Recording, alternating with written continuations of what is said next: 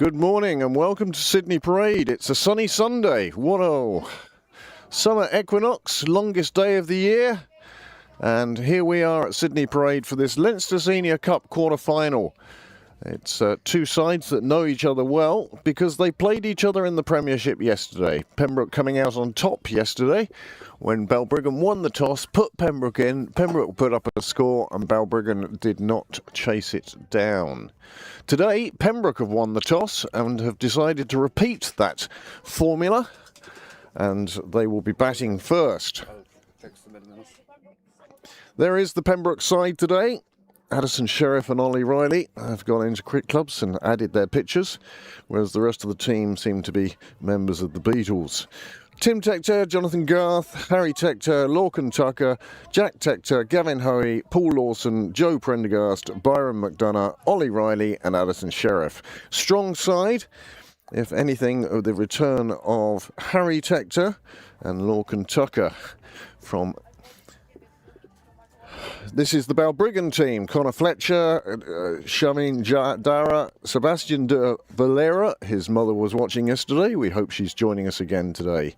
Christopher de Freitas, Holland Jordan and Holland Matthew both in the side. Dylan Lewes, Andrew Darby, Ruan Strauss, Prashan Naidu and Kai Curran, who scored a lovely half-century yesterday. So that is the Balbriggan lineup. And as the screen tells you, Pembroke won the toss and decided to bat first. I will be joined in the commentary box by Graham Mooney once he makes it here. And also Heatley Tector, who currently has done the wise thing and is on the golf course. Hope that's going well for Heatley. Balbriggan are in the field. Pembroke are in the middle. Tim Tector and Jonathan Garth. They had a partnership 65 yesterday, one of 4 half-century partnerships at the top of the innings. And we hope that from a Pembroke point of view that it goes just as well today.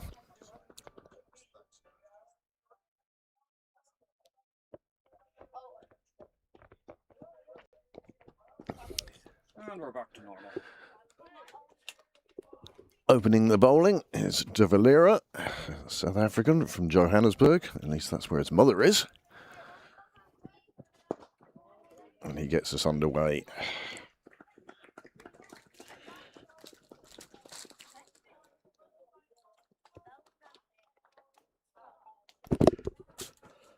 Good morning, Graham. Good morning, Craig. What a beautiful, beautiful day it is. Yes, indeed. So round 2 of this weekend battle.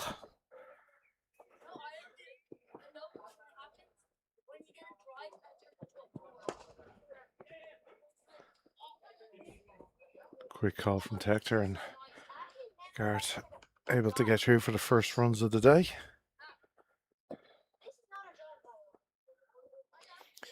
A reminder that the live chat is open.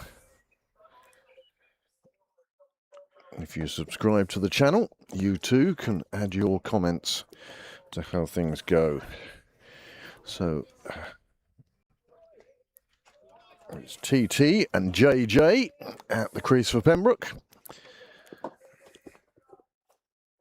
The noise in the background you hear is afternoon tea in Railway. This one drifting down leg, evading the keeper even. Did we get the keeper's name yesterday? It's Connor Fletcher. Well, I tell you, he did a fine job yesterday. Absolutely lovely. Yeah. Skies here, well, I would say 95% blue and just wisps of cloud. And a lot of plain, whatever that's called. We do have a sea breeze coming in from Dublin Bay South and coming across Railway, where it will be taking away some of the heat from that garden party. It's an afternoon tea like I've never heard before. Yeah, it's very rambunctious. But very much the best of luck to Railway and their fundraising efforts. Good ball, goes past the outside edge.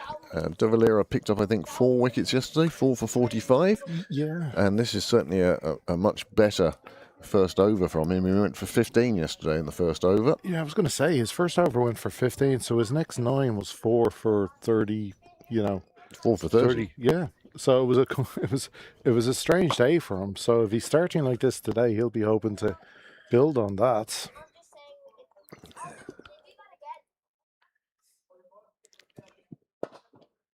That's a nice shot down the ground. That's just the sort of thing that a batsman loves to see early in his innings. Straight drive, 2 fielders chasing it in vain. Just enough to get over that line for the first boundary of the day. But beautiful. It is one of the most glorious shots in cricket. If you are considering coming down today, I would certainly recommend it. What a great day it is. The wall is certainly going to pick up some heat today. And we'll see how our day goes.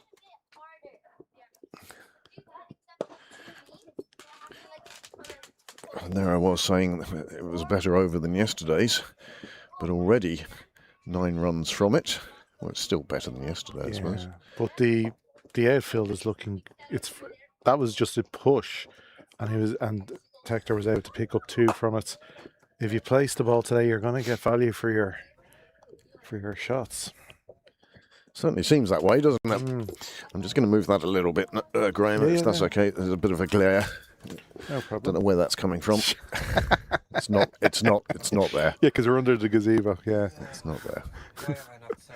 Yeah, everybody who's coming down to watch, it'll be shorts and t-shirt. But once again, under the gazebo, you have to think twice. Yeah. I'm glad first shots of the day have been fired early. Sure. It's just one of those days, Graham. It's one of those days. So that is the end of the first over. Pembroke 10 without loss. And Tim Tector facing all 6 deliveries of that first over.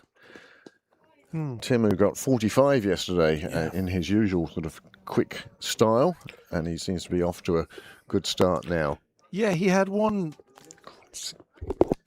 moment yesterday early on where it almost was caught, a little chip into the leg side that just evaded the fielder. So yeah, he'd be hoping to keep it a bit more on the ground for this until he gets his timing. That would have been a huge moment. The straight drive was all along the ground. Beautiful. That was absolutely beautiful. From a Pembroke point of view, they'll be hoping Gart can be a bit more. He played the secondary role yesterday. Yeah, well. But if he fires with Tector, that would be a hell of a start. Well, again, we saw it yesterday. As much as Pembroke got off to an absolute flyer of a start, and we thought that 300 plus was on the cards, Balbriggan did very well and ended up taking 4 wickets for just 3 runs, and that really put a dent into the Pembroke innings. The fielder down at third man must be very appreciative of the fact we've left a chair out for him. No. He didn't hear. We're all but giving eggs back to the others on Thursday. No. Well, he's going to have to sit round the corner of the nets, and that's a good move from Niall. It makes it a bit safer for the fielders. I don't like the rope being that close to the nets. No. Well, there you go. That's exactly what you wanted, wasn't it? Yeah. JJ Garth off. Oh, it's Tim.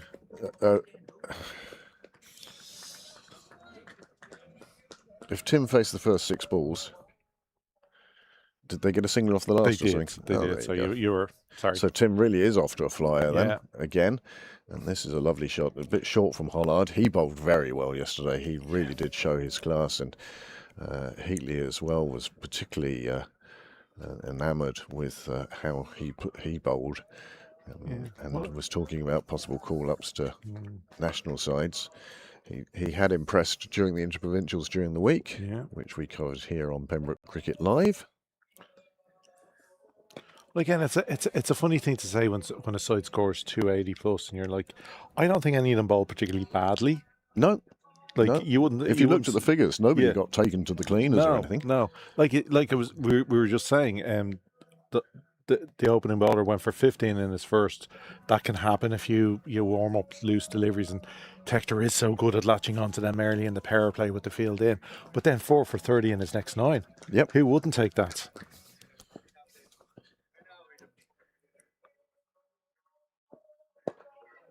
You, Graham. You'd have resented every single run the batsman took. Yeah. Yes. There is no other answer to that one, I'm afraid. Noel operating on 4 cameras today, and we shall see the production values that Noel brings to this game. How blessed are we? Oh, absolutely. Absolutely. We get to sit here and just chat. I see Sean's turning up bright and early this morning. He must have had a good day. Quiet night last night, perhaps, and that means the bar will be open shortly, which I think will do a bit of trade today. Yeah. I do suspect that we're going to get a decent crowd in, maybe not at midday, but as the day goes on and people's finished going to Mass or whatever they do on a Sunday. Father's Day lunches. Father's Day lunches, there'll be plenty of those.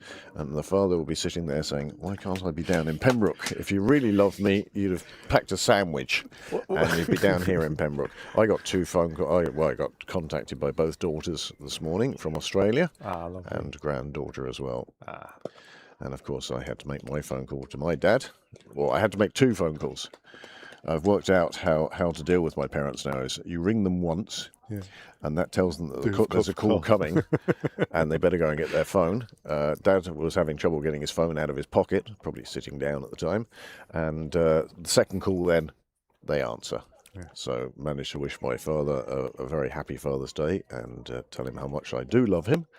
And also very good to hear from the girls as well.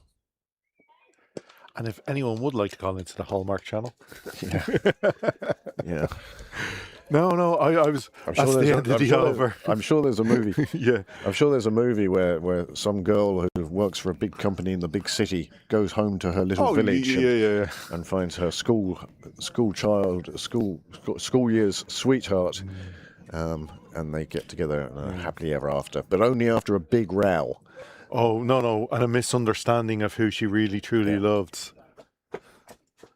But yeah. Oh, that's perfect. Thank you, Niall.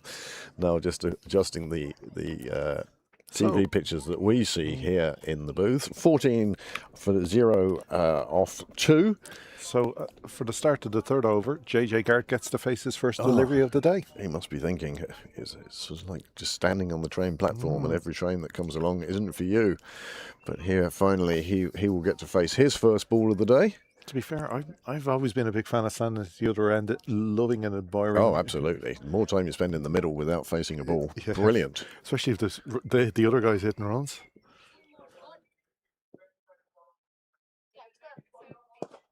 Well, Garth is off the mark straight away.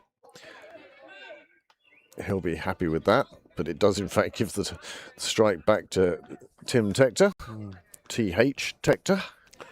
So I was lucky enough, I got my gifts last night because they knew I'd be out the door this morning. Gifts as well. My goodness, you did do well. Sweets and beer. I see Albert van der Merwe is back down again today. And it's great to see people turning up.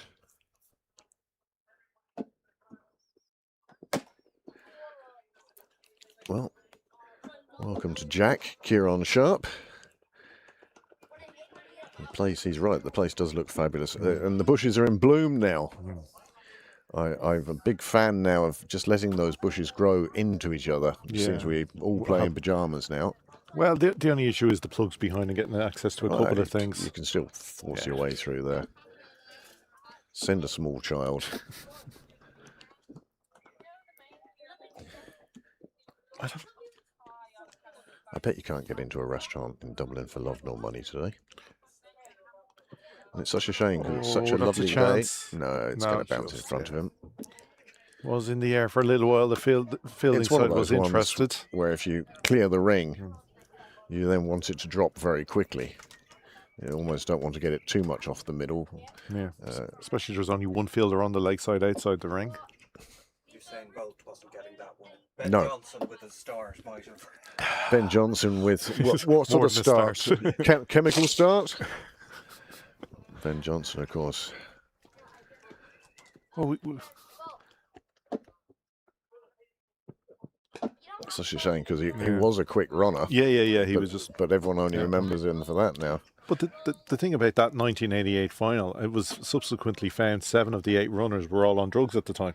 Yeah. So he actually, in a way, did win it fairly because they were all on something. They now do have the enhanced games where you're allowed to take whatever you want, which I think is actually ridiculous. But there was a question 20 years ago that was asked of Olympic athletes. If you could be guaranteed the gold medal, but you die within 5 years, would you do it? You know, take drugs, win the medal, and be dead in 5 years' time. Would you do it? And vast majority said yes. It's athletes are crazy. It's that pursuit of that gold medal just overtakes everything else. I suppose it's lifelong. They don't just do it. They start at a young age, and it's lifelong obsession. Yeah. Hence why look at us here at cricket. I mean, it's Father's Day, and the two of us are here. Our kids are nowhere in sight. Morning, Ross. Morning, Ross's family. Absolutely. Well, like mine's at the beach with her friends, so she doesn't want to be anywhere near me. Oh, big shouts, but that's drifting. We'll wait for the umpire's decision, and the umpire's decision is no. The Fifths are down in Laois today. Oh, good trip to Stradbally. Yeah, I haven't played in Stradbally. No, not since they've moved. The pitch is behind a pub as well. Yep, I've heard all about it. Just haven't had the opportunity. I remember playing down in the rugby club. Yes, many times. Well, thanks very much for joining us today, Kieran. So, that was a good over from Dell'Alviria. From who? Like pronunciation. I don't care. Do you not remember the fuss in 1968 with Basil de Valera? Yes. Yeah, of course. And you can say his name, right? Yeah, it's the same name. That's true. Well, sometimes we overcomplicate the names and try and pronounce every letter, but that's not required on many occasions. Hollard again with a good bit of pace. I wonder how stiff and sore the fast bowlers are after a long stint yesterday. And do you know what? I think this is an ideal situation for Pembroke, because even if they don't get a big score, they're putting Balbriggan in the field for 3.5, 4 hours, and that's got to be sapping. I mean, as much as we love being under the gazebo where it's cold, being out there in the heat for 4 or 5 hours, I just hope the Balbriggan lads have put on the factor 50. Yeah. Not quite to Australian levels of... No zinc. Ian McElwain was always a great one for the zinc. Yeah. You'd be playing somewhere like Wexford or Knockharley, and Ian would have the zinc on as the rain came down. Still, you can get, Oh yeah, no, it doesn't have to be direct sunlight to cause you problems, as my ear will testify. Slip, slap, slop, as the Aussies say. Yes, indeed. Yeah, Matthew Hollard. Just somebody now on their phone strolling. Yeah, you take your time there, sir. Yeah, no idea what's going on behind the bowler's back. This is not a right of way. You are on private property. That's a super delivery. He's gone. He's bowled. Is he? No, he's caught behind. It's the thinnest of edges. The umpire not needing to put up the finger. Garth departs for 2, and the score is 17 for 1. Picked up a bell. Okay. He's bowled. That's why the umpire didn't put up and JJ was looking behind him in disbelief. So Hollard makes the breakthrough, and it's a super delivery. It was cracker. It's straightened up, and it has in fact just taken the bail. Top of middle. Garth looking back in disappointment, but if ever there was a ball that was umpire's call. Yeah, that's literally top. That's very, very top. It has hit the top of the bail, but has hit it with enough momentum to remove it. It's one of those ones where sometimes it would just pop up and go back down into the grooves, but not with today. His pace. But that you can't get closer to a perfect delivery. Yeah, no, that's absolutely ideal. He's only removed 1 bail. Yeah, nice and neat as well. Yeah, makes the umpire's job a lot easier. Well, that will bring Addison Sheriff to the middle. First wicket falling in the 4th over. Balbriggan can be delighted now to get that early wicket yesterday. It was a bit harder going for them. They had to wait a little bit longer. A lot longer. Partnership of 65 yesterday, 17 today. And, you know, Pembroke had this double-header situation last year with Clontarf. And it's very hard to lift yourself twice. Yeah. And especially when in your mind you're thinking, well, we won yesterday.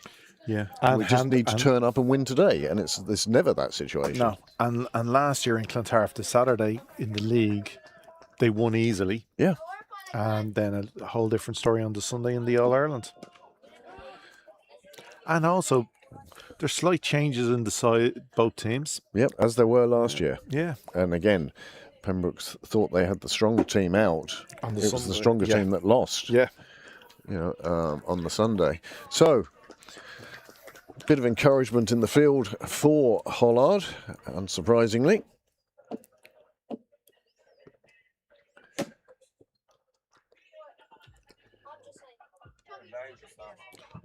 How loud is it in Railway? Yeah. It's loud enough here. I think an anonymous call to Donnybrook Station for... There's 2 guards on the road out there. Yeah, but they're not going to do it. They're there for public order. Yeah. They're not there for volume. Well, actually, it wouldn't really be a guard. It's more of a noisy neighbour. Bring it in as well. Yeah. And everything. Oh, yeah. It's a civil court matter. But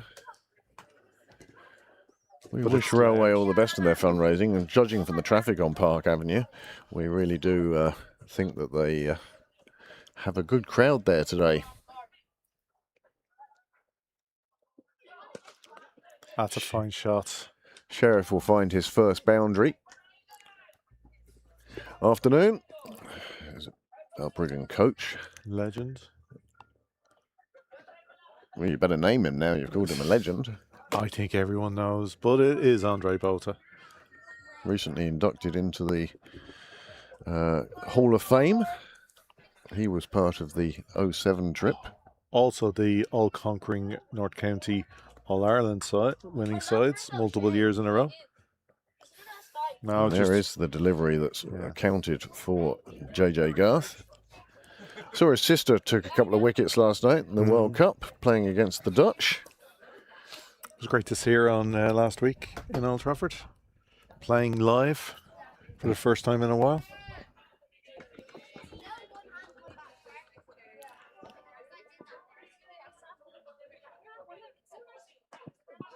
Oh, he's given the simplest caught and bowled back to De Valera, and that's Tector on his way. He was looking just to play it down. Instead, it leapt. And as a result, Pembroke find themselves 2 down with just 21 on the board. And TT and JJ both back in the pavilion. And another good ball. And it's just hit up on the splice, and it was enough to return to the bowler. And she's taken the simplest of catches. And Pembroke 2 down in just the 5th over. We often talk about 3 wickets in the power play. Yeah. You have to say Pembroke are in trouble at the moment. They are indeed. The sun just shining beautifully off that car. Either that or else they have a very bright light in there. But 2 wickets down, 21 on the board. And we were talking about the dangers of this game for Pembroke. Leinster Senior Cup. Pembroke have won the cup the last 2 years, looking for a 3 in the row. And at the moment, Balbriggan are sort of putting a stick in the spokes. But on the flip side of what you were saying earlier about the bowlers and coming back the next day and being out there, because some of these batters did very well against these bowlers yesterday and scored runs. On the flip side, you can sometimes fall into a false sense of security. Not you assume that JJ and Tim are going to put on a 50 partnership. Yeah. A lot of the time, that's absolutely true. Yeah. But it brings... Hately, we'll give you a chance to bed down, as they say. Great work yesterday to get Steve McCarthy and Alan Lewis on air. Absolutely fabulous. I really enjoyed your stint yesterday afternoon. Nice to get Barry on as well. Yeah, and hear about his recovery. Yeah, exactly. 2 down. 2 down, okay. If we leave you till the 10th over, Yeah, I want to go get coffee, Danish. Yes, I do. I've just come from Becca's playing golf. And Becca's up there, so You want Anthony? No, I'm grand, thank you. I'm grand. Afternoon. Mr. Shipper's just turned up. No game for him today, obviously, is there? Well, the twos is a refix. They were meant to be on today here, so they had to be refixed. So you might see a few of the twos squad down. Nothing else to do.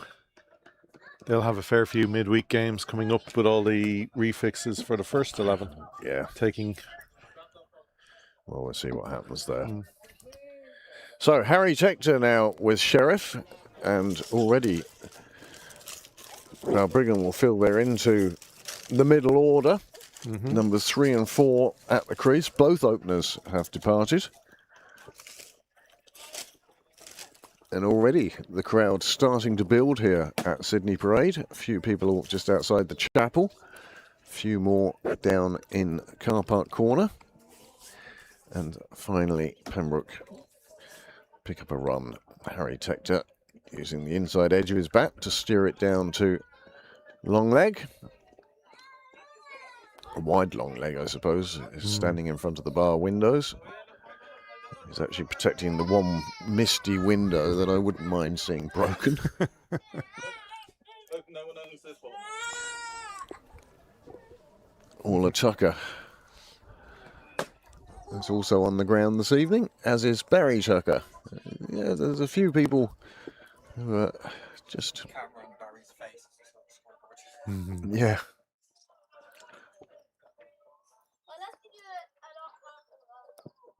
Oh, another one. Oh, another one that just pops up off a leading edge, and unlike his brother, Harry gets away. Oh, sorry, that's actually Addison facing there. Live scoring not quite up to date. There it is now. But Addison also getting a leading edge. Danny Hogan is on the ground. He's just walking in at the top end. And what a fine stint he gave Heatley yesterday on commentary. Great to hear. Who knew he was so talented? Yeah, well, we knew from last season he could do Steve McCarthy very well.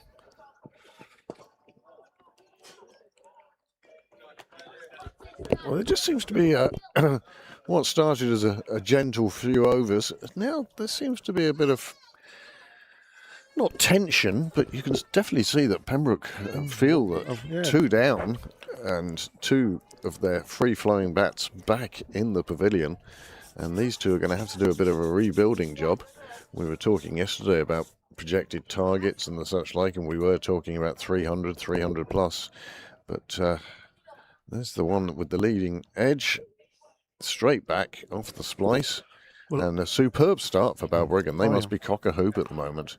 Well, obviously the main man with the bats for Balbriggan will be Chris de Freitas. Well, and he was one of the most important wickets yesterday. Kai Curran was batted exceptionally well as well. No, not bloody. Oh, Bill Dwyer's come down in the sleeveless today. Let me assure you that's not a sleeveless sweater. It was just when Chris got out, that kind of was the turning point in the game. Yep. But they've got some fine bats. Yeah, Chris de Freitas, Connor Fletcher. Yeah, no. All these guys are well capable. And Balbriggan, well, they are certainly, if they can keep Pembroke to less than 250, we'll feel they're in the game. I would say 260 is a minimum. Well, we're 22 for 2. I need Johnny Bell in the commentary box for that one. 22 for 2. You're right, though, Graham.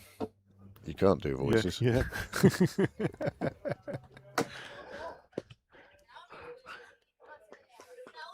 Nicely played back. Hollard now into his 3rd over. Both opening bowlers with some success. Oh, I see you've brought the Audi Coke today. Little. I had to go a different route today because I had to drop the eldest to a train station.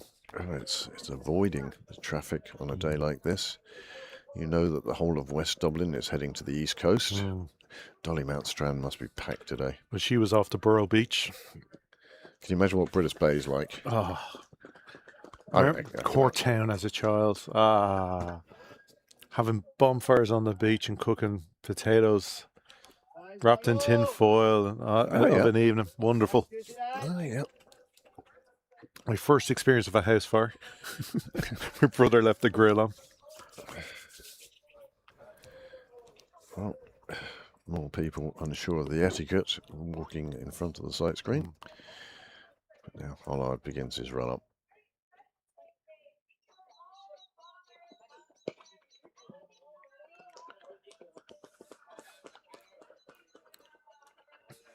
What would you say is a kind of minimum, even less than par, but minimum? Look, it is such a good track. It's such a quick outfield. We have seen a lot of runs on this track, but that having been said, after 3 interprovincial T20s, 50 over yesterday, 20 over on Thursday, this pitch is holding up well. But it's the beautiful thing about the hybrids. Well, that's pitch 7 isn't hybrid. Oh, sorry, I thought 6 and 5 are the hybrid pitches. Oh, my God! You had to leave one that wasn't hybrid for possible internationals and the such like. Although I did notice that in the Women's World Cup the other day, they were playing on a hybrid pitch. Yeah, so it must be allowed now. Well, they're fine quality pitches. They'd make a groundsman's life much easier. Well, as Dale says, you can either play twice as long on a hybrid pitch, or if you play the same amount as you normally would, it will heal in half the time. Again, Hollard just probing away. It was most amusing coming down that day that they were turning those pitches into hybrid pitches, watching this laser-controlled sewing machine in a tank. Yeah, sort of look to it, and it was fine. It was a good thing. It was like taking one of the 18th century looms out of Manchester and putting on it on rollers. Yeah.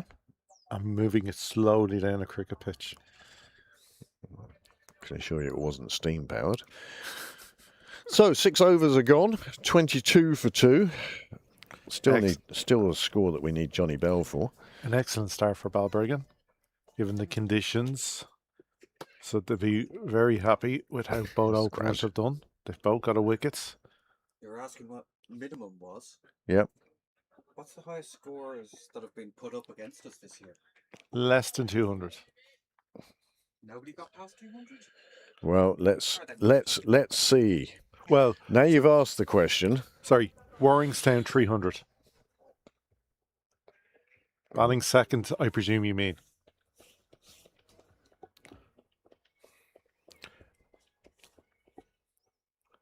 That's another. That just kicked. And Sheriff delighted that he didn't get anything onto that.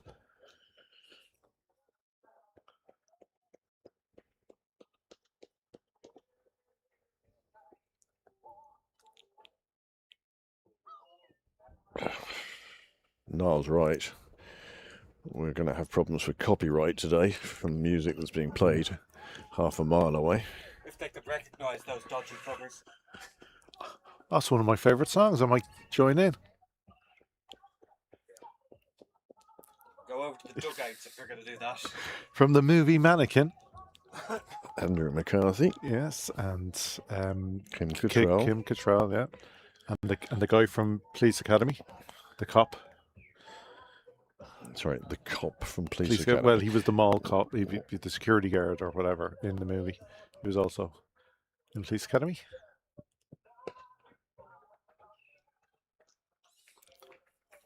So yeah, I presume, are you looking at batting second or just in general? No, just in general. Okay, well I know Warringstown must be the best. 197, 158. May not count them as being Irish Senior Cup.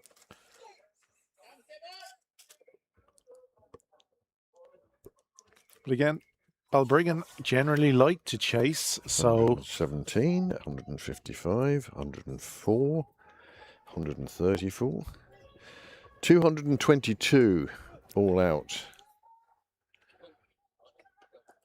Phoenix.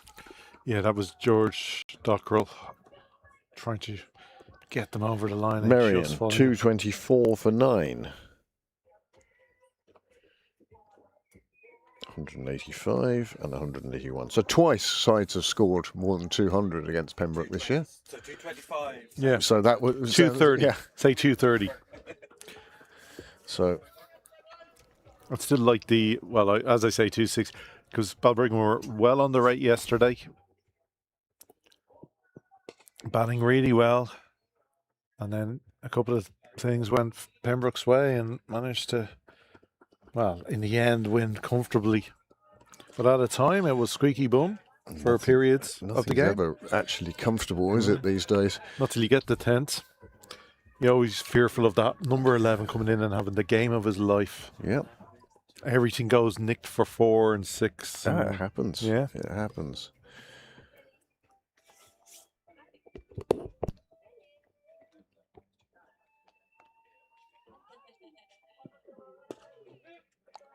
Well, when he hits a shot, he really hits it. And there's a super cover drive from Addison Sheriff. 4 to him, 4 to the total. That is 7 overs gone. The score 26 for 2. It's funny you say when he hits it, that looked effortless. It did, didn't it? A lot of that was timing. Yeah. And but the power in it as well. Yep, absolutely. Good afternoon. Hey. Some of our spectators are off on a lap. That's the Ship family. Yep. Grandparents and parents. Lots of babies around. Great family day.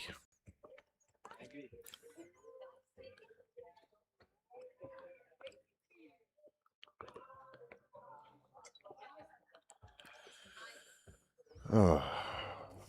So, Matthew Hollard with the ball.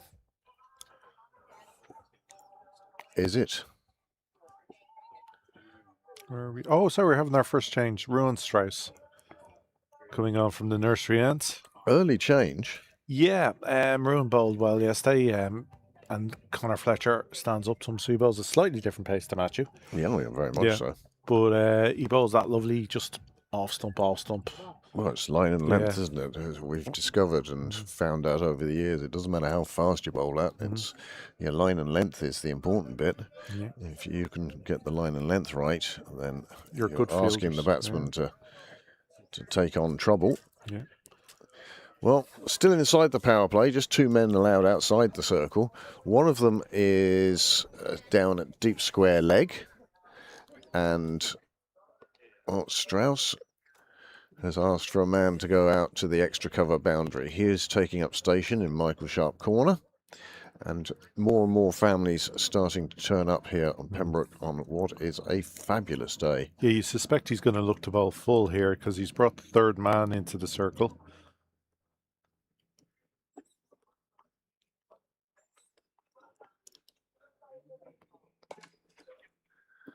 And that is why he put the man out at extra cover. It'll be interesting to see if they do that for both players. Yeah, they seem to be keeping the field the same. Well, whereas yesterday we had a lot of games to report on in the various leagues, etc. Today is a first-team league game day. 3, that's our game. There is another Leinster Senior Cup game going on, and that's in Rathmines. Yeah, Leinster Observatory Lane. Leinster and, go on. I want to say Rush. Close. Railway. Ah. Leinster 27 for 1 after 8 overs. And then you're into junior cricket and underage cricket. So not too much going on around the grounds today, which means there's a lot of cricketers who are having to spend Father's Day with their family. Have to. Like, want to.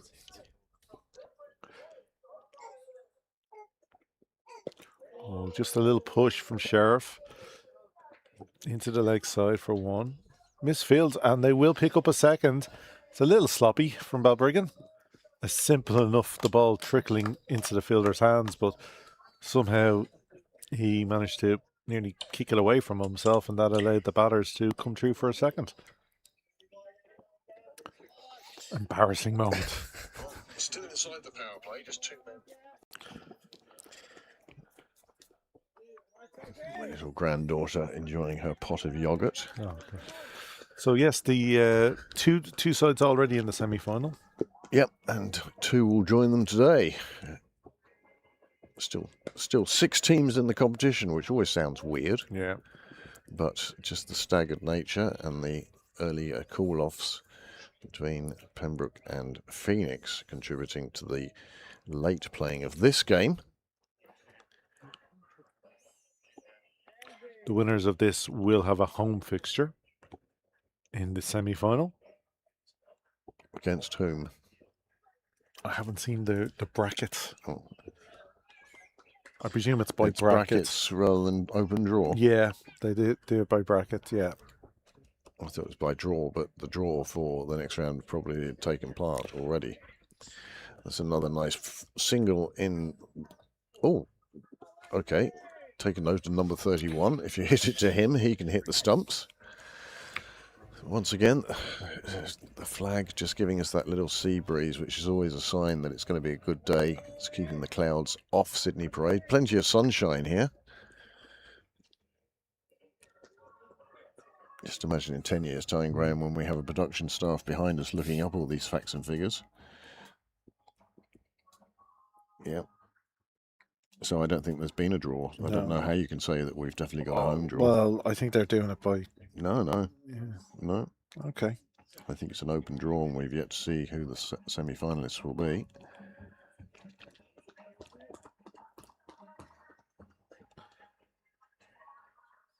The 15th of July for the semi-finals. 5th of July.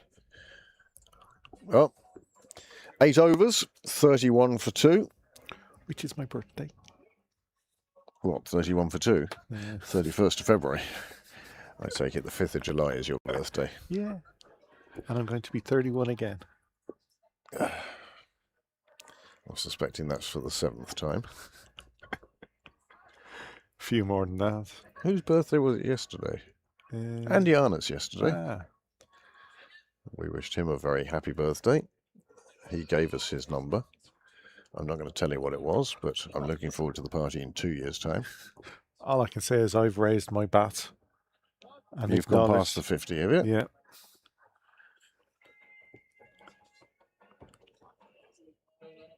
Big one in my household this year, 18th. Are you having a party at home, or are you going to have all the vomit somewhere else? It's a trip away. That's what was requested. Oh, that's good. Family trip. Oh, that's just sloppy. That's very He was sloppy. in position for the backing up, but it took a little skip just in front of him and turned left, or turned right and went past his left hand, and they get through for another run. That does annoy a bowler. You're just thinking, nice ball, dot ball. Yep. Go back to my mark, work, trying to build a bit of pressure, and the silliest little thing. I'm going to let Heatley join you for the second 10 overs. Okay. And then I'll come and relieve you in a commentary point of view. And hopefully Pembroke will find themselves in a better position in 10 overs time. We'll see if Heatley notices, because he's just come off the golf course. You'll have to ask him how many birdies, and he's sometimes afraid to ask what the score was. Yeah. On a day like this, I don't think the score really matters, unless you're playing US Open. Yeah. I'd say that dart's quite full today with beachgoers, city centre people heading out towards Bray, Sandy Cove. Oh, Sandy Cove would be a nightmare today. Teddy's ice cream might do quite well though. Oh, that's well bowled. Well, they've kept De Valera going. He's into his 5th now, whereas they took Matthew Hollard off to get Strauss on at the far end. Yeah, good move. Saving some overs for later on, perhaps, or perhaps they just felt that Strauss's bowling might be the way to go. Well, I certainly don't think it was an injury or anything. No. I think the way they've kind of been on top in the power play, they probably figured, right, get some overs out of him now with the field in. Yep. Because it's not like Pembroke are smashing it over the infield at the moment. So just 4 runs and over at the moment. This one just dropped down, fielder down there in front of Consanook, does a good job of keeping it to a single. His throw, on the other hand, needed 3 people backing up, and it was the 3rd of the 3 who managed to stop the ball. There's a few families down with the blankets out already, kids crawling around the place. Somebody availing a little break in the new rugby shelters. Oh, they're quite nice seats anyway. Yeah. good position. And it's a good Shelter. place to watch from. Yeah. But only, again, if you're playing on pitch 1 or 2, it's just too far away. Yeah. But pitch 7, it's actually not a bad spot to watch the game from. I'm actually surprised, given how well the spinners did yesterday, that they haven't maybe tried a spinner in the first 10. I do like to see a spinner in the power play. Especially after you've taken a couple of wickets and the batting side is trying to rebuild. Yeah, there's that sort of reluctance to take things on. Yeah, and you're afraid to of get an yeah, overall. And maybe that's why they brought Strauss on, Yeah, was yeah. because they think they can get away with a few cheap overs for Ruan. But at the moment, it's Seb de Valera. No ball called, first of the day. So Harry Texter can look forward to a free hit here. Yeah, keep your eyes open, Graham.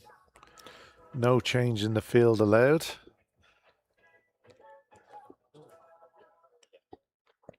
Many thanks to the 45 devices connected at the moment. I hope that the clubhouse at Balbriggan is showing the game. Oh, they were tuning in yesterday. Well, again, Yeah. I like it when the away team's pavilion, because you might have a dozen people watching that, keeping an eye out the window on their own game, but keeping half an eye on this one here. And there we go with the free hit. That's a big 6. That's well over. That's cleared the boundaries. It's So cleared easily. more than the boundary. Yeah. Cleared the nets, cleared the metal containers. That went deep into the rugby pitch. That was a clean hit. Lovely, lovely shot. It's always amusing though when they can hit the ball. Why don't you just do that every ball? Except this, the free hit, It's the the risk. freedom it gives you. Absolute freedom. But a lovely, lovely shot means that 11 come from that over, and the score now has moved on to 42. For 2 off 9, 6, 7, 8. Oh, how many did I say was off the over? 6, 7, 8, 9. Graham will look that up for me now. And then just 1 over left in the power play.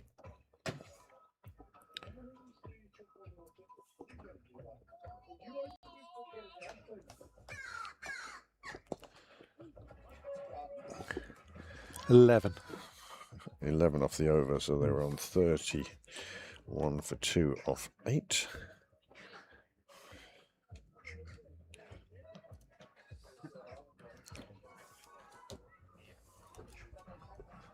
So yeah, with the last over for the end of the power play, it'll be interesting to see how quickly they bring on the spinners. They have the leg spin of Kai Curran, who bowled very well yesterday, picking up a few towards the tail end of the innings to peg back Pembroke's attempted charge at going towards 300.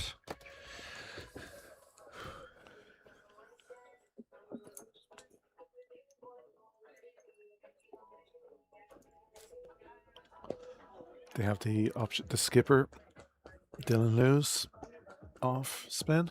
Yeah, well, also that's bowled part of well. the thing of seeing the game yesterday is it takes some of the suspense out of who's going to bowl. Well, Yeah. you know who the bowlers are. Strauss was first changed yesterday. He's first changed today. The opening bowlers remained the same.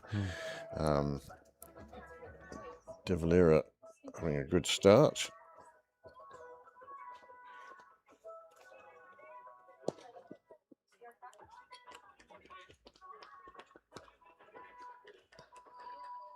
And this is good bowling from Strauss. It's especially with the field in. It's asking question. Any little missed time here from either Sheriff or Texter. You can't see the odd ball has kicked and popped on the batsman, so if they're not fully committed to.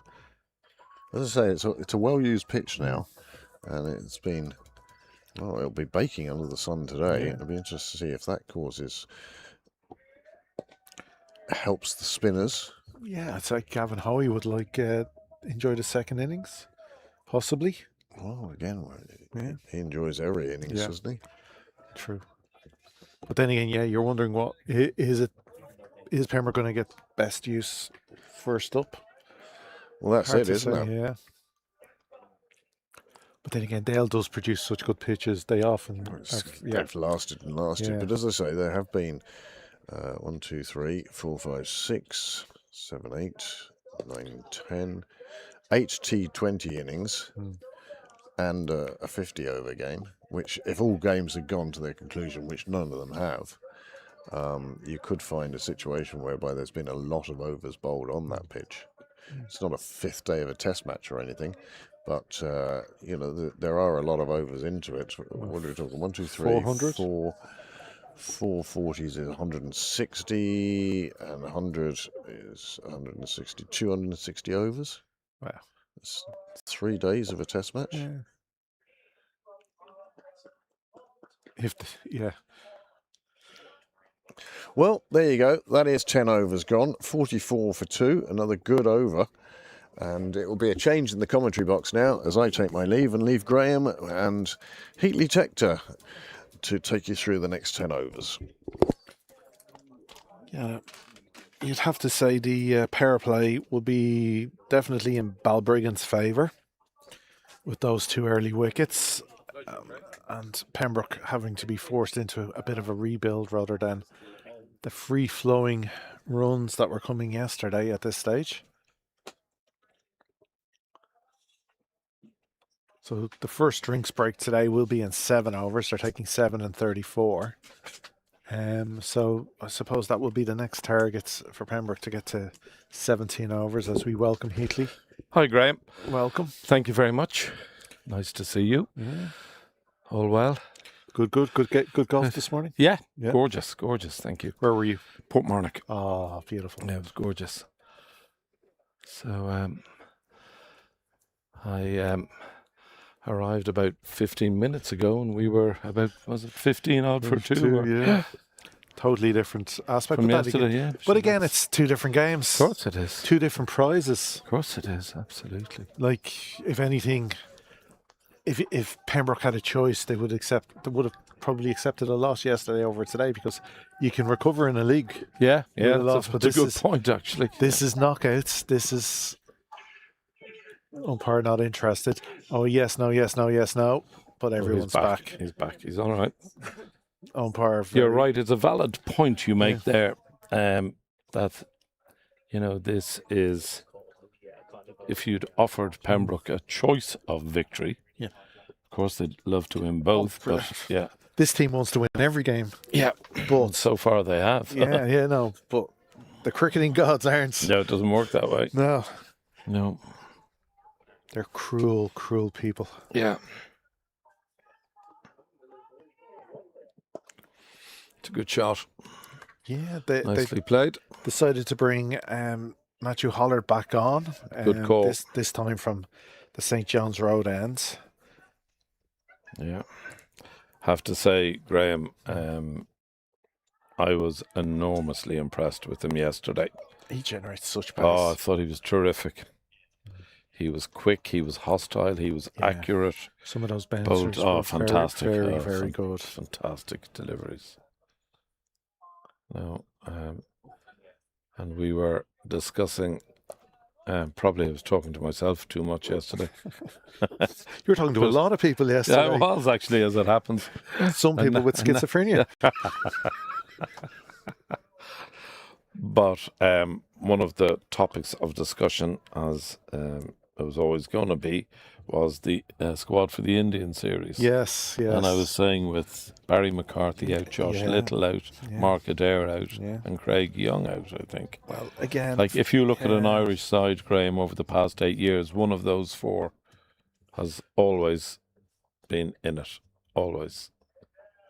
something happened there that The sides upset the batsman. There doesn't Yeah. seem to be anyone crossing I thought it was the side screen. unless Look, they're on the rugby pitch. he's saying something. Oh, no, they were talking. Oh, okay. He's saying, please stay quiet, I think. That's what he's saying.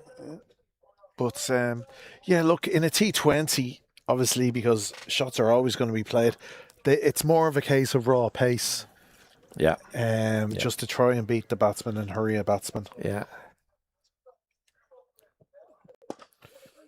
It's a good shot. That's a good push into that. That's going to be at least 2. Easy too.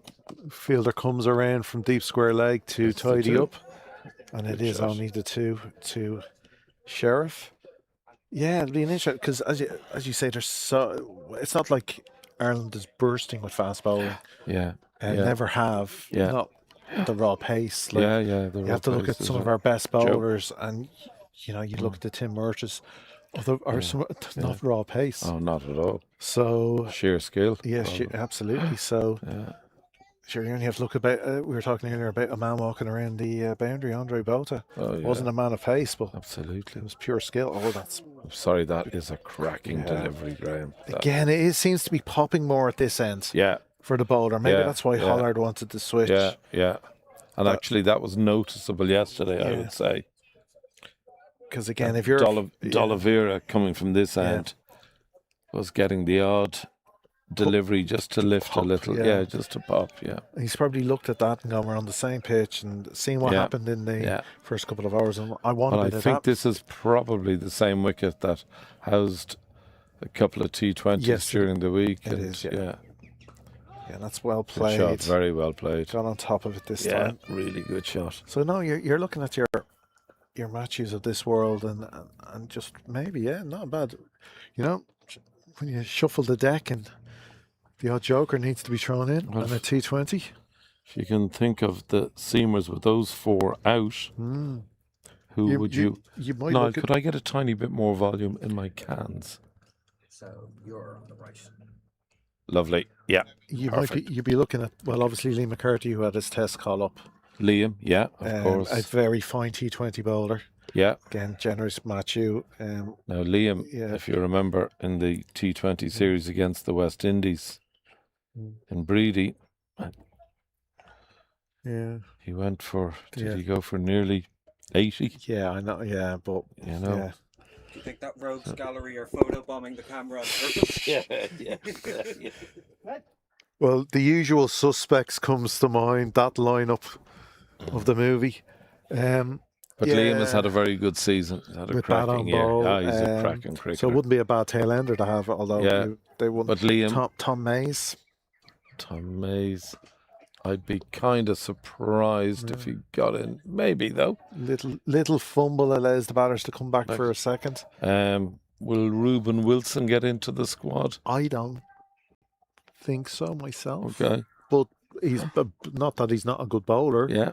Again, I'm just, what are you looking for really on that storming pitch? I suppose potentially why. He'd be in the squad, but I don't know. Yeah, that's my point. He could well be in the squad to give him the experience of international T20 cricket and its vibe. But who else? Yeah, it's hard to say. Mudra could get into. He's bowled well this season with He the white has. ball, not the red, but the white. Yeah, He had another crack. Oh, big shouts. Umpire not interested. not interested. Very quickly moving away. So probably outside the line. Keeper. Watch this, you'll see now. Oh, well down leg. Mild. He got a good bit of movement there. Yeah. Jay had another very good spell yesterday against He could get Phoenix. into the squad, Yeah, Graham. and again, he offers something with left arm. Yeah, he does. Of course he does. That might be an extra thing they look at. Yeah. Just a different angle, because you don't. Often Ireland are just very samey. Yeah. And that's what I was thinking of Hollard yesterday, you know. Again, straight. That's a good shot. line. Tector manages just to push out into the covers for one. Yeah, the brings up to 50. Both batsmen on 16 not out. Yeah, very Addison symmetrical. Sheriff and Harry Tector. Pembroke now 50 for the loss of 2 wickets.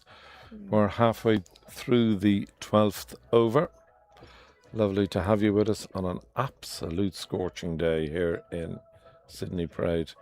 It is just beautiful. Any breeze that is there is very negligible. And it's just gentle. It's lovely. It's, It's welcome for the players, Yeah. any little bit of breeze.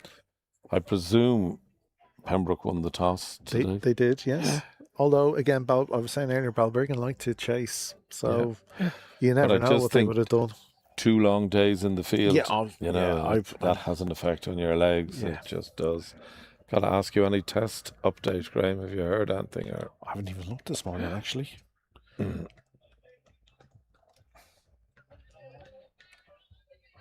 Oh, they got massacred. It's over. It's, already? here's the chaotic England fortnight ends with huge defeats.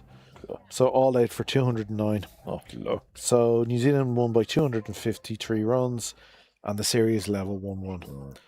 I'm sorry, but again, Roots is just batting with a bunch of headless chickens. Yeah, jeez. He's the only man who knows how to play Test cricket in that team. He is a fantastic player, though. Yeah, he's. Imagine what he could do if he Good wasn't shot. carrying 10 people Yeah, absolutely. week to yeah. week. Like Brooke, such a talent, but he can't bat more than 60 deliveries, and that's not Test cricket. Yeah, Like he got 58 off 54 yeah. when they're trying to bat for 2 days. Yeah. That's yeah, How was he out yesterday? Haven't seen. nicked off. Nicked so off. Okay. Yeah. again, you just kind of like you're batting to save a test.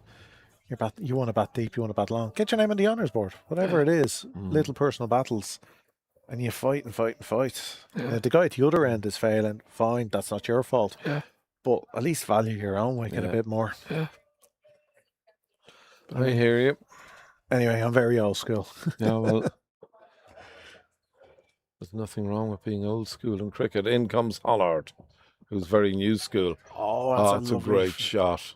Slips through the fielder's hand. That was difficult. He was on the move, on the run. Yeah, now the only thing, bounced at a nice Yeah. height for him. You'll see it here, perhaps. Yeah, again, great work from Niall. He should have. It was a Scottish goalkeeper moment. Yeah. Ruff, do you remember? Andy Ruff, was that his name? Scottish goalie. Well, also Jim Leighton had, Jim Leighton, had his moments. Poor old Big Jim. Yeah. Fangs Leighton, as we used to call him as a kid. Well played. Oh, good And call. well run. Excellent cricket. That's a Very good cricket. that is what Balbriggan did brilliantly yesterday. They were always on the rates because they ran ones and twos. They weren't hitting many boundaries. Yeah, I'm with you. And Yeah. that's what kept them in the game yesterday. Yeah. And it is the key. Keep taking it over. Thought they batted well yesterday, Yeah. I have to say. No, there was a couple of moments. De that just- Freitas was very good. brilliant. Just a Very couple of moments here and there went Pembroke's way. Organised. He was. Ooh, that was Yeah. nasty. It was well played, actually. And of course, being Very a well left-hander, it just offers Yeah. that little extra angle. Yeah. Oh, and no ball has been called. Oh, I'd like to see that again. I'd like to see that delivery again. You asking? Hear the call early enough. No, No. unfortunately, Niall didn't hear. Yeah, It just, not a it loud was umpire. nasty. It's not one I'd fancy facing myself. Would we like umpire mics? Is that something for the Yeah, future? yeah, wouldn't if I would. Oh. Yeah. Well, it's what Niall wants. Would he like that? Are there stump counterparts now? Sitting there on a delayed feed, ready to mute and Yeah. do everything Too much else trouble. necessary. Yeah. No. Are we Is this a free hit now? here? Free hit for Here we Sheriff. go. Sheriff on strike. The last free hit was dispatched for 6. That was well bowled. Very well bowled. Yeah. Totally full Sheriff there. Yeah.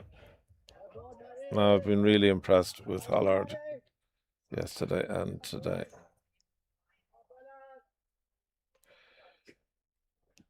Trying to sort of play it over Yeah. sort of gully, But sort of the fly gully direction. yeah, nearly.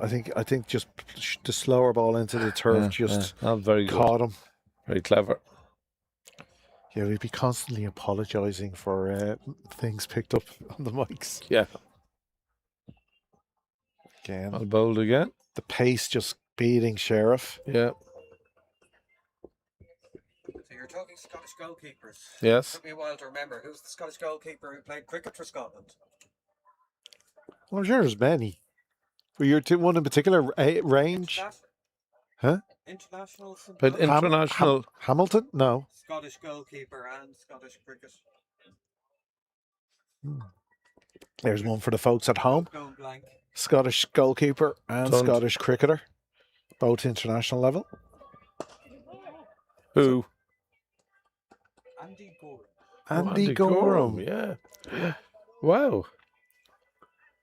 Yeah, well, Niall's knowledge Not a is wicketkeeper. I remember Andy Gorham well.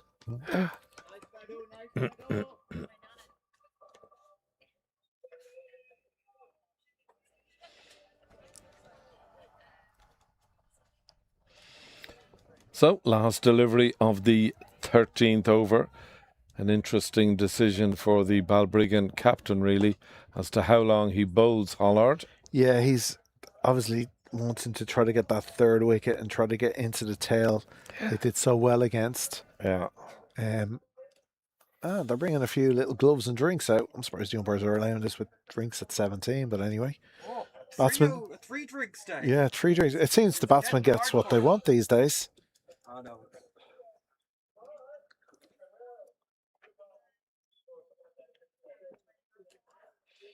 I had a brief conversation this morning with the captain of the Irish women's cricket team. I was talking to Gabs. Yeah. How's she doing? Obviously, Bitterly disappointed. Yeah. Bitterly disappointed. Imagine how they, exactly. you That's know, exactly what you have to. 10 folds, times, yeah, yes, 100 times. exactly. Because every Irish cricketer who was watching that game felt so disappointed. But yes, so the players themselves, yeah. But again, they did themselves, forget about us, they did themselves proud because they took it deep. And We'll do that. it is the life of T20. It's the odd one ball in each innings changes the entire game. Yeah. But they'll move onwards, and I still think they can get 2 wins. Forget I'm one with win. you. I think I'm they can with get you. 2 wins I'm here. with you. West Indies and Sri Lanka are beatable, Yeah, I'm with you. and they should take a lot of confidence from what they did against New Zealand. Yeah.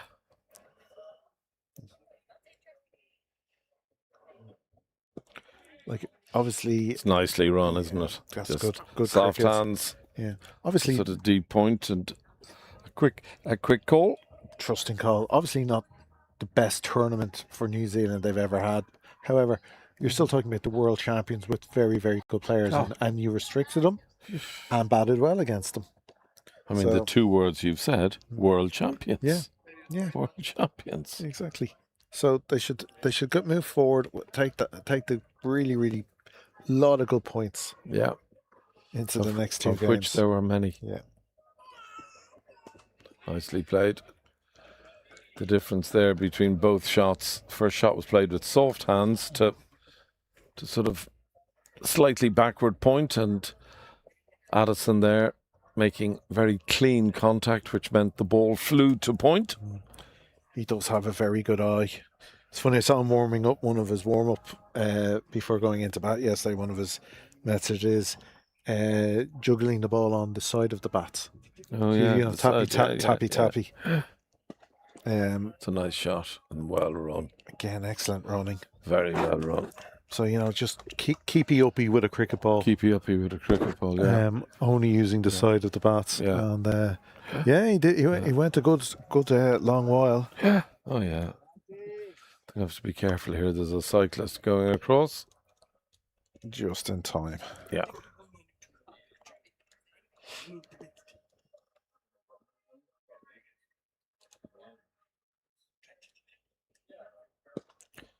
Good cricket It's a nice again shot. from Tector. Just a gentle push down to long on.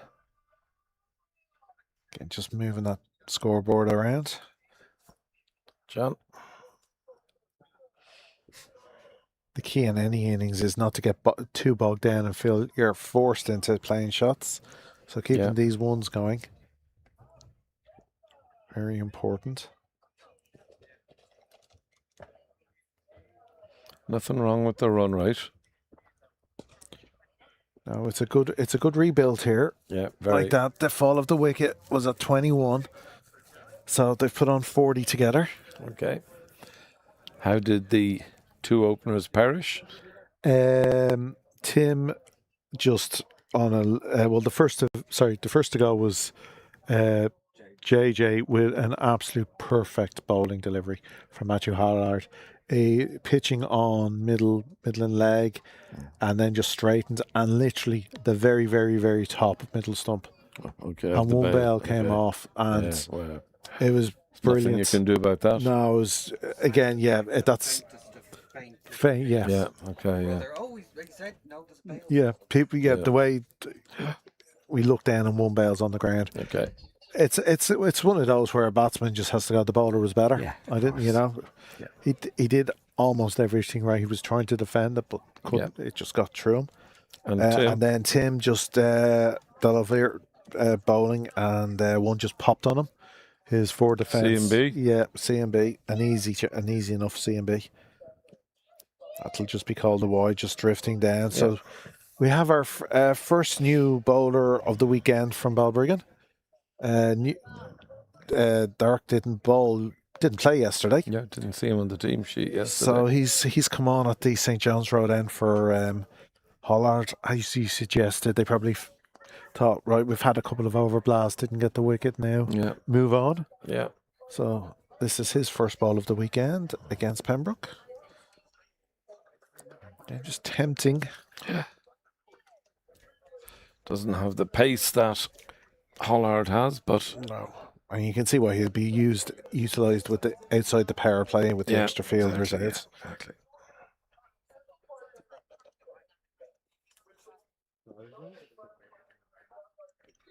So just going along at a nice just under 4.5 runs at the moment.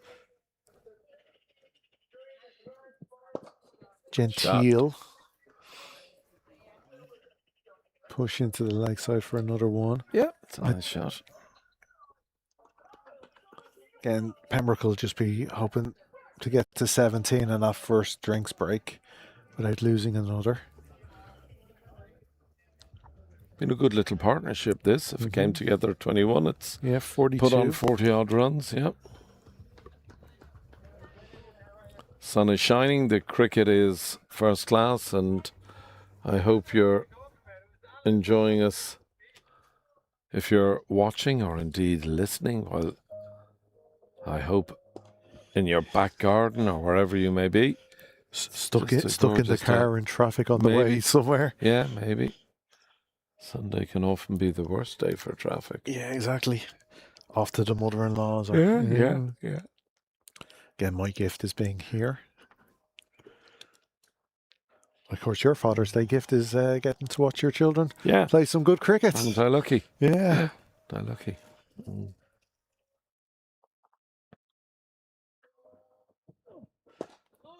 Only 75% of them, though.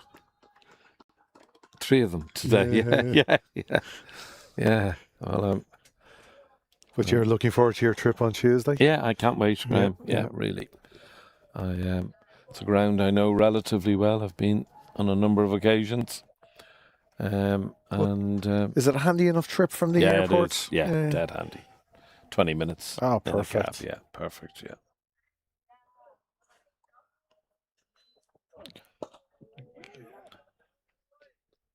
Sheriff did well using his feet just to negate that little extra pop-up bounce that seems to be on a length there.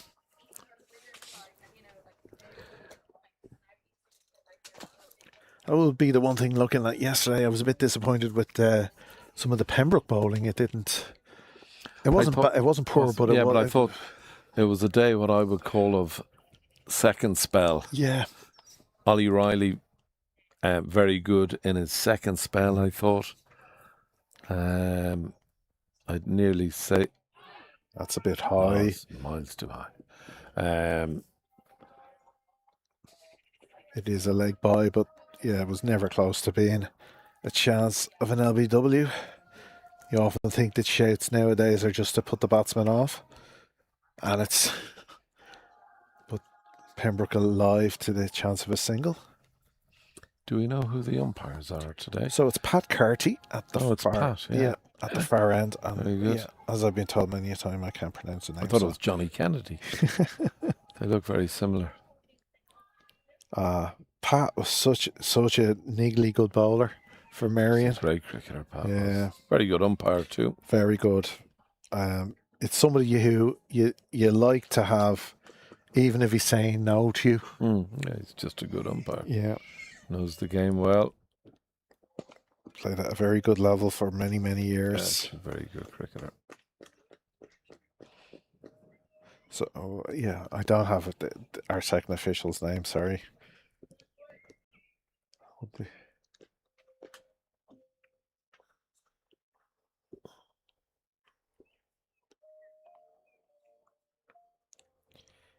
wasn't put up on the website for some reason today. Okay.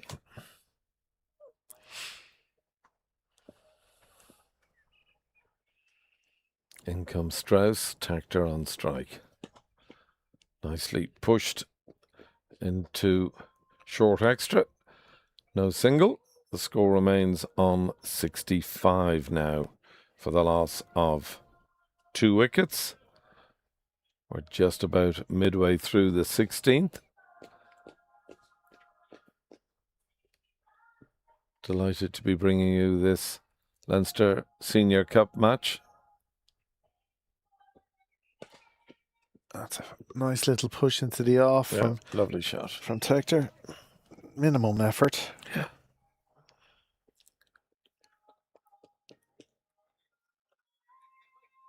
So the other game in the other quarter-final being played today in Observatory Lane between Leinster and Railway. Leinster are 69 for 2 of 17. So very similar games at the moment. Yeah, it's the exact same virtually, yeah. Leinster, very good side, Graham. Very. Mm. Yeah, they had an excellent win yesterday in the Phoenix Park. Well, they hammered them. Yeah. Yeah. Played them off the park. It did, literally. And Railway also had a good win. An excellent win. Yeah, so two sides, you'd have to say, in a way, they also hammered Marion. So yeah, they did. Two sides in very good form.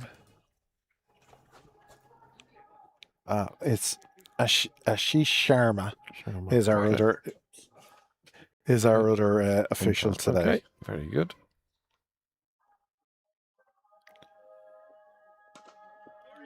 Again, it's a nice shot. Yeah, it's good cricket. Again, the sweeper on the boundary, easily keeping that to 1.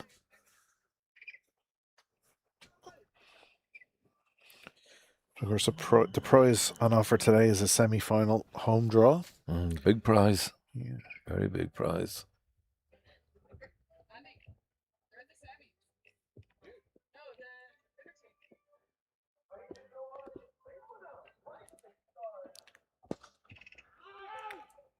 Good call.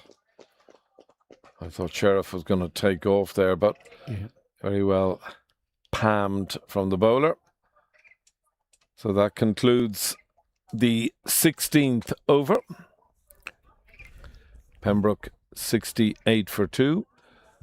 The 2 batsmen to fail, or wrong word, I'll choose the 2 batsmen who are out this morning. JJ Garth and Tim Tector. And currently at the wicket, Harry Tector and Addison Sheriff. So the 2 sides waiting in the semi-finals are North County and the Hills. The Hills had a good win yesterday. Yeah, won by 4 wickets. Yeah. Bowling Adams down there for 114. That's crashed, but fielder is there, picks it up cleanly. Good throw. That's excellent work in the deep. Keeps it to 1. Batsman will be a little disappointed because he just managed to find one of the only 2 fielders out on the deep on the leg side, the other deep fine leg. He didn't mince it, but it was gathered beautifully. Yeah. And a fantastic throw as well. You have to say, it's funny, North County have been waiting in that semi for weeks now. Yeah, absolutely, yeah. Wouldn't fancy North County away now. Tricky old place to... Yeah, because you never know what's a good score. Absolutely, yeah. And you never... It's like Kenure. It is like Kenure. Small grounds. Nothing is not gettable. Nothing is defendable. Yeah. Unless, of course, Blake McDonald and Harry Tector take off and score you 400 plus. I remember that well. Yeah. Wow. But again, it's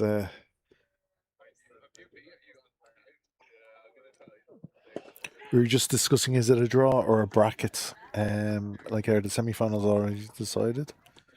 As in, it'll be A versus B kind of thing? It's a good question, which I'm afraid I can't give you the answer to. Anyone knows, they can stick it on the chat first. Absolutely. There's the great Theo, king of the sweep, Lawson. Yeah. I'm surprised his going away present wasn't a broom. Yeah. He was some player. Still maybe. Yeah.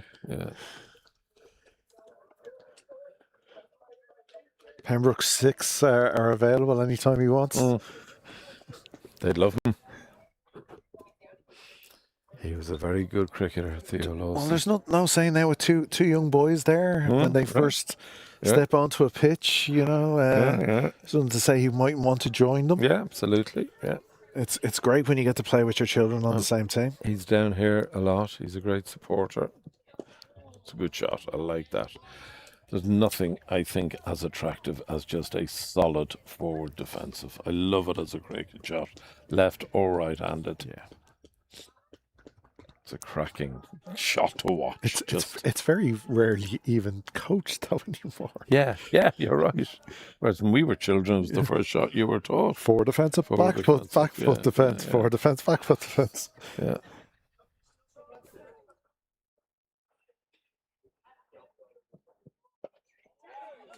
And it's still a scoring shot if you learn once you get used to it and you know how to turn your wrist.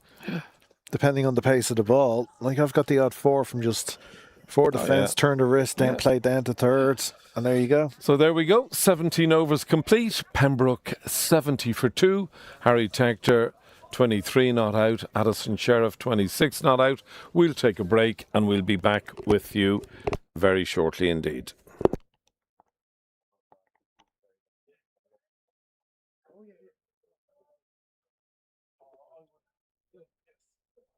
Hey guys.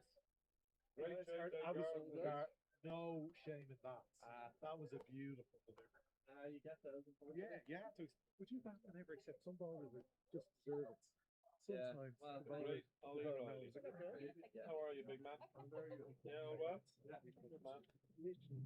Yeah. Are you Durham bound again this summer now, or are you? Yeah, it's funny. I didn't because obviously I couldn't see, but like the lads are like it just tipped. Tomorrow I'll go back in a couple of days. Okay, yeah. Back Thursday, third draft. How's that? Handheld. Just what I'm doing. Oh yeah. Okay. You miss Ollie being out of underage cricket. Where he's glad when he Yeah. actually I saw Albie down earlier.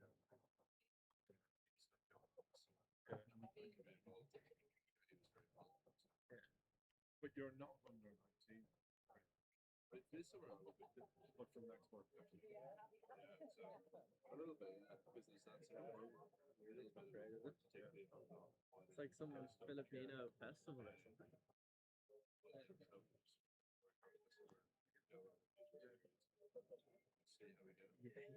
Frank, how are you? Good, thanks.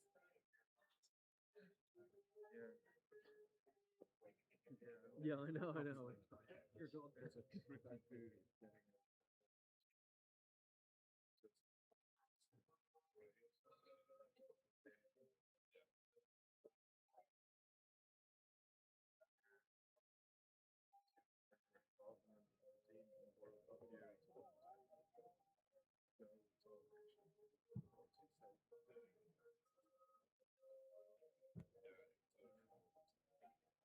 Yeah, I think.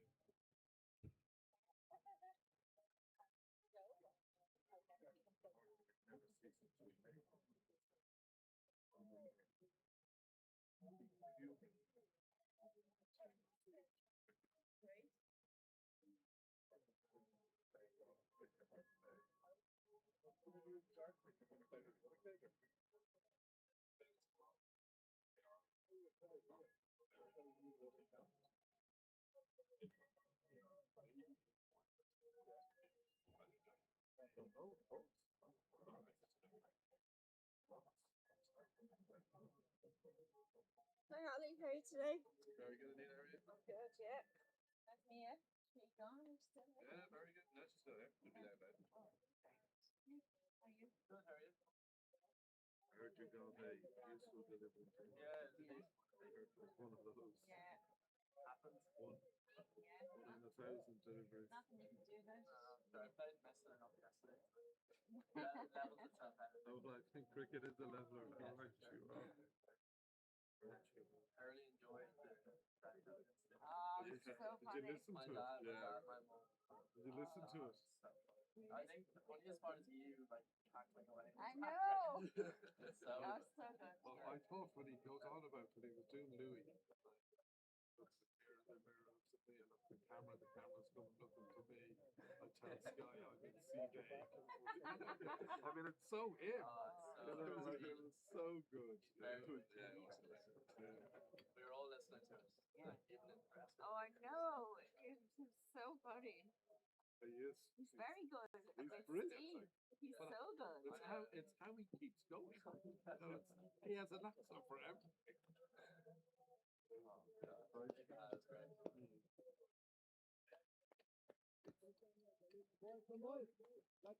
Now back to business here. Yep. Excuse me, lads. See you later, boys. Catch you later. Very good.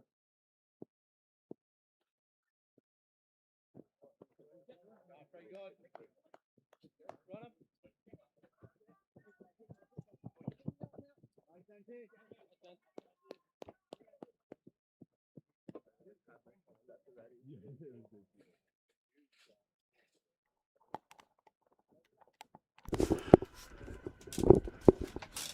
Very welcome back to Sydney Parade. Big quarter-final this, Balbriggan against Pembroke. And delighted for the first time today to have the company of Craig Senior. Hello, Craig. Good afternoon, Heatley. How are you today? Good, thank you. Good, thank you. Yourself? Sure, we'll get there, you know. Good. One way or another. Good. It was good to. I was a viewer yesterday rather than a Yes. commentator. Yeah, And most enjoyable Oh, hearing crikey. yourself and Danny Hogan. I enjoyed that. I enjoyed Barry. I enjoyed having the lads from Mullingar. I had Neil and Rob. and Rob Delaney.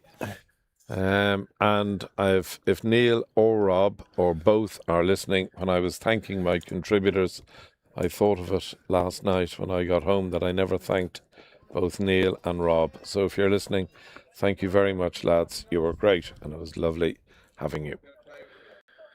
Well, these two have put on a 53 partnership now. They really have brought Pembroke back 21 for 2. They've been steady. Very good. Very good. It's been, thus far, chanceless. I haven't seen a chance given.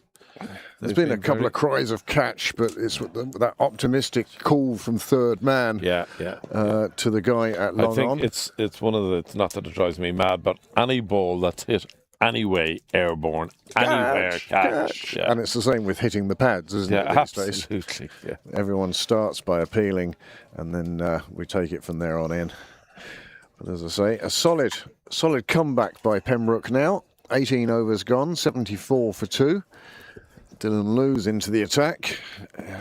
His first over, just the 4 runs coming from it. Thought he bowled very well yesterday, Dylan.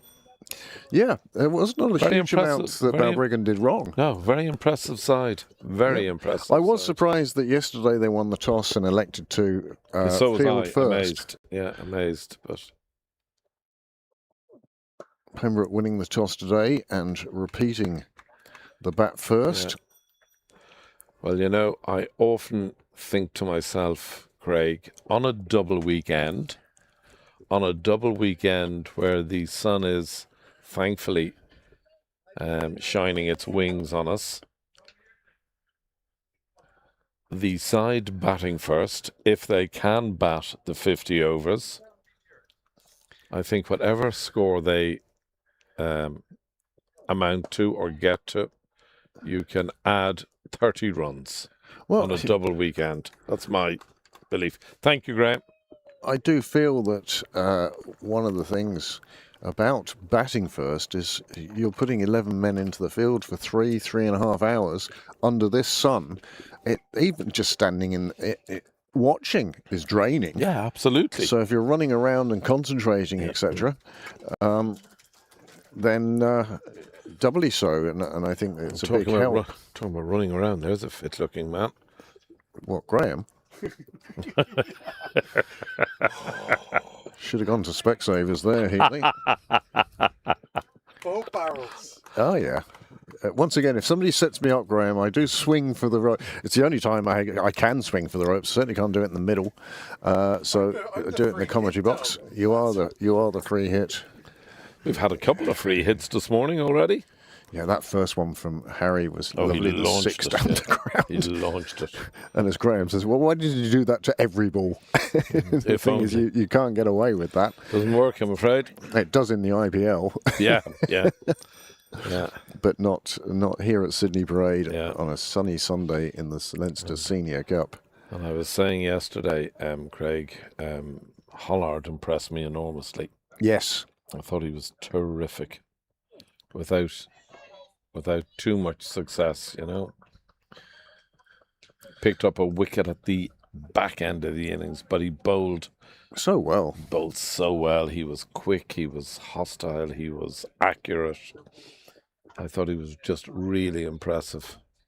He impressed during the Inter-Pro series. Yeah, Niall was saying, And Niall thought he was really impressive. almost the pick of the bowlers, you'd Yeah, say. you Niall know. was, yeah.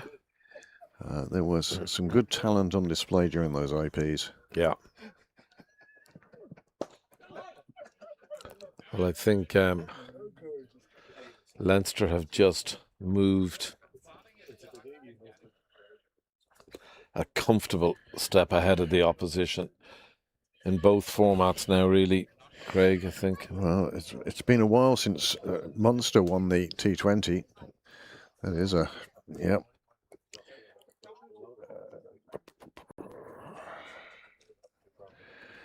Talking of Leinster,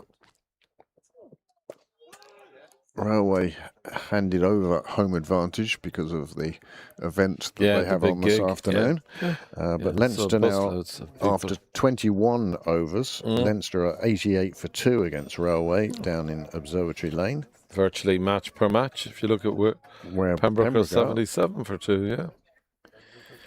mainly junior cricket on today. First team league is in session as well. They play on Sundays. Mick Cotter's probably down in Oak Hill, where Adamstown First are playing Terenure. Mick was here all day yesterday. He was with his doing- camera. Doing his great stuff as per usual. Another first team league. Cork Harlequins are hosting North Kildare, Okay. who are 78 for 2. This first team league is throwing up fixtures that you just wouldn't have seen in the past. Yeah. Knock Harley first and the Hills first. Wow. And I Yeah. think the Hills were all Island champions back in the day. Absolutely, yeah. And now they're at Kentstown, Yeah. and they are 67 for 2. Mm. So a bit of cricket being played on what is a glorious day, and of course the equinox as well. So Yeah. Yeah, absolutely. so longest day of the year. Yeah. Don't depress me.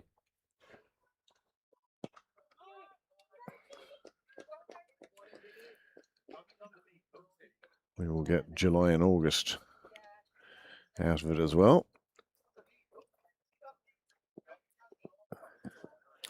He is going at some pace, That's isn't what he? I'm telling you. Very similar. I can see why he was tricked by that. We're very similar. He's going out a great lick.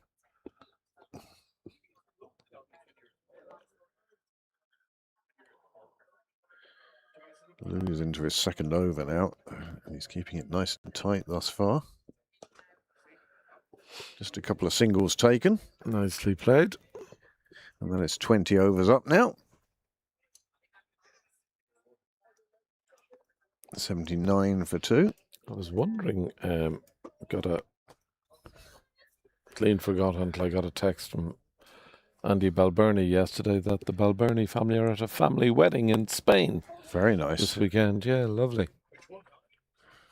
I think a nephew of Ashley's.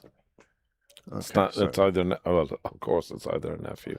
But then Ashley, again, I if you can't get lose to a match, invite yeah. you to a wedding down on the Med, Yeah. you tend not to turn that one down. No, lovely. Lovely. So at the moment, Ashley has us on his phone doing laps inside the church. Yeah. So Yeah. I'm going to do one lap and then I'll come See you at 30 overs. Thanks, Graham. I don't think it will take him 10 overs to do a lap, but No. yeah, strange days. When you think of the rain we had at the end of last week, absolutely torrential stuff and thunderstorms, and even on Friday night at the URC final, Yeah. it was threatening to chuck it down all the time. But it was obviously the clearing of the skies that we needed. Absolutely.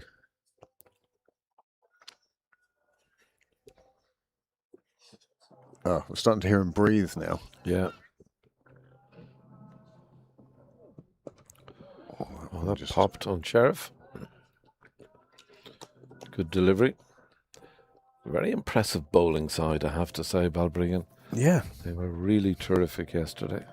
they've got a fair bit about them, haven't they? With Hollard and De Valera. Yeah. Mrs. De Valera obviously busy today. She was on to us yesterday.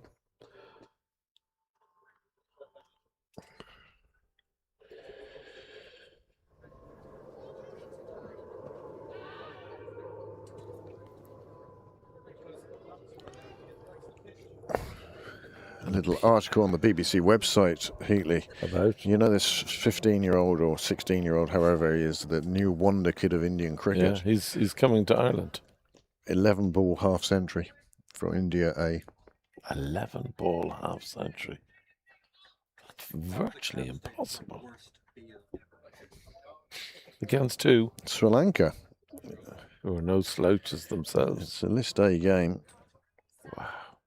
11-ball half-century. I mean, An 11-ball. 11 fours is still only 44. Yeah, that's my point. It's virtually, I mean, that is virtually impossible. I mean, it's 9 is the minimum you can do it in. 9 sixes are 54. Yeah. And so basically, He needs to brush up a bit, I mean. That's he's obviously ridiculous. hit 2 fours And the balance of sixes. and 9 sixes. I tell you, he's put plenty of bums on seats in Stormont this coming weekend.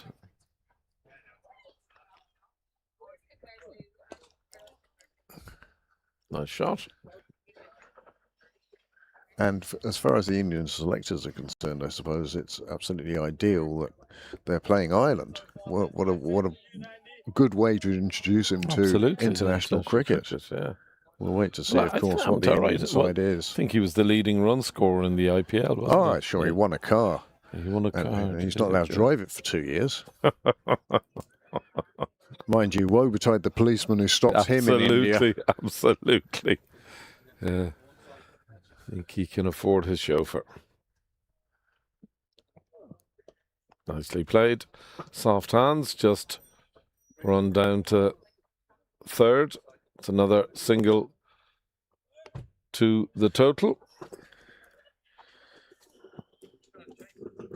81 for 2.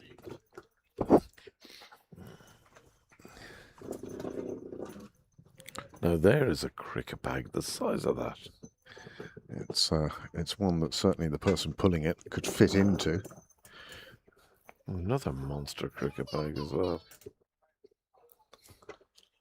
They are huge, the modern day cricket bags. But then again, you know, you used to see coffins. The big Yeah, old you coffins. did always see the coffins, yeah. You wondered how much gear do you need? It's almost cricketers are almost like hockey goalkeepers now with the They are. amount of bags and pads and Sure. such They've like. spares of everything. Is Addison or Harry in a spot of bother here? Seems to have removed his glove. Did one pop there? Afternoon, Gordon. Gordon. In comes Dylan Loose. The Sixers were unlucky yesterday, a bit like the Ireland women. They lost by 4 runs. Oh no. Didn't quite get to the finish line. That man has done a serious amount of laps. Well, it's 5 or 6 now. And Oh, at least. At least. I mean, it's got to be Nice shot. 300, 350 metres each lap. Oh, 350, if not more. Well, if you think about a 400-metre athletics track like Yeah, Belfield or whatever, we don't have the 100 metres on any of the four sides of the square. It's nicely played. It should go. Oh, that's a brilliant bit of fielding if he's stopped that. He has. That is a fantastic piece of fielding, Craig. We said it yesterday how good the Balbriggan ground fielding was. They're a very impressive side, I have to say. I haven't seen, obviously, you got to remember as well, they're the All-Ireland champions, so. Oh, that's a cracking shot. That should find the gap, has found the gap, and thankfully the ball has been found quickly. You'd almost think that those bushes could do with a plank in front of them. Yeah. Just to stop those ones that disappear in. Yeah. Still won't stop the sixes or the bounced fours, but it might reduce the amount of time spent looking for the ball after boundaries are hit. And that's the first big over that's come off Lose. 88 for 2 off 22 means the run rate is 4 and over, which is very different to yesterday's game. Yeah. Anybody who thought that today's game was just going to be a repeat. No, forget about that. No. Forget about that. You're not All-Ireland champions for nothing if you're, Plus, it would have stung yesterday. Yeah, of course it would. Yeah. Balbriggan would come out very determined to show just how good they are. Yeah, and they are. Yep. It's a good shot from Tector, just gliding it into the sort of vacant gully area for 2 runs. And that is a notable feature of this Pembroke side is how willing they are to look for that second run. They often run the first one so quickly it gives them a chance of a second, even if most of the time you turn it down. But at least you've got a chance if you run the first one quickly. Nicely played. Very well bowled by Darroch. He saw Tector coming at him. Just held it back.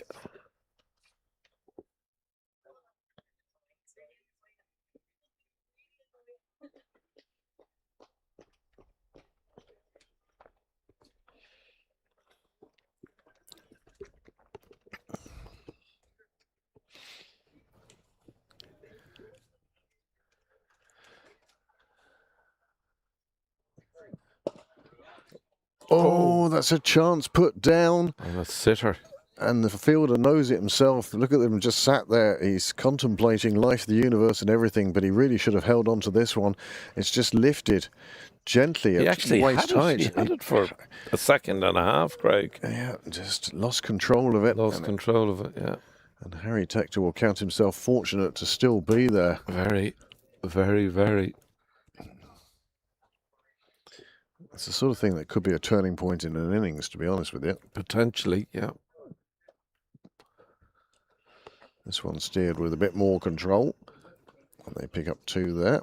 And a fumble, isn't it? Just when we're saying how good the fielding has been by Balbriggan. Yeah. A fumble and a drop. Yeah. I think he's slowing up a bit now, your jogger. Done well. He has. He has. He's certainly done over 2K at this stage. That is for sure.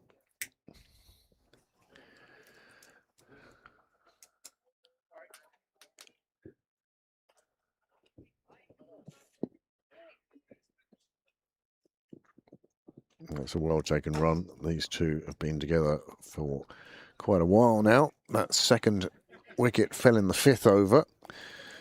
17 overs, nearly 18 overs together now. And I was going to say chanceless until this over. It's been a good rebuilding, though. Very. Still plenty of batting to come. Oh, loads. We saw it yesterday, and today, of course, Lorcan Tucker in the lineup.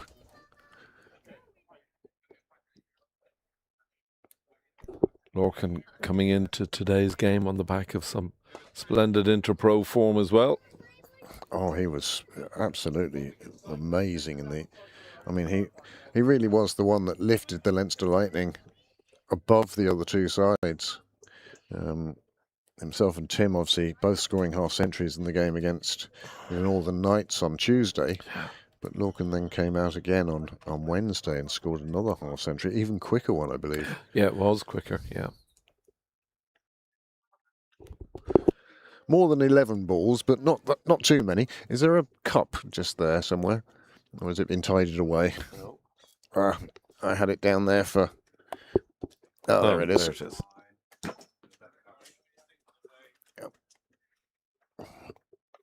Just makes tidying up so much easier at the end of the day.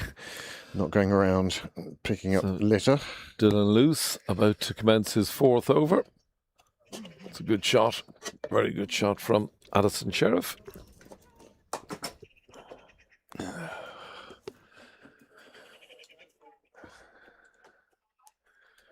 These two really have rebuilt for Pembroke, and 95 for 2 sounds a lot better than 21 for 2.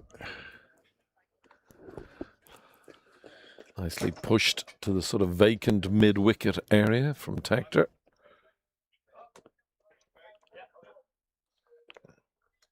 Yeah, it must be kind of difficult if you're Balbriggan and you're bowling to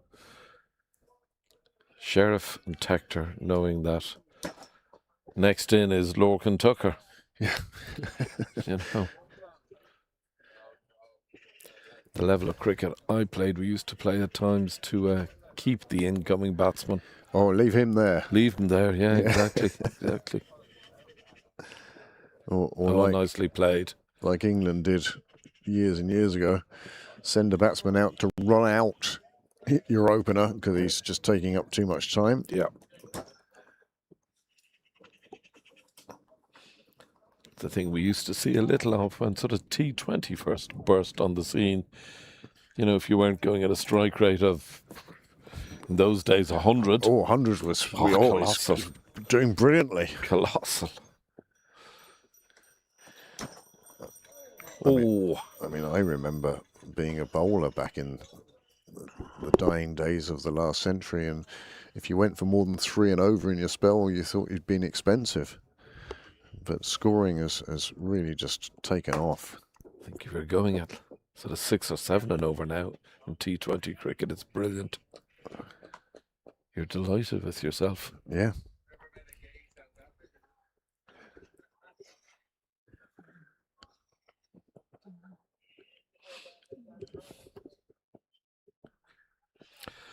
I was admiring Niall Walsh's jersey. Yes, he's gone full Andy Leonard on it now, hasn't he? Is that a Nepalese jersey? Nepalese jersey. Turn around, Niall. Nepalese hat. It's lovely. It's really lovely colours, isn't it? Yep. It's beautiful. I'd like to see him in the traditional Nepalese headgear, though. That would be an interesting one. Wouldn't provide the shade that he needs, but yeah. You often see Andy Leonard being presented with these caps. Certainly do. 24 overs gone. Pembroke now on the brink of 3 figures. Durrock to continue. 5 overs have only cost 14 runs. He's bowled very well. He has indeed. Bowled really well.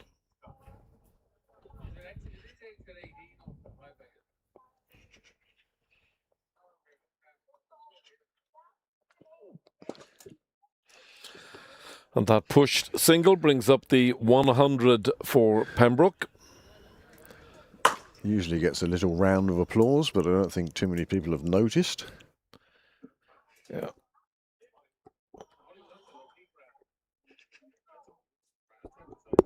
And it just shows how the Pembroke batsmen have rebuilt in that their strike rates are down at 66 and 58.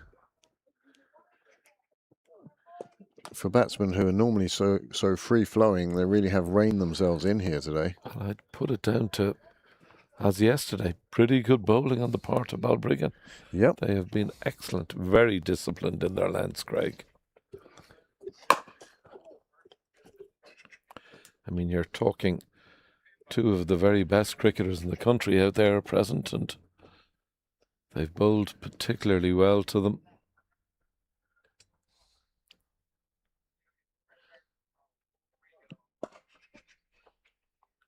Nicely played. If anything, the second run coming from the fielder.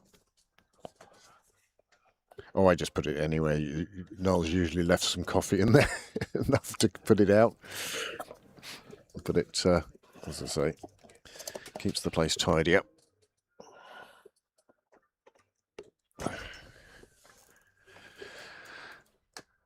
A jogger continuing around on yet another lap. He's doing more laps than Ashley Balbriggan. Yeah. And about 5 times the pace. Yeah, absolutely. But he's not pushing a pram, so.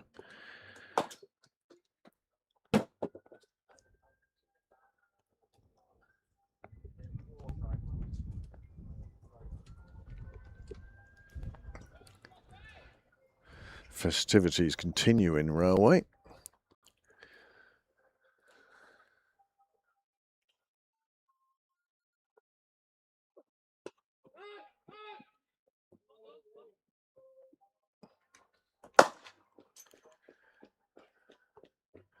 Skies still relatively clear of clouds, just a few wisps around.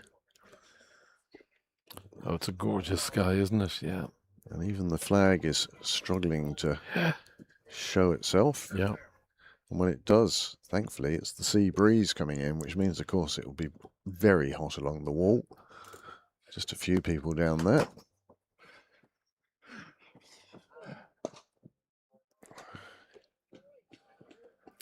Tell you what, these two have done very well. Craig is just pushed their singles time and again. Yeah, they're just finding those little Yeah. gaps. They're not Yeah. looking to overhit the ball. No. They're not desperately searching for boundaries because the bowling has been tight enough that they can't. But they're both still there. HT is on 35 and AS is on 47. Yeah.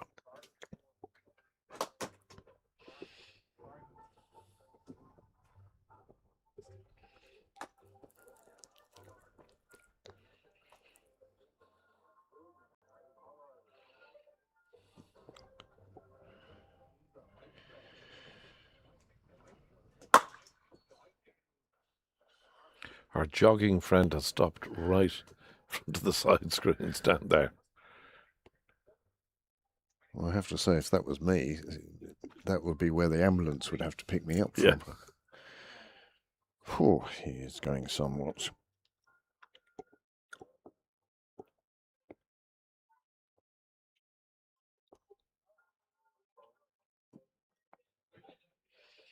Change of bowling.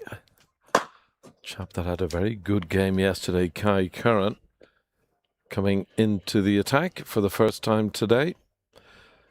He does so at the start of the 26th over. Addison Sheriff has passed 500 runs for the season now. Very good.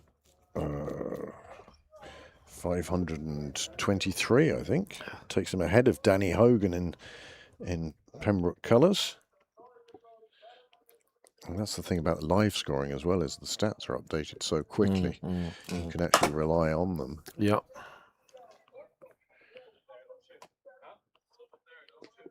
We seem to be in the transition from the old paper books to online.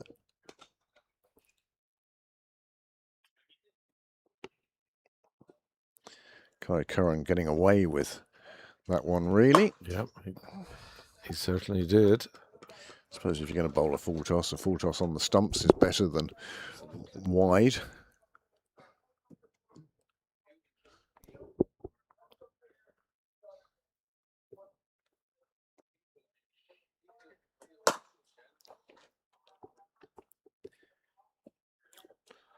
Now, virtually being at the halfway stage, what would Pembroke wish for from here? Well, when you think that, double the score at 25, they're going along at about four and over at the moment. Let's say another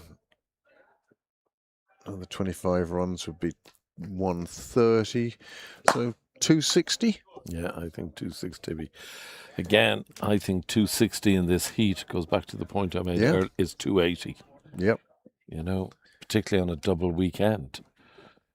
There'll be some very tired people at work on Monday, that's for sure. Absolutely. Oh, Wave of apology from the fielder as he nearly took out the running batsman. Evasive action taken. He was quite close and I think it was- quite on target. was that De Freitas down there? And I think it may be. He's good pals with Harry, so I don't think there's any real difficulty here, but Harry taking evasive action, it would have gone over his shoulder. But again, these two just pushing the singles around. They're just keeping the fielders moving. Yeah. And again, as we were saying, 3 hours of moving around. Oh. Now, what you haven't noticed that you would notice in junior cricket is the captain spending half the day telling people you're in the wrong place. Yeah. And that would be a tiredness concentration thing.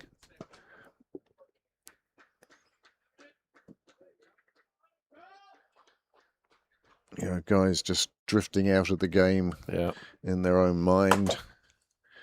But 26 overs gone. 108 for 2. And these two, well, they're closing in on a century partnership. Just another 13 or so. 87 they've put on together so far. Yeah, it's been a splendid contribution. And it's taken them 20 overs. So they have rebuilt and they've got themselves into a good position. And again, there will be an onslaught at some stage where they start to take on the bowling. Well, I think if one of them is there in the 40th over, and perhaps Lorcan joins either of these batsmen, both of whom are very capable of. Yeah, they can both go big anyway. Yeah, at any stage.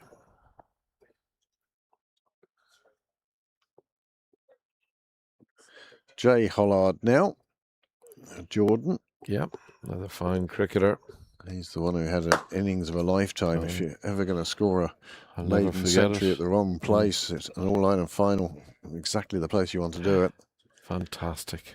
Absolutely fantastic. Because they would have been the underdogs in that final as well. Yeah, big time.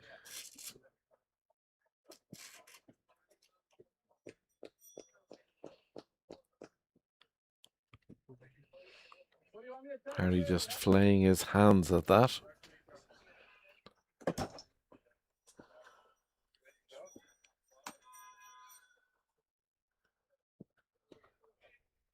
That's nicely cut away. Yeah, very.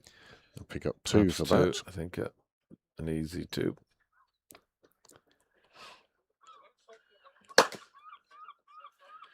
Yeah, it was very interesting to hear Barry McCarthy talking about his recovery from the ACL and the meniscus tear that he has. It's such a major injury. But he's not on crutches or anything, so that's got to be positive. That's got to be positive. Well, you know, we all know how keenly Barry takes his fitness, and that has stood to him in bucket loads. I mean, the interesting thing that he was talking about, how the muscle in his leg is still very good. Yeah. You know, and that it aids the recovery and everything. So trying to keep those muscles at the right, stopping them degrading too much. Yeah. Because otherwise, the first 2 weeks of building those up again. Yeah. Another dot ball for Hollard. It's been a good over. Yeah, just 2 off the over. He'll be anxious to get out now, and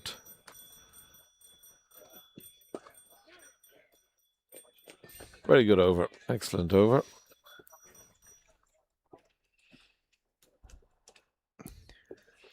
I'm going to go on a lap, Craig. Enjoy. Thank you. I we'll will. We'll see if you do it at the same pace as our jogger. Yes. Thanks, but no thanks. I think the jogger has now finished his laps, and my goodness, he must have done 3 or 4K just running around the ground. And it's time to welcome back to the box now Graham Mooney. Absolutely glorious out there, Craig. That lap was well worth it. Yeah. How many times did the jogger pass you out? 6 or 7. We were going at slightly different paces. Slightly different reasons for going round as well. Yeah. He's doing it for fitness. And he's well fit. He is, isn't he? No run on the misfield. 1-1-0. So this partnership just coming up to the 90 run mark. One shy of 90.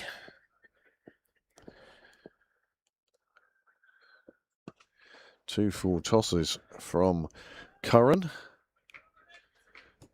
And that is a half century for Addison Sheriff. He reaches his landmark. It's not the usual positive batting that we've seen, but needs as needs must. Exactly. And these two have really done a good job in this 90 partnership of getting the good ship Pembroke back on course. Heatley was talking about what the target will be. Oh, there's a big shot. And everyone's just watching that. That's so I'm safe. assuming it's going to hit a roof somewhere. Yeah, that has gone plenty. Well, 6 signalled. It's just a clean, even one arm, hand off the bat. Again, you don't like to see that hand coming off the bat, but let's be honest, if you'd kept the hand on the bat, it may have reached the RDS. Well, it's definitely going on to Sandymount Station. Yes. That's cute. Like, it's gone onto the roofs on Wheelfield Road. They're walking down Wheelfield after it, yeah. No, that's a shot, and perhaps having reached such a landmark that they've nearly put on 100. There is Addison Sheriff's figures, 4 fours. Well, you don't normally see so few boundaries in an Addison innings, but he has done exactly what Pembroke have required at this stage, and 83 balls. But this is what I love about his batting. He tailors it to what's needed. Yep. For somebody so young, he does show maturity in. Now he still likes to get his scoop shot out early and all the young people's shots. So there's Heatley, or Harry's, not Heatley's. Harry's fine, 45 from just 62. No fours, funny enough. Yeah. But to the 2 maximums, slightly better strike rates. Then where did that go through? Oh, it's gone through to there. Wow, from the net. Yep, there's a hole in the net. We know that. Oh, that's not good. And that's why we don't usually allow people in the first net during broadcasts. Okay. I think he might be a visitor. Him? Oh, yeah, So, but no, he really does, cut his cloths, to what's needed. And that's what's great. A recovery was needed with the 2 early losses, and that's what this pair have done. Well, he shows great maturity inside the rope. I won't ask about outside.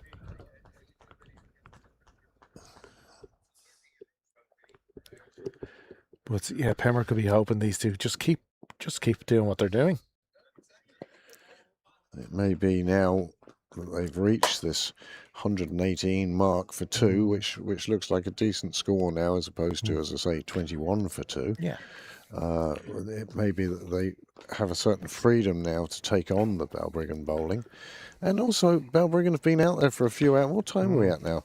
So it's 2 o'clock now. So they've been out there for a couple of hours. 2 hours to bowl 28 overs, which isn't great.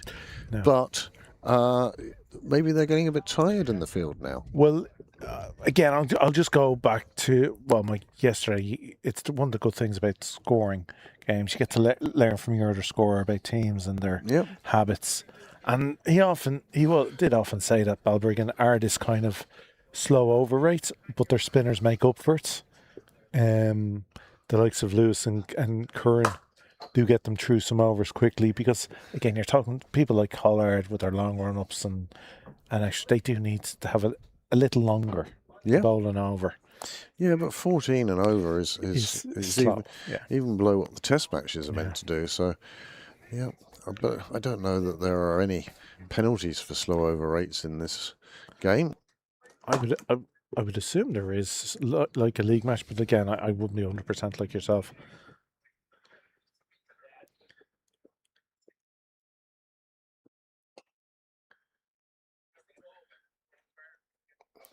Just 2 off his first over, Jordan Hollard. But And another person who bowled well yesterday.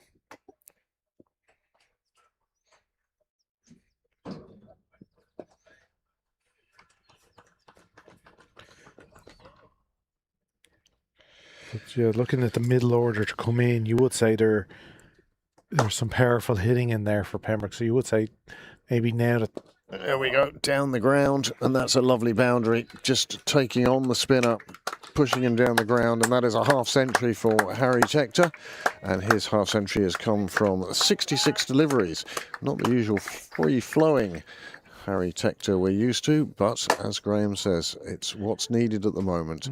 In addition, that has brought up the 100 partnership, and I would expect these two to start playing a few more shots now. Yeah, I agree. I think they've gotten over that kind of.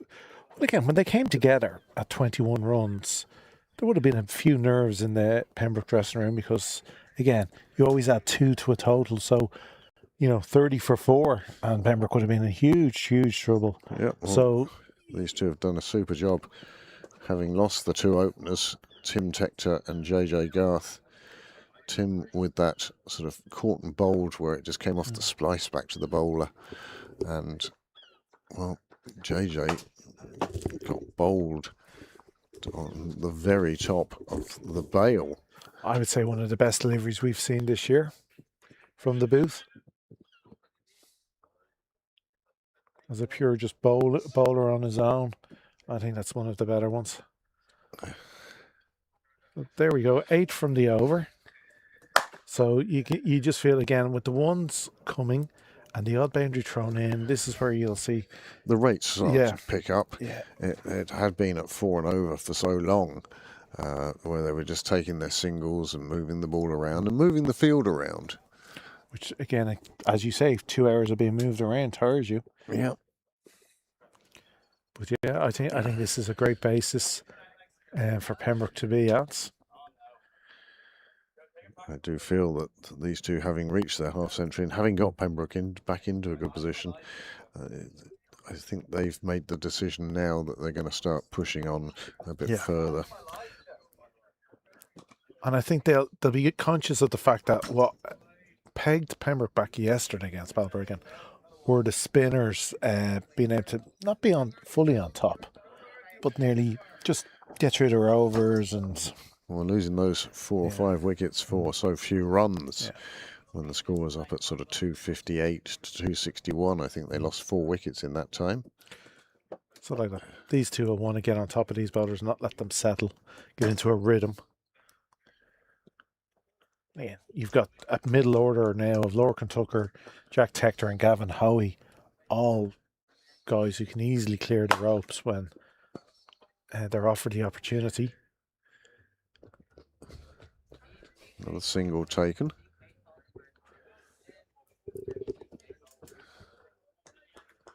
As the music starts up in Railway again. Bit disappointed there's no Calypso music, given the weather.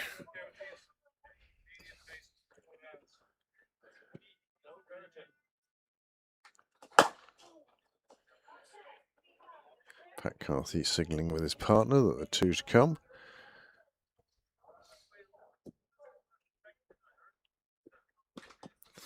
Smacked to the Cyril's way. Christophacius with the fielding, I think. We've been asked by one of our watchers what's the... why a fox? Yeah, well, I would assume just because they're here. Well, they're everywhere. Yeah. You get live foxes in the grounds.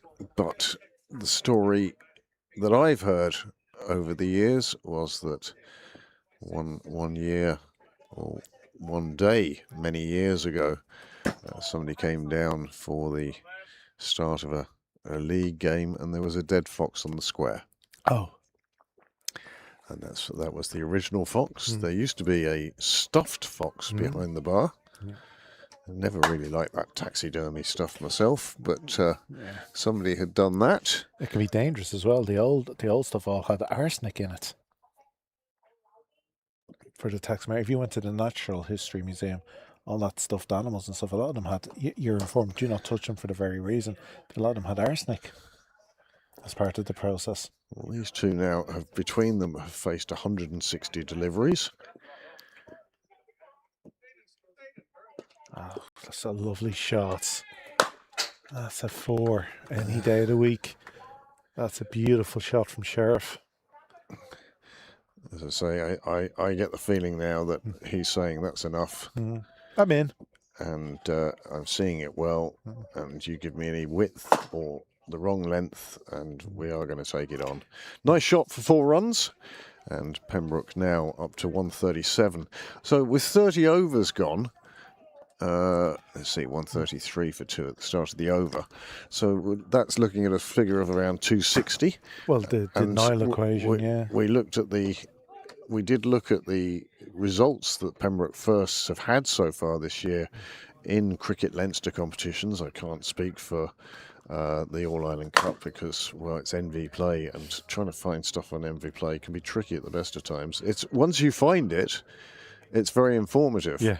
But you have to find it first, and that to me is sometimes tricky.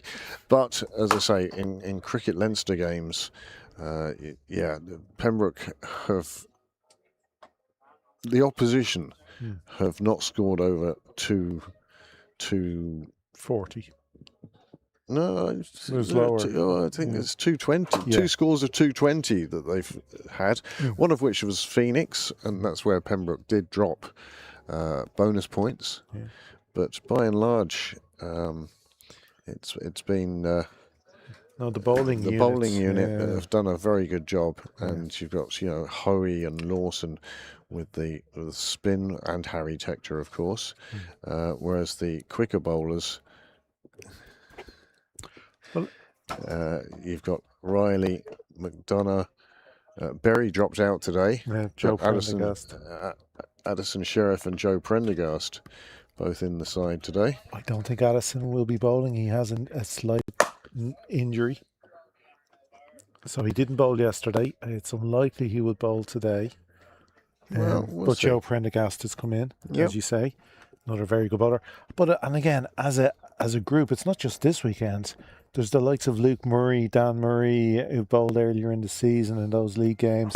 So overall, this unit as a whole has been excellent. 31 overs gone now.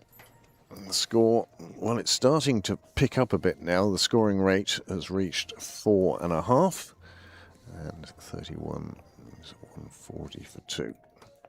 So perhaps that 260 is within reach. Now, it could be that Hoey and, as you say, that mentioned the bats and Tucker, etc., will go big. But then again, they could hole out. They could hole out as well. And another change of bowling now. You'd like to think they'd go or run a ball from here, so that is 260. Yep. But again, you're talking that's the sort of a run a ball is not excessive. No, not on this large pitch and a quick outfield. But again, you've got somebody coming on to bowl now, Matthew Harlard, who will hope to have a say in restricting that. Well, his first spell was only 4 overs.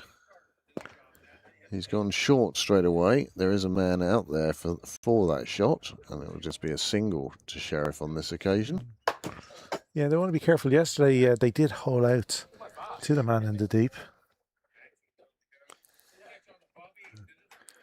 It would have been interesting to hear the chats last night post-game and this morning pre-game as to how Pembroke were approaching this. Yeah. Crowd starting to build. I see former President Dave O'Riordan entering the ground. Again, a man that you would never miss. And the very white runners are joined by a very yellow cap today. You'll see him on our screens later. And the two fielders, fielding. The fielder has done a good job of keeping that one inside the rope, but they will get back for a number of runs. That's really good work from Balbriggan. That was a glorious shot, but we can see here so much effort. Back in your bowler and just pulling that inside the ring. That's great work. Remember, get the tree from it. Bring Sheriff onto strike.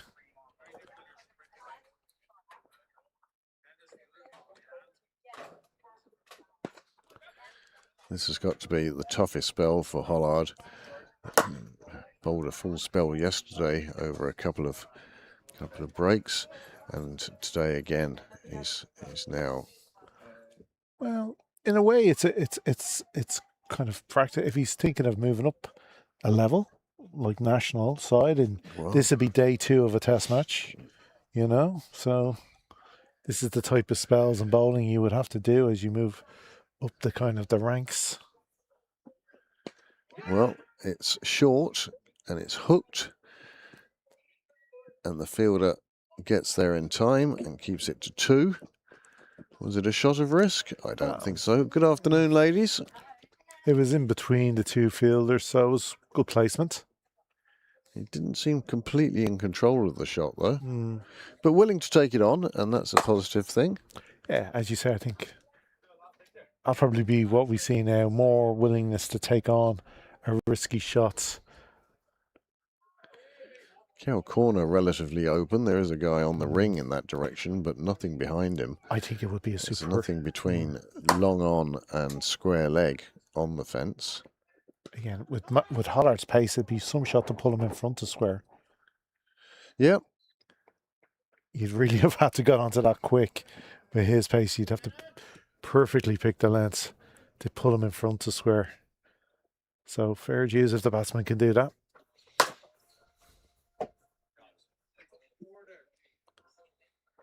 We talk about the fielders getting tired, etc. But it's the same applies to the batsman as well, because you come in with a rush of adrenaline and that drains away as you're just playing within yourself, and could be hard to get back going again. Yeah, change your kind of your Change gear, yeah. Change gear without a clutch. That's why I think I will always be so impressed by, like, you know, Alistair Cook's knocks in that Ashes series, where he just batted for days. 2010-11 tour. It was the physical and mental strength to be able to bat those lengths of time. Yep. That heat in Australia was something else. Heatley and Anita just about on the finishing straight of their first lap.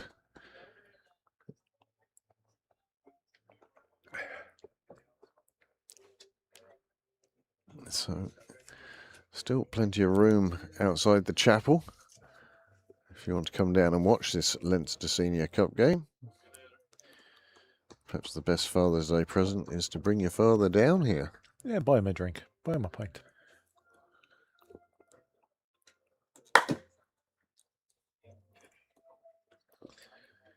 Well, Jordan Hollard to follow on from his brother. Jordan, who joined the Balbriggan club a year before Matthew. He dipped his toes in the water, said, "Come on down." I was telling you the story of the Pembroke Fox earlier. Steve has come back again and said, was Bill Dwyer involved? Yeah, he was barbecuing it. I can tell you that even Bill was younger than that, and that's a nice shot round to square leg.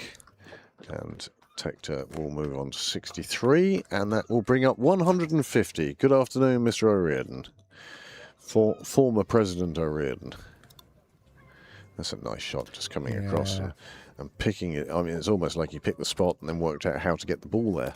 Yeah, he saw the open space and decided that's where he was going to hit the ball no matter what.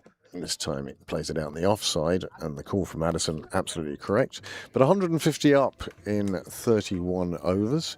And again, that run rate is just starting to creep up as they look to, again, they're not just looking for boundaries. Yeah. They've been very good at, as we saw from Addison Sheriff's 50, he hadn't hit a 4 at that stage. Good running again, good calling, trusting your partner. Well, I say a week after week, you face 80 deliveries, you're going to have a score. Harry's faced 76 now, and Addison 101, so they're set. This is where they'll push on. Well, this is where they might start taking more risks. Now, we're just going to, hopefully, nothing major happening in the next couple of moments. We'll be losing our Our director and action replay producer heading off to the bar for a drink. Well earned. There is coffee on up there, Niall, but I know your views on the lead content and Yeah. Pembroke coffee. End of the over, 33 gone, so we're 2/3 of the way there, and shortly we will have a drinks break.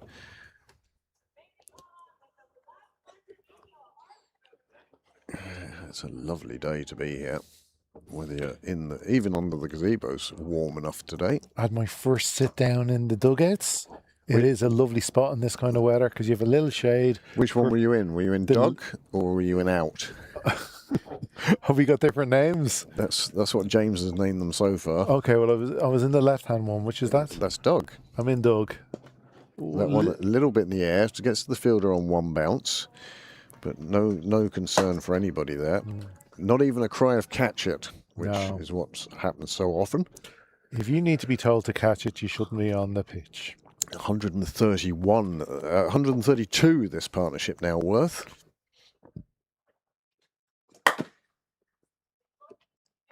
CJK, the club sponsors, well represented in that shot. Yeah, that's a good poster for them. And many thanks to the CJK. They do provide such good... Well, they're a fine sponsor of the club. Oh, absolutely. And of course, being an engineering firm, we've also taken advantage of their expertise on more than one occasion. And sometimes the sponsorship contains pure hard cash, and on other times it's pro rata work or pro bono work, probably. But many thanks to CJK. They do a wonderful job here in Pembroke, and we certainly appreciate their contributions, Absolutely. both on and off the pitch.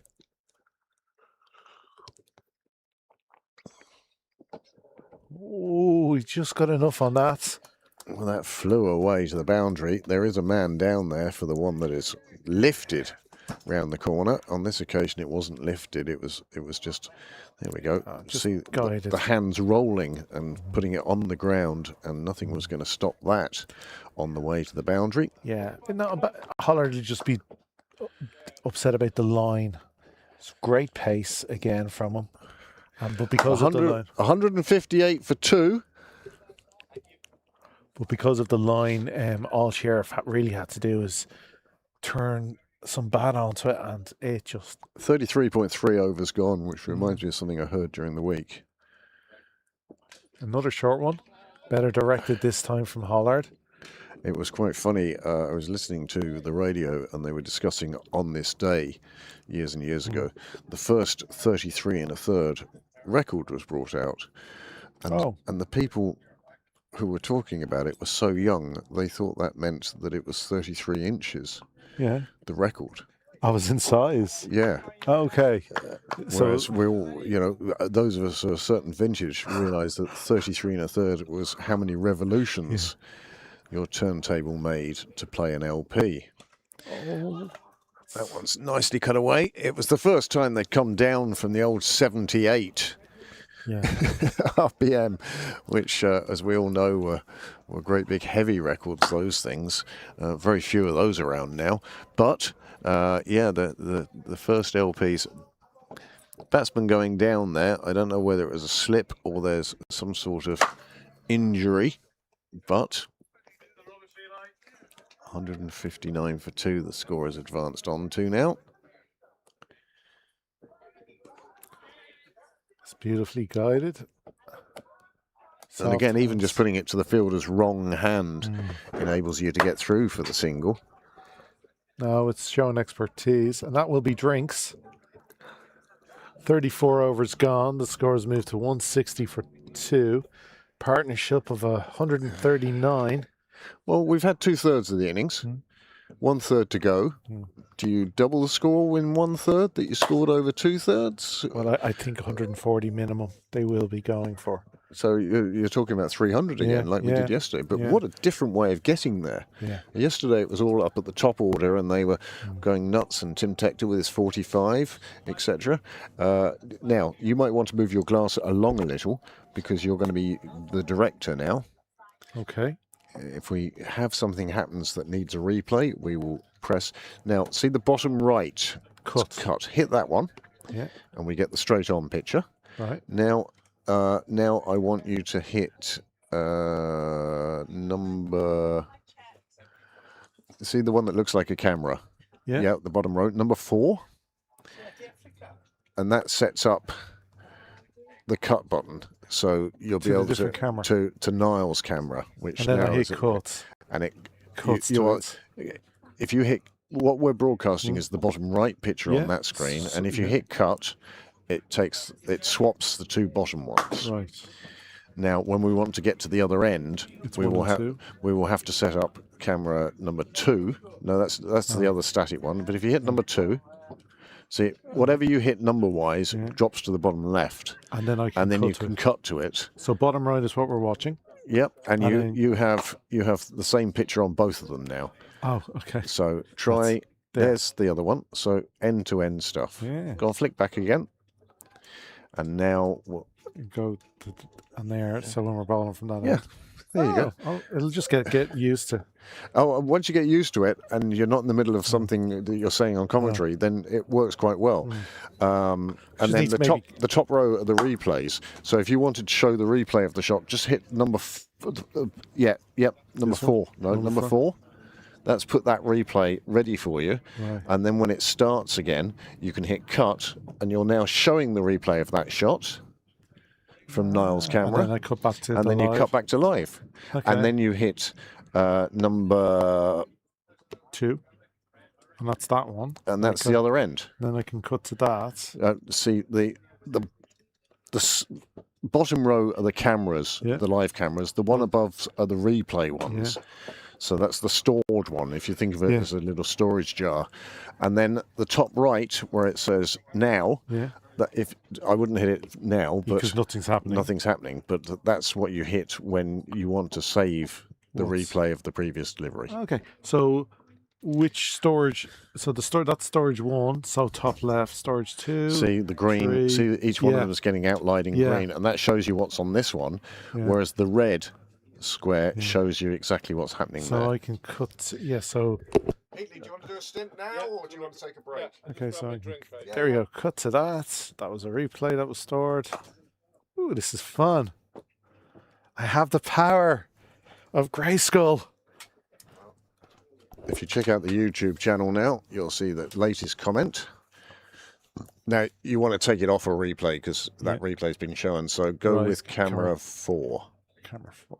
There you go. But leave it Yeah. out. So you're just ready to cut to it if you need to. Right. I get you. And the other thing is, if you notice the top row of pictures have no score bar, Yes. whereas the next 4 Have. have. So they're the live 4 and the top ones are the replay. So if I hit now, which box will it? all of them. All of them. It saves that replay for all 4 cameras, which is why Niall can then cut between them. And how does it go in order then? Does it lose the ones that are already? Or now you're getting into Yeah. technical stuff that I don't We need really a know whole about. course here. Yep. But I shall leave the box for now and let Heatley in with you, Graham. Yeah, we won't go try to go too fancy too quick. So just as the players come back out to the middle after their well-earned drink. You wouldn't get a drinks break, you get a roast chicken dinner. Yeah.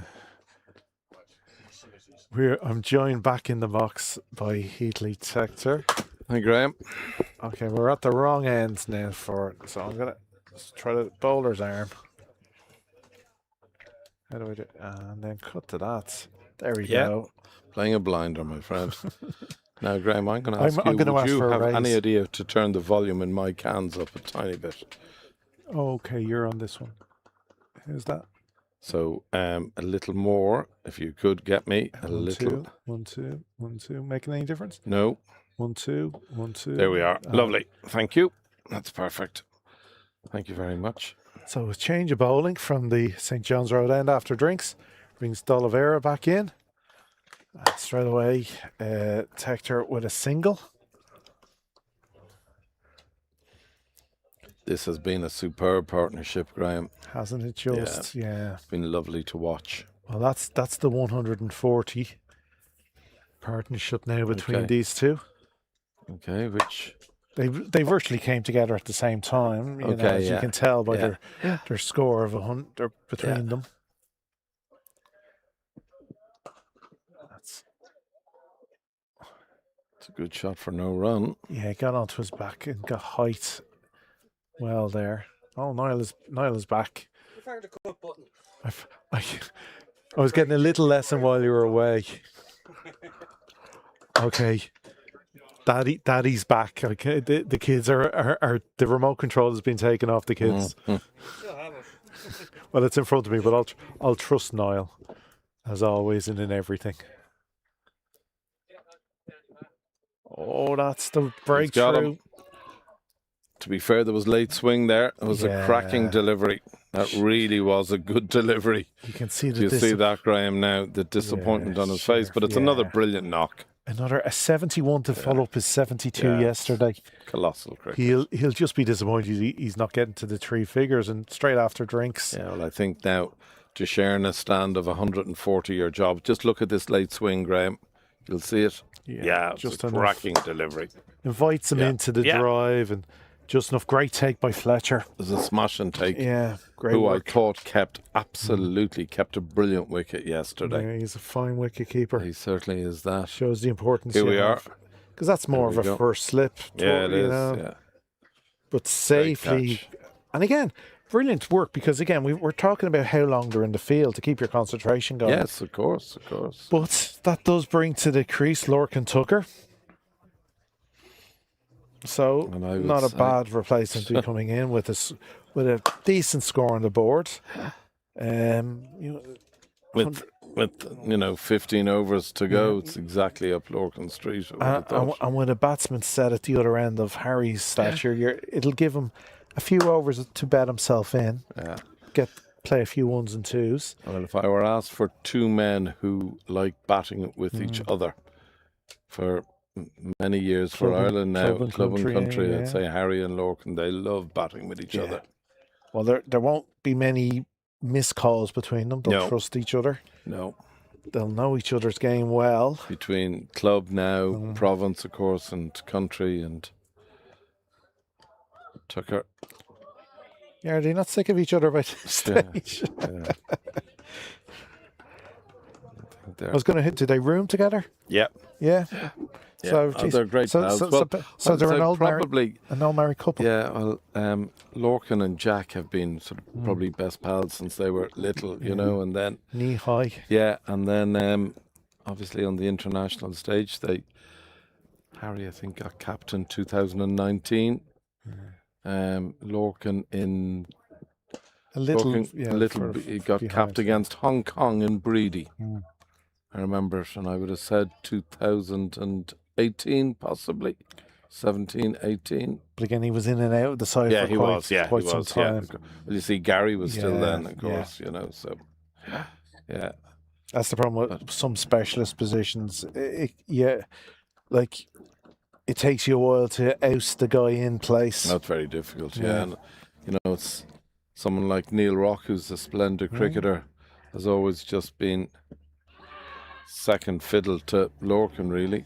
Yeah, and sometimes it can be a flip of a coin who gets the nod and then won't. But if you take your chance. But anyway, the important thing is that's a brilliant over from D'Oliveira. First one back after drinks. Yeah.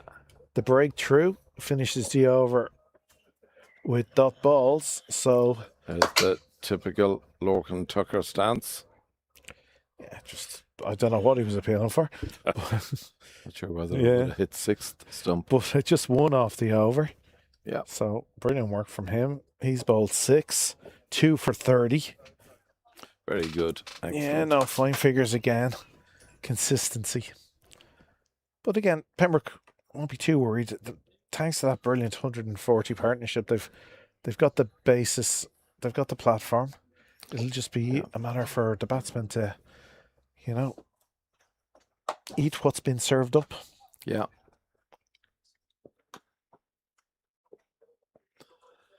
Dylan Luce continuing his spell now. He's been very tidy so far. He's been excellent. Excellent. But I think this could be a key couple of overs. Whether Pembroke are tied down by the loss of a wicket or keep that expansive cricket going. Yeah. Because we've certainly seen it at interprovincial level from Lorcan. He doesn't let a wicket bother him and get him out of the shots he wants to play. Yeah. Like I think during the week, one of his first scoring shots was a reverse scoop, coming quickly to the wicket. Yeah, well, it's great to see Lorcan in such. I mean, he's a wonderful batsman, but it's great to see him in such good form with India Coming in the up. wings now. Exactly. Yeah, he'll be a very important part of that squad. Huge. Shot. That's a brilliant shot. That's going to run. Shot. Now, he'll do well to drag this in, and he is going to. Yep. Right in front of the camera. Good commitment there. Well fielded and a good throw. Keeps it to 2. But I love this now. We're only halfway through this over, and they've already got 4 on the board. Yeah. Any boundary here now is a big over. Big over. Of course. Yeah. That moves Tector into the 70s. Short fine is coming into short third there now. Yeah, I like that. I was going to say, would there be 2 there? No, there's not. Yeah, it'll be tough for the bowling because, again, we're talking 2 batsmen who can't play 360. So it's hard to set a field. Even when you think you're bowling a good ball, they can sometimes manufacture something. And we see straight away, short fine had been taken out. Yeah. Lorcan Tucker with a little dab around the corner and picks up a good 2.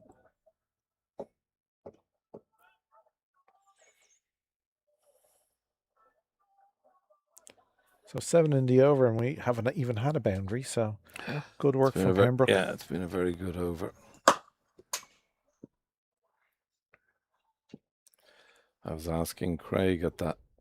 Oh. Little loose, trying to manufacture some space to run it down. The bowler just cramped him, Yeah. you know. I was asking Craig at the halfway stage, what would Pembroke have been happy with? Well, I'd say they'd be looking happy would be 280 to 300. Oh, I think anything north of 280 would be a colossal score. I was saying 260 is a kind of minimum on this. It is a slower pitch than yesterday because it's day 2. Yeah. You know, Yeah. if you even forget about all the other T20 cricket that's been played on it in the past 7 days. Yeah. Like that, it's day 2 of this weekend, that pitch. So yeah, it's 3rd innings.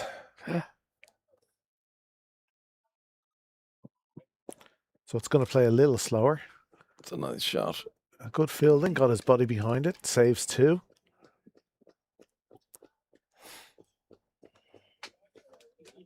I would say Gavin Hoey will enjoy bowling from the St. John's Road end. That extra little bit of bounce. Yeah, I'd agree fully. He generates a natural with his top spin bounce, but there seems to be a little extra at this end. Yeah. Paul Lawson will always bowl the nursery ends. And also the skipper has the added advantage today of having Harry to bowl a couple if he wants. Course, you know, it's another. Yeah, like having somebody who can bowl in the power play if he wants. Yes, to try absolutely. Yeah. Because again, yeah, Harry so often does bowl within a power play. Yeah. And that saves. Well, I think, it if you means look you at, can keep all your fast bowling because they seem to be doing better from the St. John's Road ends. Yeah. So you can have all your fast bowlers bowling from one end. And well, if you look at the recent World Cup, 4 months ago, Harry bowled a lot in the World Cup in the power play, as you say. So much experience at that. Well played. Good run. Like for me, I'd want Byron McDonough and Ollie Riley bowling from the St. John's Road end. I'd have Joe Prendergast because he's just stump to stump bowler. Bowling. Joe's had a great season with the ball. Yeah, he's had some good spells. Him bowling from the nursery end, just tying up an end stump to stump. Yeah. Paul Lawson will want to bowl as always from the nursery end. Yeah. And then you have, like you say, Harry and Gavin to throw in there as well. So good options to have. Yeah, lovely options. Yeah. You're spoiled. Yeah. And again, that's not even mentioning Addison, who we think might have won't be bowling today. Yeah. I think just for safety. Dead right. It's a long season ahead still. Yeah. especially for somebody of a fast bowler's nature, if you're not at a 100%. Yeah, yeah. I think the skipper is lucky with his options. Isn't it lovely Yeah. to see what I call beach tennis? It's lovely, isn't it? Yeah. Yeah. It has that Lovely. feel, doesn't Yeah, it? it's gorgeous. I love it. Yeah. Oh, there's a lovely straight drive. Lifted. 1-2 bounces over the rope from Lorcan Tucker. That's his first boundary in just his 8th delivery. That's just, as we see here in the replay, just... Oh, that's the wrong replay. That's definitely not Lorcan Tucker's last shots. That's the fall of Addison. Here is Lorcan Tucker. As you can just... Gorgeous. Keeps his head straight and follows through. Gorgeous. And nobody back there. They're persisting with that field. Isn't it funny, Graham, you know, when you look at yesterday's game where... That's no run. Wisely called. Yesterday's game where Pembroke got off to a flyer, and you always felt, you know, that 300, 310 was on the cards. Yeah. Definitely in that first 20 overs, it was looking Absolutely, that where way. today it's role reversal in one sense. Yeah, slow start, but steady along. Yeah. Absolutely. And, you know, potentially they could surpass yesterday's score of 285. Yeah. I think, yeah, it's better set up today in a way. Oh, I think so, definitely. But again, it will depend on how the tail... I think the tail will be disappointed with themselves yesterday. Yeah. They went too quick at the bowling. Yeah. Like trying big shots. Yeah. Second ball, for instance, from Ollie Riley, going for the 6. So maybe give yourself the odd little delivery to get set. But again, there's a lot of power hitting down there. A lot of people who can clear the rope. I think we saw Byron McDonough in the All-Ireland up in Estonians hit 2 6s. I mean, that, in my opinion, was hugely influential on that match. Yeah. You know, those final 2 6s. So pumped him up nicely for his bowling. Yeah. Yeah, exactly. But again, so he can clear the rope. Paul Lawson, as we've so often seen in vital matches, clear the rope and like that. Jack, who I thought in Lisburn. Yeah. You know, that was a crucial knock. He was a great foil, No, they're all capable. Of... you just want one to kind of kick on. Oh, that's brilliant. It's well bowled. And that is the end of Harry Tector. How often do we see when, you know, there's a big partnership and... 2 quick wickets, really. 2 quick wickets. Within the space of 3 overs. Yeah. So that's the fall of Harry Tector for 76. 76. Good innings. Great knock. Yeah. Here he is, just down the leg, just goes through him. Yeah. Well bowled. Great keeping for the ball to go through the batsman. Yeah. And still you manage to keep hold of it and affect the stumping. That will bring the skipper to the crease. I've been really impressed with Fletcher all weekend. Tidy. Oh, very. Like for me, that's the best compliment you can pay a wicket keeper. Yeah. When he looks like he's not doing too much because he's simple movements. Just look at quick hands. The degree of difficulty there. Yeah. That's well, when again, it goes. The ball is coming through the batsman. Absolutely, he's in your way. Yeah, absolutely, yeah. So tidy. So out comes the skipper. Now another little rebuild. Very similar. The start of this game saw 2 quick wickets. The middle of the game sees 2 quick wickets. Yeah. So the key for Pembroke is a partnership. Yeah. Well, 2 fresh men at the wicket. Jack Tector and if they put on 140 partnership, I think Pembroke will be okay.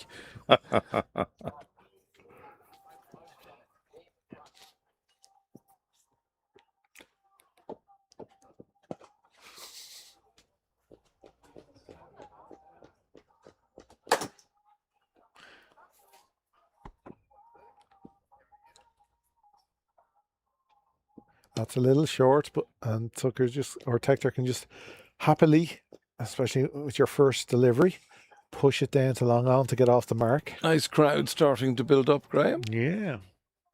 Again, it's a great family day with the weather like this because you have the kids out. They can run around and do what they want while you enjoy a beverage. Yeah, it's a lovely day. Watchful from Tucker.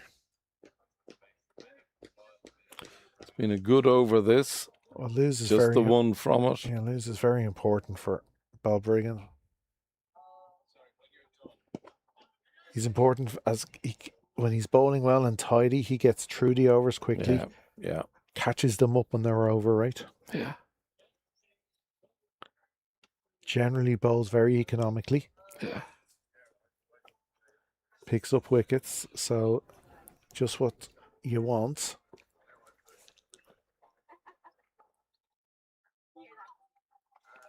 "38 overs gone," which of course means 12 remaining. Pembroke 179 for 4. 2 new men at the wicket, Jack Tector and Lorcan Tucker. Well, 12 overs, 6 and over. You know, that would be, a nice little... I did say, Graham, I'm not sure whether you and I were on comms or myself and Craig, but I would have said anything, to tell you the truth, north of 260 today. Yeah, no, 260 would be a minimum. Yeah. But there's a bit of chasing. Yeah. You've been in the heat for sort of 7 hours this weekend. Yeah, look, 260 is gettable. Even like, it's not a safe score, but as you say, it's something that gives your bowler some protection. But 8 and over would see us at 275. So that would be a very good score. That would be some getting, like 8 and over with 2 fresh batsmen. Yeah. Not easy.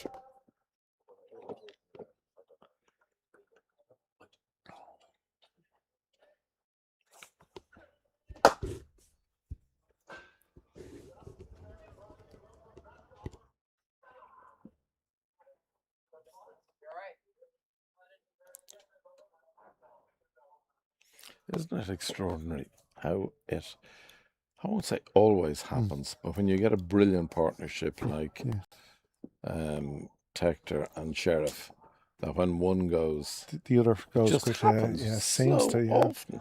Yeah. In every format of the game, whether it's 20 over cricket, whether it's well run, whether it's 50 over cricket, whether it's test match cricket. But again, I think that's one of the joys of this sport is it doesn't matter what level, some things remain the same. Yeah, oh yeah. It's the format level, yeah. Division 20 to Division 1. Yeah. Some things just always seem to remain the same. Yeah, absolutely. There's nothing worse as well, which is why, in a way, you'd hate to be Lorcan Tucker and Jack Tector coming in. You're sitting there with the pads on for so long, watching, and so often the next guy in can fall quickly. Yeah, of course.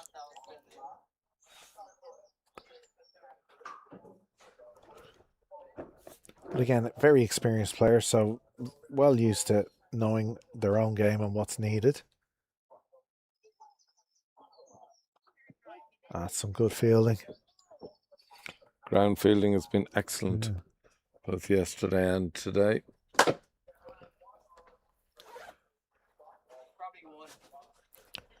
And it's helped Balbriggan a lot that what you would say their second level seam bowlers are bowling very economically. Oh, they've been fantastic. Yeah, I agree.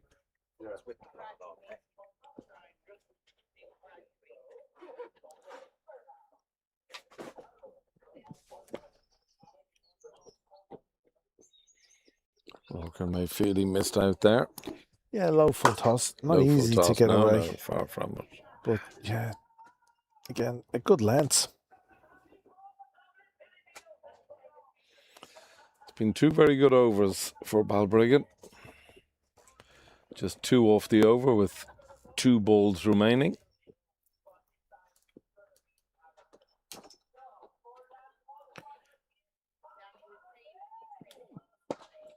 That's well fielded off. Very well fielded. Not easy in your follow through. No, very well fielded. So in the other semi-final, it's very, again, we're almost on a par. Leinster 197 for 4 off 40 overs. Oh, wow, it's virtually. They're leg per leg. So that won't be easy again. And it reminds it's never easy to chase. No. It's a different kind of track there. That's really one where you want to get in and get the runs on the board. Who's playing Leinster today? Railway Union. Railway, of course. Sorry, yeah. Yeah.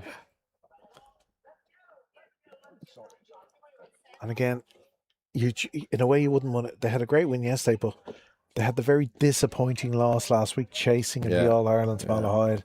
So that's always in the back of your head as a team. 100%. Yeah. So the end of the 39th over. Very, very good over. Just the 2 runs from it. That's superb bowling. And Pembroke have moved on to 181 for 4. There'll be no panic stations because, again, we're talking that can go from 3rd to 5th gear very easily and can clear the ropes. Who'll be 7 and 8, Graham? Gavin Hoey, Joe Prendergast, then Ollie Riley, Paul Lawson, Byron McDonough would be. I would suspect to be the batting lineup. Hitting the whole way there. Yeah, you might swap Ollie in ahead of Joe just because of the long levers, maybe. Yeah, possibly. Depending on, what's happening. But yeah. So Garrett Delaney, 94 not out at the moment off 109 deliveries over in Rathmines. Coming through. He batted well as well in the midweek interprovincials. Such a good player. It's a slight misfield from the bowler, understandably, diving down. And they can get a single there.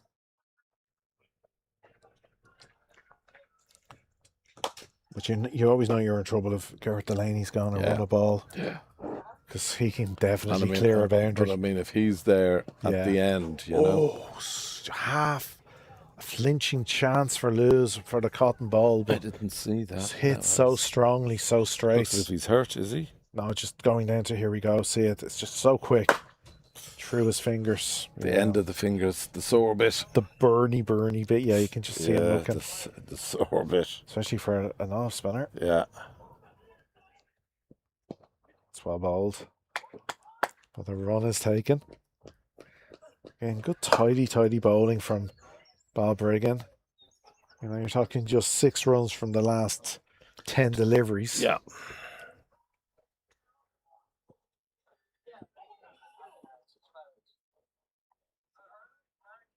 Oh, that's a loose full toss. Almost. Well, it has been called no ball. Yeah. Has it? It has been called no ball. Tector quickly onto that. You can see it here. It is very high. Oh, it's definite no ball. And all he had to do really is get the bat onto it. It is 4.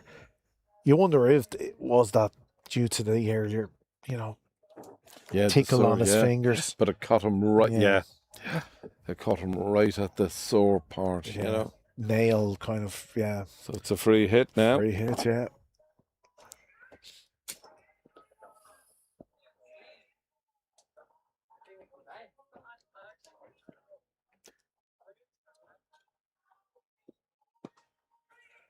And there we go. There was no change in the field allowed. Yeah. And he's able to make use of that. It's another very good shot.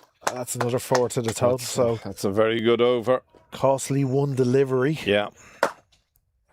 So we've 1 ball to come, and there has now, thanks to 9 runs from 1 ball, turned this into a very good over for Pembroke. It's a good shot again. Should just be the one. Well fielded. Very good throw. He's fielded exceptionally well on the cover boundary. A lot of ground to make up. Yeah. And he's a very strong throw. So Lorcan Tucker moving on to 12. Jack Tector moving on to 13. So with 10 overs remaining, Pembroke now 195 for 4. Just the start of a nice little partnership between these two. Yeah. Well, again, that little mistake from News with the no ball, followed up with the free hit, being dispatched to the boundary, just kind of has loosened up the score a little. Yeah. But it just shows you a couple of big overs. Oh, makes a and any score, yeah. 10 to go, 60 onto that is 255. Pembroke will be happy. They'll be very happy with where they are now, I think. Good call. are both batsmen into the teens. So in the modern game, that's you set. Yeah. Good call. Yeah. So especially somebody who plays a lot of T20s like Lorcan. Well, like with 18 balls to face, you're nearly regarded as like, that's a long innings. Yeah.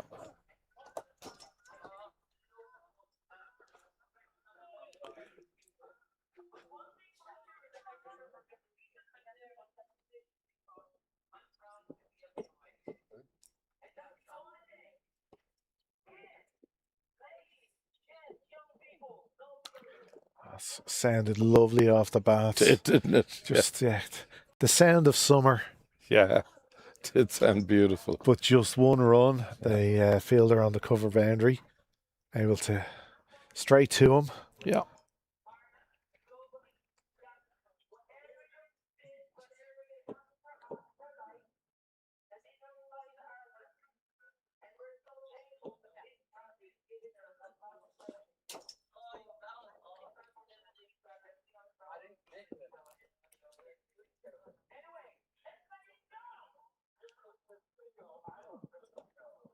Deft, soft hands. Yeah. Lovely from shot. Tucker. Yeah.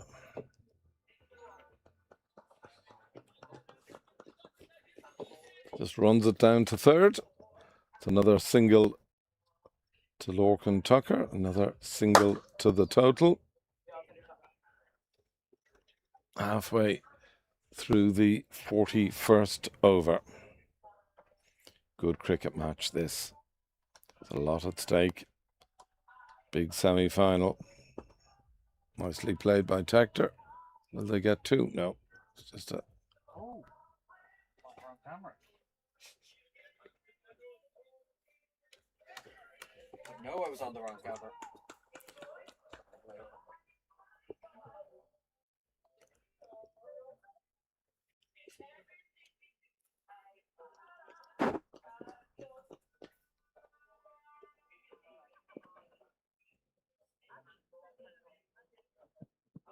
That's a loose delivery. First really of the day. Will he get away with it? He I think he has got... No, that has been it's signaled gone for. yeah. Great effort from the fielder Yeah, trying it to was get a great around. effort, yeah. But yeah, you would have to say that's his first real loose, the full Yeah. outside leg stomp, and again. Ah, the legend, the one and only. How are you, Mikey? Nice to see you, my on the friend. ground. Yeah. Should have asked for a visa. Mm. But yeah, somebody of Lorcan Tucker's quality isn't really going to miss out on a delivery like that. Again, it's another good over for Pembroke now. 7 from it, 1 with to go. 1 to go, Yeah. even a single you'd take and anything on top of that. And certainly a single. Yeah, they may look to with a fumble. No fumble from the fielder. That's good Very work. well fielded. But it's another 8 runs off the over. Well, if you're going at if they 8, go at 8 for the last 10, that's 80. You're in a very strong position. But again, if they're steadily going at 8, then you'll expect at least 2 overs. That'll be more than that. Yes. And I say at least 2, but yeah. And again, it'll all be about set batsmen. Yeah. If Lorcan Tucker is there at 47, even if Matthew Harlard is bowling, he's somebody who's capable of facing that pace and manipulating that pace. Yeah, no problem. So it'll be a great battle to see. Yeah. Of what can happen. Yeah. So we're going to have a change of bowling. Looks like Kai Kern, the leg spinner, coming back on at the nursery end. No, it's Strauss. My bad. So again, you'll see Fletcher standing up to Strauss as he normally does. A very tidy first spell of 5 overs for just 18. No wickets as of yet. But again, he bowls so well stump to stump. Doesn't give too much widths because he'll just generally bowl with the sweeper on the cover boundary. He has a deep square leg, deep mid wickets, deep fine leg, and cow on the boundary. So 3 on the leg side. Nobody saving a 1 So if they drop and go, there's even a possibility of 2 because there's a long on. So it looks like he's going to be bowling very much at the stumps. Big vacant mid-wicket area, just exactly. Yeah, and straight away they're able to push it in for 1. So yeah, you get the feel with this field setting, he'll be bowling straight at the body, hoping to keep it to maybe 1. Yeah. No more than 6 and over. Yeah, I think if they could restrict it to 6 and over now, they'd be delighted with that.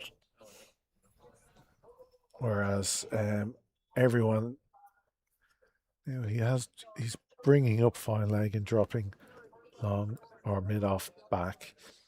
Understandably, Jack Hector does like to bat in the V. Now there could be possibly 2 here, and there is a quick call from Hector. That's good batting. Brilliant. That's lovely cricket to see. That's what Balbriggan are just going to have to look at that now, Graham, because 2 quick batsmen who know the dimensions. Yeah, absolutely. Good callers. They know the feel of the ball coming off the bats, and absolutely could tell straight away at the possibility with the fielder. The chap sort of a cow has come in off the fence there a little bit now. He's coming about 5 yards. Oh, lovely shot.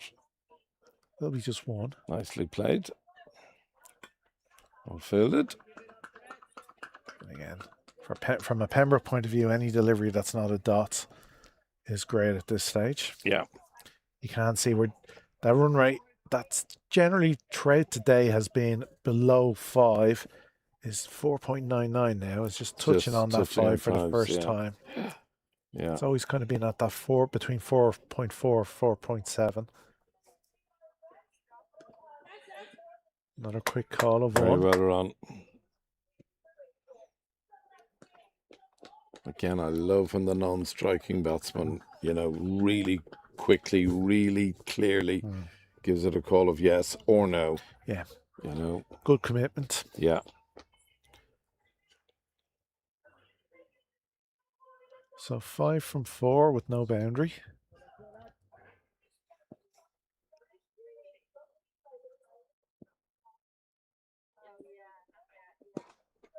That's well bowled, yeah.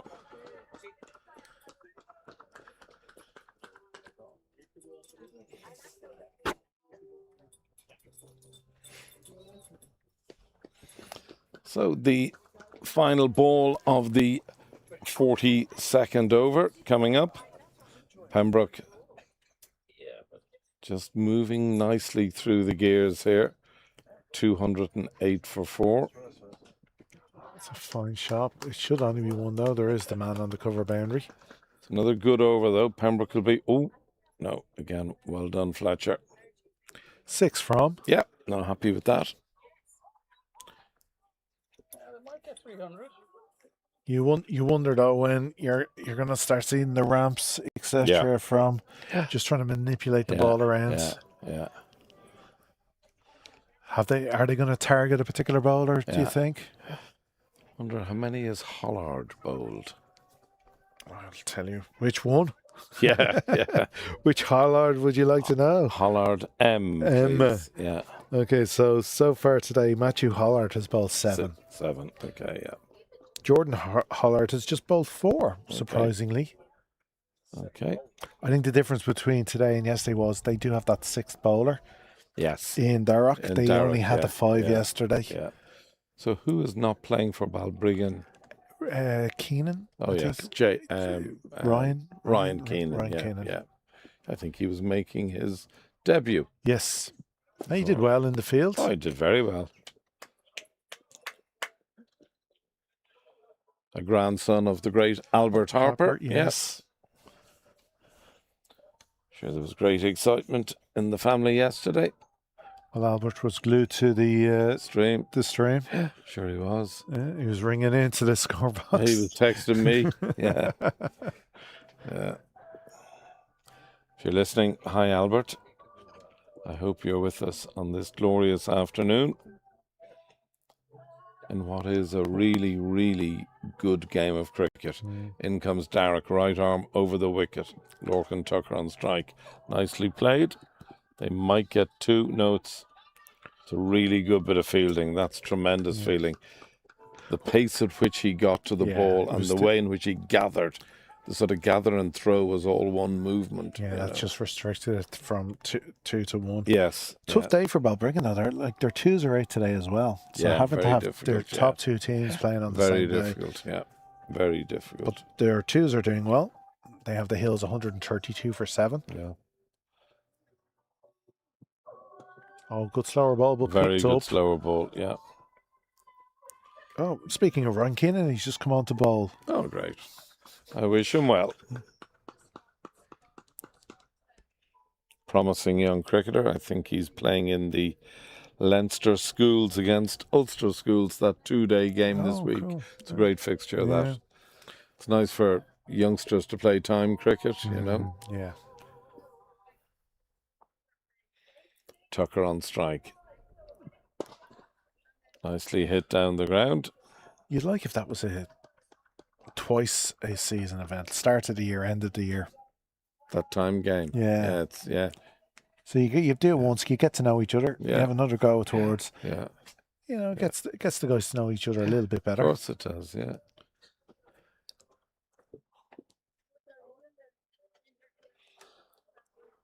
There's a man coming into form. Gareth Delaney, Craig has just showed me, is... that's a fine shot from Jack Tector for 4. Leinster batting first, 225 for 4, with Gareth Delaney on 106 not out.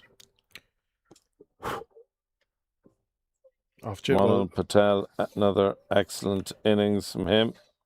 Good side, Craig. Very good side. Yeah, they've been a good side for a number of years now. Well, All-Ireland League double winners a couple of seasons ago. Yeah. That's a full toss, and that has been put away. That's hit the wall.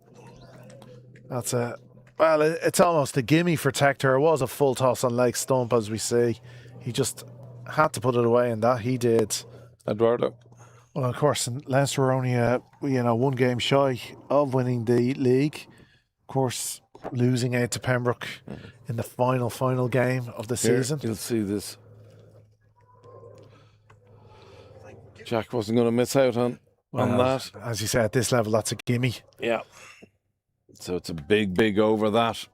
Yeah. Finishing with 10 runs of the last 2 deliveries. 14 runs from it. Huge over. I think unfortunately, his last 2 overs, Dark, it's hot. It's gone badly for him. Yeah, it's hot. Yeah. This is my point, winning the toss and batting first. Yeah. These guys come in with what I call HLS, heavy leg syndrome. Absolutely. You're asking a bowler to bowl 2, maybe 3 spells, as well as running around the field. And they've done a lot of heavy, hard lifting yesterday as well. This is why it's also. I know I go on and on and on and on and on. Sorry, listeners, but the 1s and the 2s get the guys running around the field. You're a great 1 and 2 man. But your theory, I love your theory. What is it? 6 2s, 12. No. There's something you spoke about earlier in this season. If you face 40 balls or 80 balls, you're going to have a score. Yeah. I love it. Yeah. Well, like that, both Harry and Addison, we're in that 80 to 100 balls. Yeah, and both got big into scores. the 70s. Yeah. Set the platform up for. Yeah, this has been a rapid fire partnership already. 2-2-4. If you look, Jack Tector 31 off 19. Lorcan Tucker 23 off 26. Yeah, they came together at 177. Wow. So they've already coming up on 50. And that it's just the 1.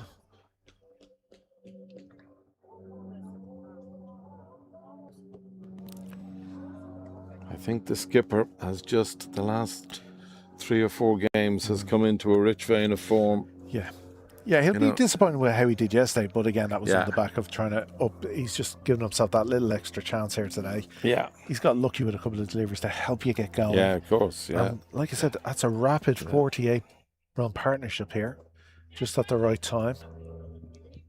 Positive wicket calling again. Yeah. They came together at 37.2, so 49 runs in just Wow. over 6 overs. Wow.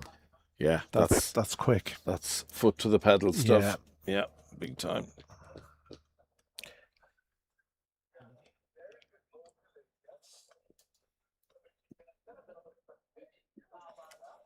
In comes Strauss.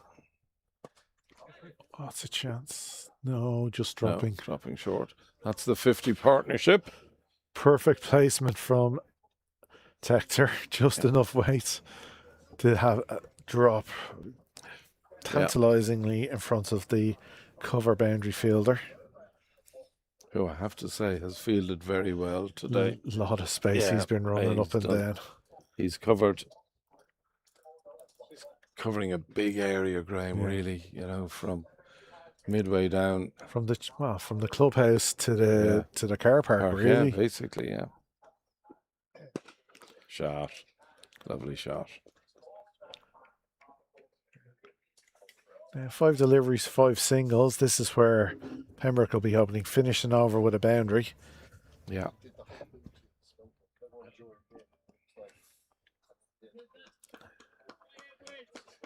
It's also not often you'll see Lorcan outscored. So Yeah. that shows you how well Jack's doing. Yeah. That's a wide, surely. Yeah. Yeah.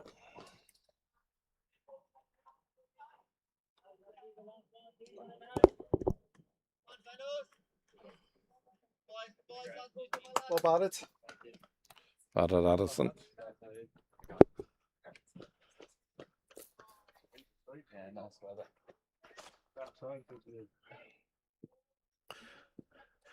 Addison Sheriff enjoying the Irish weather. I'd say it's still a bit chilly for him. Oh, there is a pull shot out to the mid-wicket boundary. The fielder diving and sliding just can't prevent the boundary. And What just you- what I said, exactly six what you ball said. 4. And that creates a 9 run, or sorry, now with the wide, 10 runs from the over. Another big over. Yeah. Little drink now for the batsman. Yeah. This is where you're wondering, do they have a 6th gear? Because you do feel they're motoring along now. They're doing the full motorway speed. Now you want them on the autobahn. Yeah. It's been a superb little partnership, this. Well, they virtually came together with neither batsman having scored, and you can see there, Tector 37 from just 22 deliveries. Tucker 25 from, well, for you, you'd have to say a sedate 28 Batted deliveries. very well, though. So yeah, Jack, strike rate of 168. He's certainly leading the team well here. And what I love as well, importantly, it means your fast bowlers are sitting with their feet Oh, up. 100%.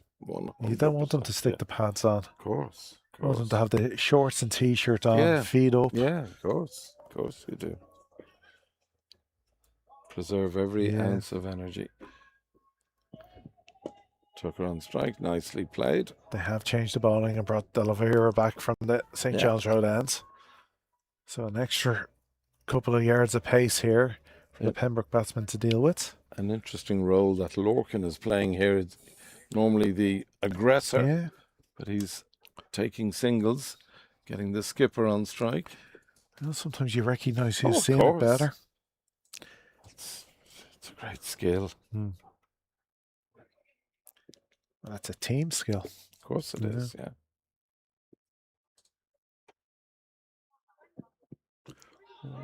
Drifting down the Well length. run. It's well run. But again, no dots. Yeah. It's a while since we've had a dot, Graham. Yeah. The key for the death overs. Yeah.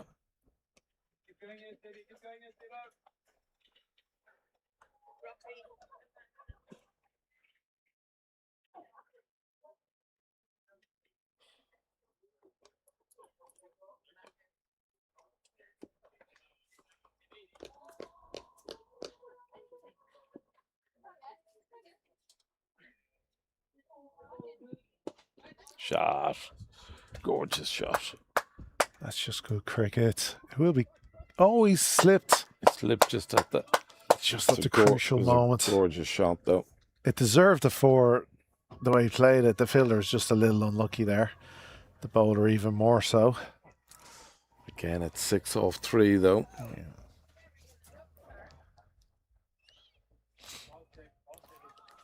Here we see it again. It's just, again, leaning into it. Gorgeous shot, yeah. Reads the line really well there, so he doesn't have to move the feet much.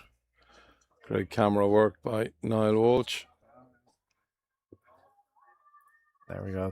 He's trying to flick it Trying to back flick in. it, and he sort of flicked Yeah. it the wrong way, probably, you know. Stumbled over himself, Yeah. yeah.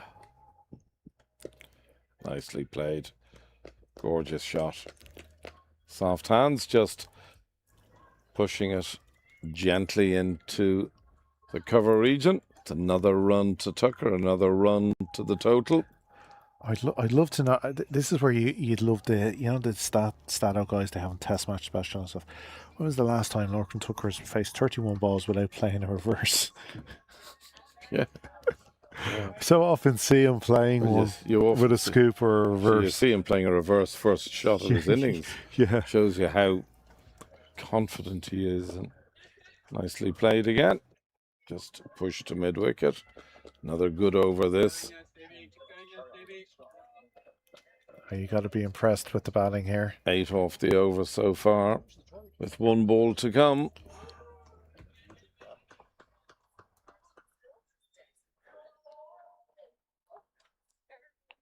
Nearly the complete opposite to yesterday. Yes. How the runs were accumulated. Well, the partnership has moved on to 64. Wow. And that's put away nicely. It's a great shot. That's It's- 4. That's it- 4. You won't stop that. It is short. It is on his hips. And Graham, I think that is 4 overs in a row where the last ball of the over has gone for a boundary. Yeah. And that's key. It's a killer for a fielding side. Killer, yeah. You're trying to get out of an over, and again, it's a loose. You have to say it's a loose ball. Yeah. You can't put it on a player of that caliber's hips Yeah. on that length Yeah. and not expect to be punished in some way. Like, in a way, be happy it wasn't a 6. Yeah. Yeah. Yeah, it's a good call, that. So the score at the end of 45, 245 for 4. You have to say Pembroke have set this up very, very nicely for the last 5. Yeah. If, And 8 and over brings them to 285.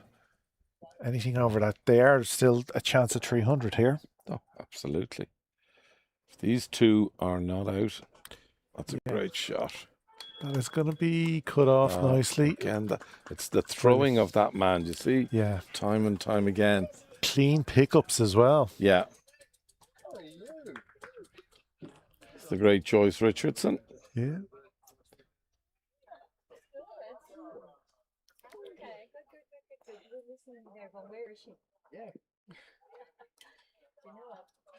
We were having great chats with our son in Manchester.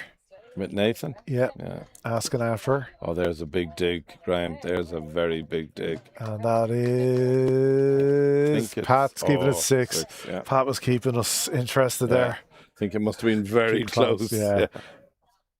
Just asking for a little nod from somebody as to what he was going to give, and it is. And it's 6 early in the over. And that brings up the 250 plus now. Yeah. A brilliant time to bring it up in the 46th over. Yeah, absolutely. Oh, that's a clean strike. Just following through the line of the ball. Yeah. And all of a sudden, Tucker moves ahead of Tector. Yeah. Oh, it's been a fantastic partnership, this, though. Oh, well bowled. But it just Very shows well you, bowled.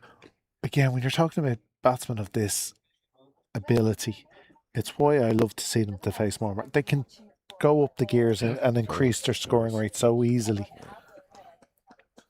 They also have a cricket mind, Graham. They know when to hit certain triggers. I often think, it's what makes them quality cricketers. But like that, Lorcan had been going at. Shot. Oh, well fielded. A chance. Just in. That's brilliant work. That's fantastic bit of fielding. Again, we're talking about a fielder who's been out there for 46 overs and almost affects the run out. There's the 6. Here's the chance. He's just pushed in. Hello, Jerry. He thinks it's going to beat the fielder, but a brilliant dive and pick up, and almost. He was throwing from one knee, really. Yeah, he was. Great Yeah. work. And that's Texture will be annoyed he missed out there. That was full toss, low full toss on leg stump. He just couldn't quite get around the corner. It's another good over, though. It's 8 off the Yeah. over with the ball to come. Yeah. But yeah, you look at Lorcan, he was batting at 89, 90 strike rate for so long, and then all of a sudden it's jumped to 120. Yeah. It's no more than you'd expect, really. Well,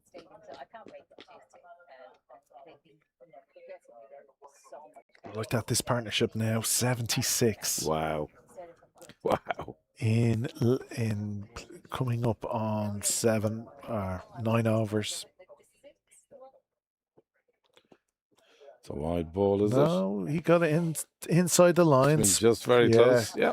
Perfect depth bowling. But Yorker on another good over, though. It's 8 off the over. Yeah. Pembroke will be very happy with that. White again, because these two batsmen came in virtually together at the two quick wickets fell. Yeah. The fact that they've managed to put on 76 in such a quick Fantastic, yeah. time. They're timing You know, I themselves often think perfectly. it must be lovely to bat with your very good friend. Yeah. Lovely, like. No, when you know. have a good mate in your batting, I've had a few over the years, especially if it's a good partnership and you're Yeah. enjoying the sun and having But good like- chats and you're not worried about each other. This You're just- reminds me of them at under 11 and under 13 playing at home, Yeah. and here they are Well, 20 years later. these two are basically in a backyard right now. Yeah. They might as well be,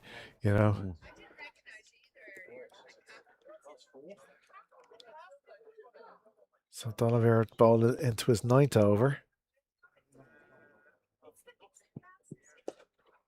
That's a good delivery, back of a It's a length. good call by Tucker. Yeah. Very good call. A quick no is a good no.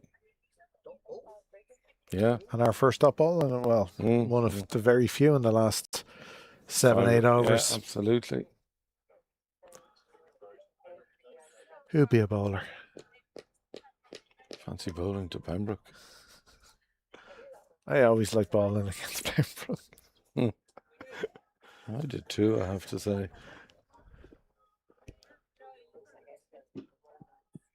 Oh, he's made room for himself and Himself, cut that beautifully. He could see the third man was up in the ring. He knew if he got any elevation, it was gone and safe, and that's what he did. Perfect. Perfect batting from Tucker. As you say, he knew exactly where third was there, Yeah, that awareness of what Yeah. shot you can play and how the fielder will have no chance if you Absolutely. execute your skills correctly. Yeah, absolutely. So that moves Tucker on to 46 from just 37.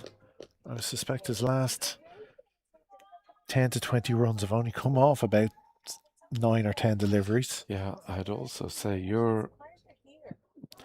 Oh, that's going to be called and he- wide. and Yeah, he'll feel he missed out himself, yeah. But it is down leg and it is a wide. I tell you, you said 3 or 4 overs ago, don't rule out 300. Yeah. You're going to be... It's close. It'll be You're not going close. to be a million miles off the mark. These two finish the innings. Oh, yes.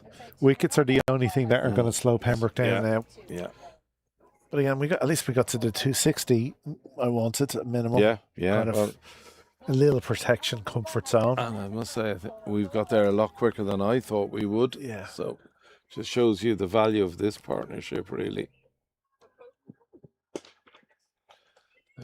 Will there be 2? No, it's just the Just one. the one.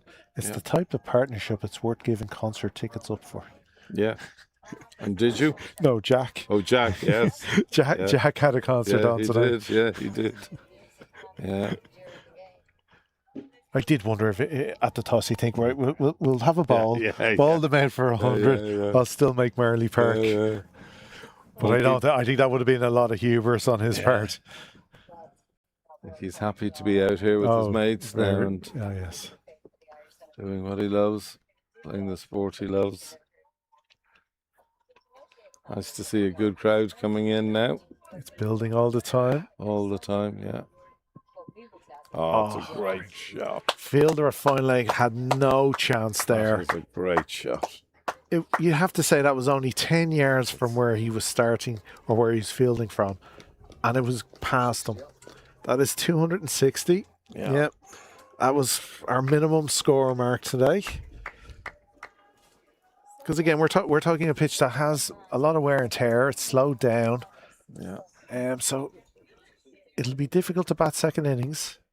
You'll really have to apply yourself as a Balbriggan batsman. Yeah. Get yourself in. But they are capable. We saw Chris Freitas yesterday. Quality cricketer. Yeah. Quality cricketer.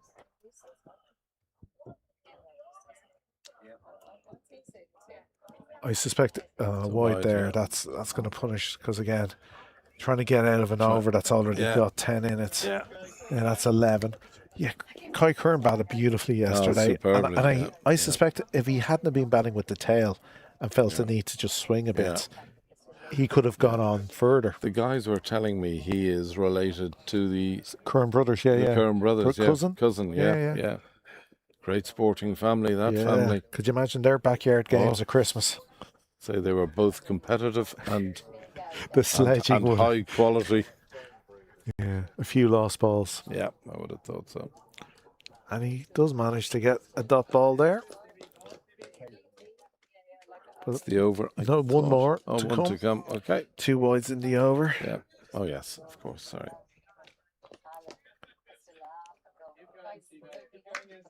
But Tector has moved into the 40s with that boundary a couple of deliveries ago. Lorcan took her on 47. The partnership at 87 now. Yeah, it's been a terrific partnership. Oh, that's a good hit. He picked the spot beautifully. There are 2 fielders on that deep cover boundary, but he bisected them beautifully. Again, it's the last ball of the over, Graham. You keep saying it, another 4. But it does so much. It kills the spirits. It kills you. Yeah. The heat, the sun's beating down, it's hands on hips. What you do as a skipper. So 47 overs gone, 18 balls remaining in the quarterfinal of the Leinster Senior Cup. 18 balls, 32 runs for the Tree Hunters. You'd like the way they're striking the ball cleanly. Yeah, a wicket is the only thing that's going to slow. There we go. They're both on 47. How's about that? Tector, more impressive though, with just 30 deliveries faced. Both of them have been. Tucker on a sedate 38. They've both been fantastic. Yeah. 91 run partnership. Wow. It's totally set the innings up. Wow. It's just killed Balbriggan from taking those 2 quick wickets. They broke the big partnership, what they thought was the big partnership. And well, that's, it's one of the problems with playing Pembroke, Graham. Yeah. You shift, it's guys like Lorcan coming in and Jack, who's fine player, Gavin, who of course can clear the ropes. And always bowled him. That's a great delivery from Hollars. Is that Jack gone? That's Lorcan took her out. He went back.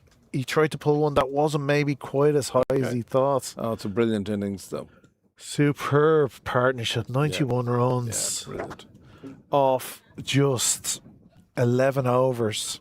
Colossal. Yeah, it's a great big. But that is, again, the important thing for Balbriggan. That is what's going to slow down the momentum. Yeah. We will see Gavin Hoey coming to the crease. Tucker giving himself a run. He followed him well there. Yeah. That was a superb innings by Lorcan, though. His captain will be delighted with him. Absolutely. But yeah, like Didn't quite get up, did it? No, it did. Sort of 3/4 way up the stumps. He wanted that more kind of belly chest height for that exactly. shot. Yeah. But I often feel like, I know we're speaking with the Pembroke hats on here, but it sometimes feels for certain teams coming up against us, it's nearly like England against the West Indies in the 80s. Yeah. You've got him out. Oh, who's coming in? Lloyd. Oh, who's coming in? Richards. Yeah. Greenwich, Haynes, Calachuran. So your reward for taking a wicket is Oh no, not him. Shot. Oh, brilliant first. What a way to get off the mark. Your first delivery. Now, Holler to be disappointed. It was short. It was wide of, and it was a poor delivery for a premier bowler. Well, for a ball to be delivered to a batsman facing his first delivery. Howie, with his height, was just able to sit on his back foot and slap that. Really, that's all you could describe that shot as, a slap. High back lift again. In comes Hollard. There might be two, will there? No, it's just the one. But again, from a runs perspective, it's a good start to the over. Yeah, 5 off 3. Even with the wicket, the importance of Howie getting going straight away. Yeah, exactly. It moved Pembroke into the 270s. Yeah.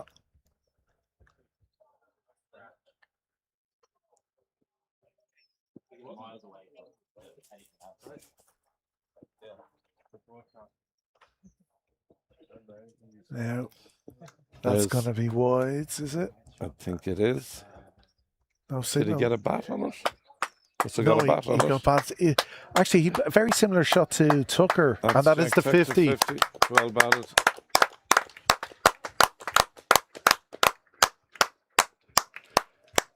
Yeah, he got it fine. Yeah, it was similar, except he got the bat down. Yeah.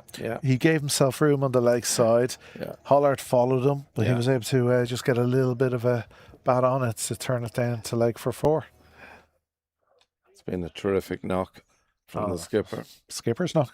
Yeah, it has been a skipper. He's so far today, he hasn't put a foot wrong. Won the toss. Yeah. His batsmen pretty much have done what he's wanted. Oh, absolutely done what he wanted.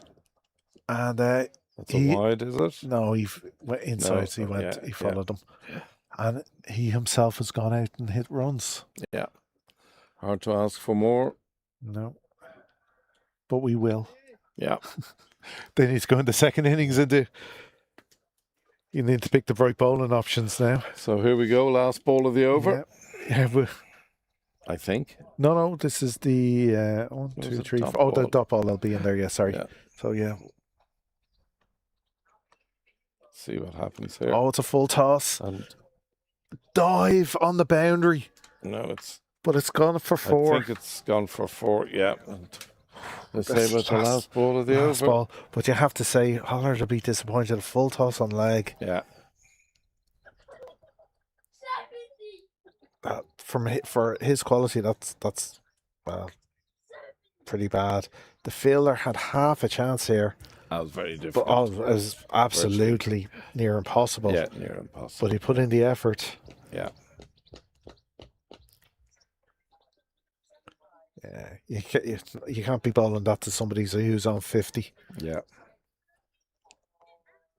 So even with the wickets, Pembroke managed to get 13 from the over. Huge over.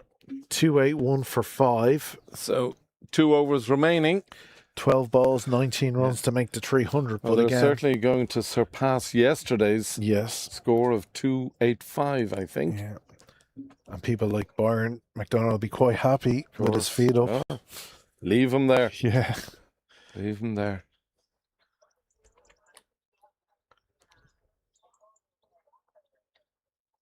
It's a beautiful thing when you don't have to scramble in to get the pads on. Yeah. So just the 12 deliveries remaining. So Strauss to come on to bowl. His first ball from the St. John's Road end.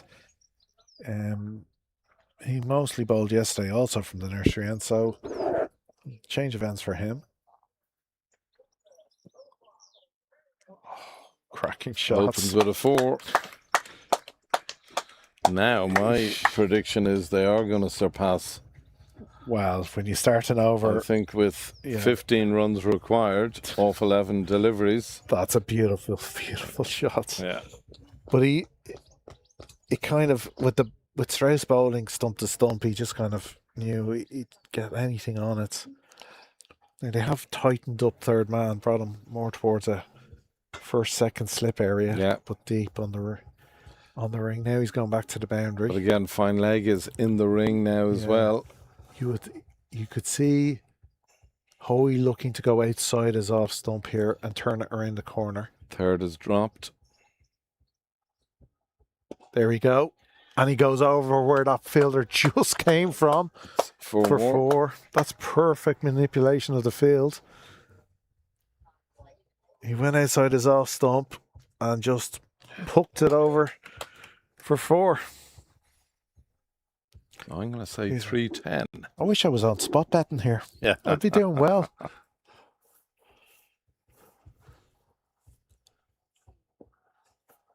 Well, he's gone 4-4. I'm gonna go that way. That's again such 4 a more. hard hit.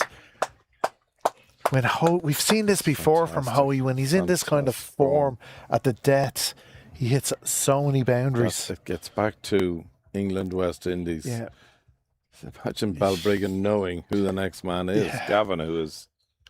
but again, You know. so often we've seen him at the death overs hit so many boundaries back Yeah. to back. Yeah. He has such strength. Yeah.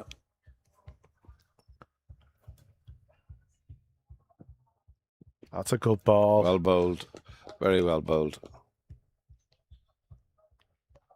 Again, you're still talking 12 from just 4 deliveries. Yeah. It's been another great over. I would expect. I'm gonna pick between long on and cow on this shot. Yeah, I'm with you on cow.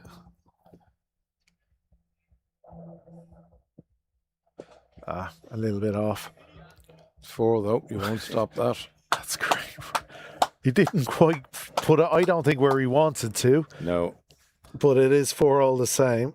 But it's the follow through, Yeah. Graham. Do you see the follow through? His high back lift, Yeah. he generates such power.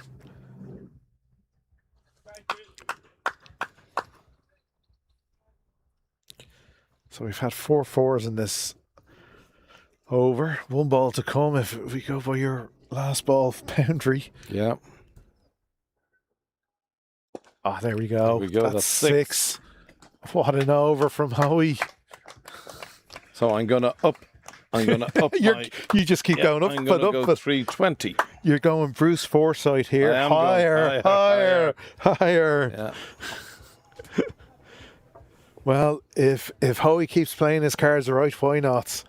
Yeah. It's been a brilliant little cameo knock. 22 from that over. And again, we keep saying it so often. It's a momentum. Oh, it's It kills the fielding side at the death overs. I mean, they've heavy legs Yeah. as it was. They're going in with The 300 is up. yeah, with an over to go. Yeah. If you're jacked, you just take a single and get Gavin on. The way he's you hitting could, the ball. You could. Now I'd say Jack will look to launch himself this ball. No, absolutely. but so you could. Hollard with the final over. Oh, that's well played. Very well played. It's just the one though. It's just the one. Hector just turning it around the corner, but there Nice is a good place, fielder, deep fine leg and deep backward square. But it brings Hoey on to strike. 27 from just 8 deliveries so far.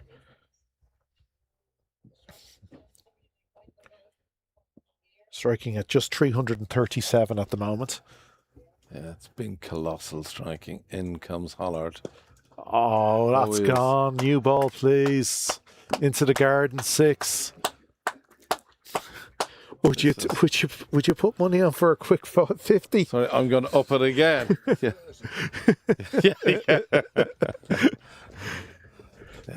Well, that was so clean. 9 deliveries for Hoey. Yeah. We're checking his birth certs. So 3-10 now for the loss of 5 with 4 deliveries to go.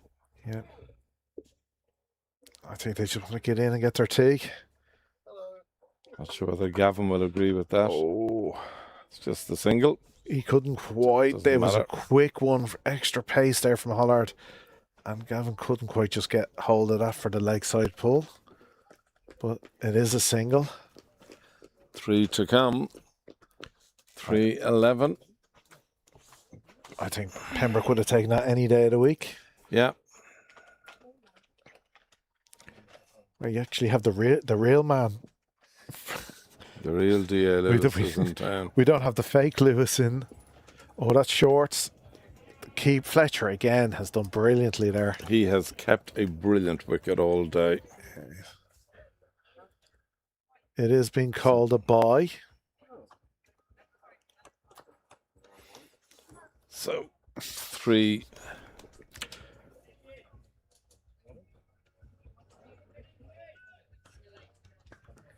Here we see it again. Fiery. That's over the heads.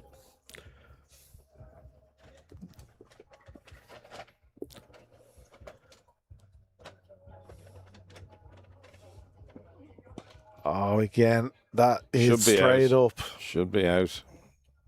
and is Yeah, taken it's well. out. Good catch. Terrific knock. That has brought Brilliant the end knock. to it. What a cameo from Gavin Hoey. Brilliant knock. 34 runs from just 11 deliveries. Superb cricket. Superb cricket. You can see him trying to just straight drive Hollard again, trying to repeat that shot from earlier in the over. But he just got under it fully. Very well taken Yeah, catch. it was a very well taken catch. But again, if anything's going to, well, a soul destroyer of an innings.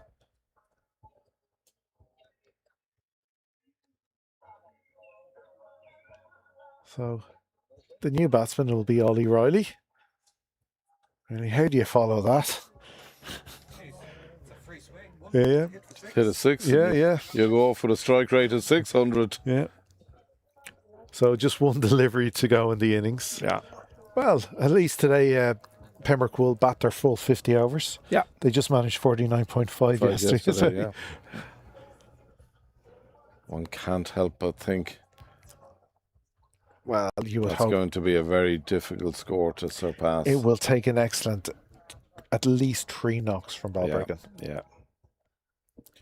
Oh, he tries this something a little. It's going to be an extra run. Yeah. It's It's a well run. It's a wide. 2 runs. So another 2.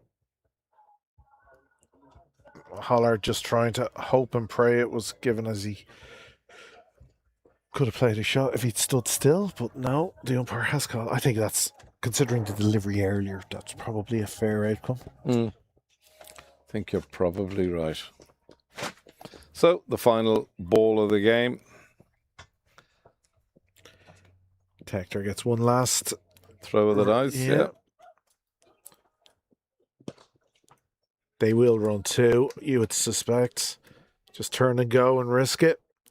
And they can't affect a run out. That is 2 to the total. 2 to the total. Yeah. That is a finishing score of 316 for 6 from 50 overs. A magnificent effort from Pembroke. It just seems they timed the innings perfectly. I'd like to see that again, Niall. Well, that's going to make the end of year highlights, I would suspect. Here we Here go. we go. Whoa, I hope he doesn't hurt himself. The bat got caught in the Yeah, ground. you replace your divots, please, or Dale will be after you. Yeah. Well, that's 2 clips for Ollie in a couple of matches that he'll get his run in with the Phoenix batter, and now him running Yeah. himself over. Well, that is the conclusion of a brilliant batting innings from Pembroke. They timed everything so well, having lost the 2 early wickets and then a brilliant partnership from The skipper, Sheriff and Tector. the skipper walks off unbeaten on 58. Well, it's a great scorecard. Really, everyone got in apart from the openers today. Yeah. And that's when Balbriggan sniffed a bit of blood in the water, but that partnership from Sheriff and Tector was just a magnificent setup. Yeah.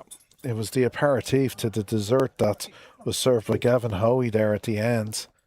But in the middle, Tucker and Tector's partnership of 90 odd from in just 7-8 overs, again, just brought it back to Pembroke's way.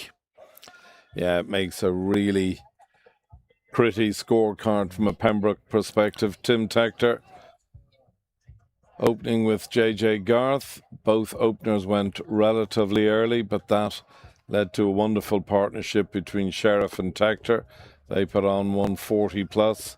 It was backed up by another magnificent partnership by Tucker and the skipper.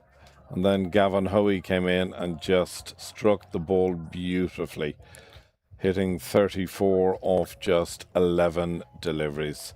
So Pembroke will be delighted with that. Yeah. The Balbriggan scorecard, the Balbriggan bowling card, Graham, I'll hand over to you. Yeah, again, nobody was all like, you wouldn't say anyone was terrible. It was just, you would say Hollard and D'Oliveira at the end there, they'll be disappointed in themselves. A couple of leg side deliveries that allowed the Pembroke batsmen just to get hold of and keep that building that run rate. But everyone tidy from an loose. excellent spell from Derek. Was Yeah. unlucky not to pick up a wicket. Yeah. Curran today only bowling the 3 overs. Yeah. Derek bowled an excellent, you'd have to say, 7 overs. Yeah. 8 overs, 8 and 9 kind of took it away from him, but Yeah. he still only went under 5. Yeah, absolutely. So I think again it'll go back to, there's the Manhattan. You just see at the tail end there. Just look at those last 10 overs. And look at that 1 over from Gavin Hoey. Yeah. Yeah, I think the key today, if you're using one word again for Pembroke, was timing. Yeah.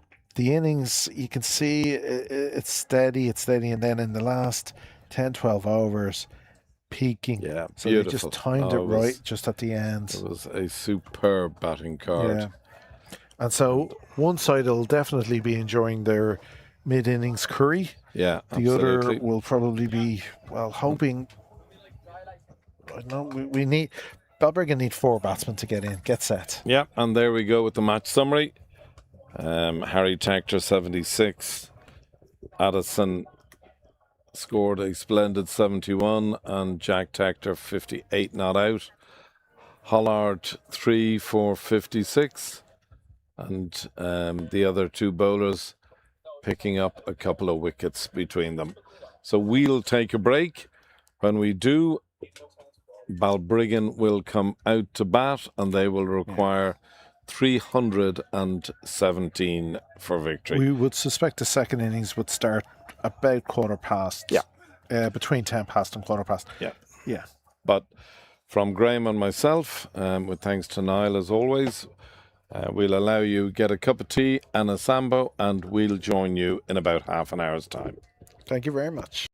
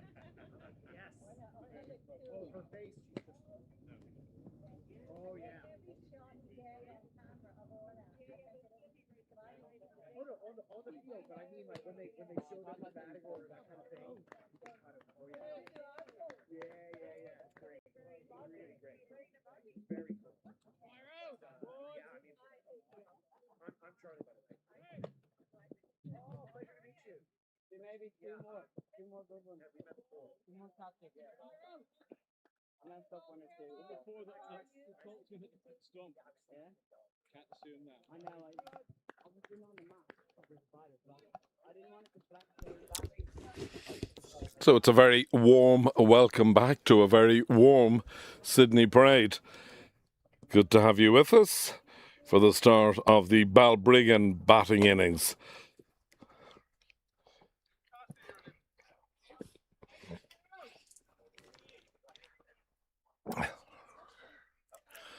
Byron McDonough opening the bowling for Pembroke, as he's done so successfully all season.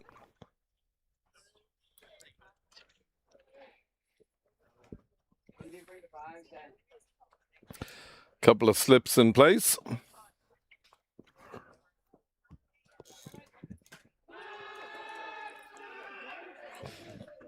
And there's the first wicket to fall. Conor Fletcher limps off, having got what appeared like a toe crusher. And it's a quick breakthrough for Pembroke. Byron McDonough there.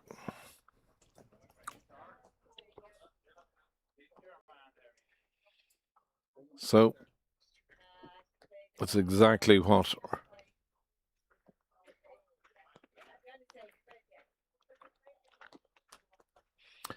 it's exactly what the coach would like to see as he strides past. A great start for Pembroke, a great start for Byron McDonough, just really continuing on where he's been all summer. On the money. Great start this for Pembroke. Big chase on the part of Balbriggan required. Balbriggan required 317 to win.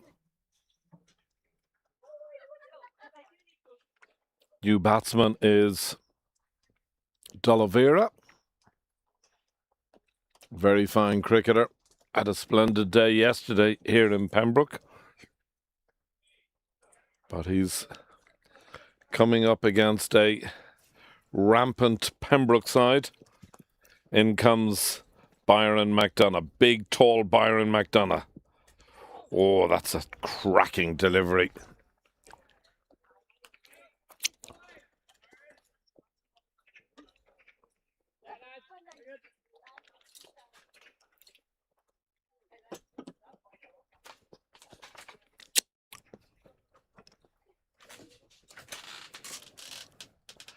Welcoming back my partner in crime. Sorry. Good afternoon, Graham. Tea was quicker than we expected. Well, I'm not sure whether you saw the first wicket to fall. I caught the replay in the bar as I was running up. Yeah. What did you think? Generous? It's hard to know, isn't it, from here? He's so quick, but I don't know. I'd love to. As I said, I just saw a quick replay. I'm not sure. I suppose I can only go by possibly the batsman's reaction, who didn't seem overly disappointed. Like I said, I was running out the bar and I just caught a glimpse out of the corner of my eye. Yeah. I have to study back. But that does bring another new player from yesterday, Dara.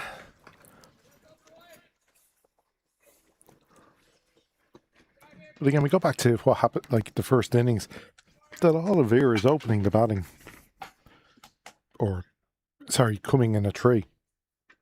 And he's just bowled a long stint, out for 3 hours. He must be a little exhausted. Weary. Yeah, exhausted. And you've got somebody like Byron who's had his feet up all day. Who's buzzing. Yeah. Raring to go. Yeah, absolutely. But that is the end of the first 2 runs. But we'll see it now.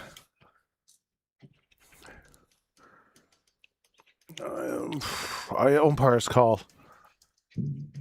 Yeah. It hit him pretty full Oh, it back hit on him. the crease. It hit him full back in the crease. I think it would have been umpire's call. I think that is a good call. Yeah, you'd need maybe a little late movement, bringing it back to off stump, possibly. But yeah, umpire's call would be the call. the best way to put it. And that's all that matters, is an umpire's call. Yeah, exactly. That's the name of the game. Yeah.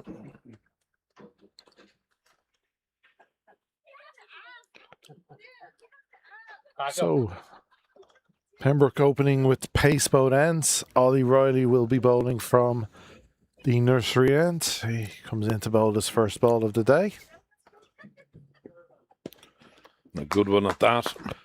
Another man with fine pace. I have to say, I watched Ollie there in the warm-ups, Graham, and I just liked what I saw.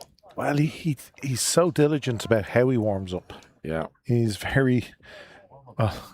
nothing close to how I used to warm up with a Yeah, I mean, it's. I had quick smoke. I had a very interesting conversation with him, because, you know, one of the great difficulties for someone like Ollie, captain of the Irish under-19s, and all the adulation that brings and the honour and prestige that it brings. But when you fall from the under-19 ranks, where do you go? And he's not involved in the inter-pros. Yeah. What's next? What's next? Yeah. And it's a very difficult scenario. Yeah, that's in what you which see. he currently finds himself. But it's not just cricket. If you look at the under, 19 Rugby World Cup winning side, how many went on? The Brian under-20s, O'Driscoll. Yeah. The under-20s. This is my point. I always say the under-19 cricket team is the perfect triangle. And at the peak or at the top of the triangle, how they force them through. If you get 2 through a year to play sort of inter-pro, potentially Wolves cricket, it's as much as you're going to do. Yeah, it's very hard to get more. Sorry, he was making the point.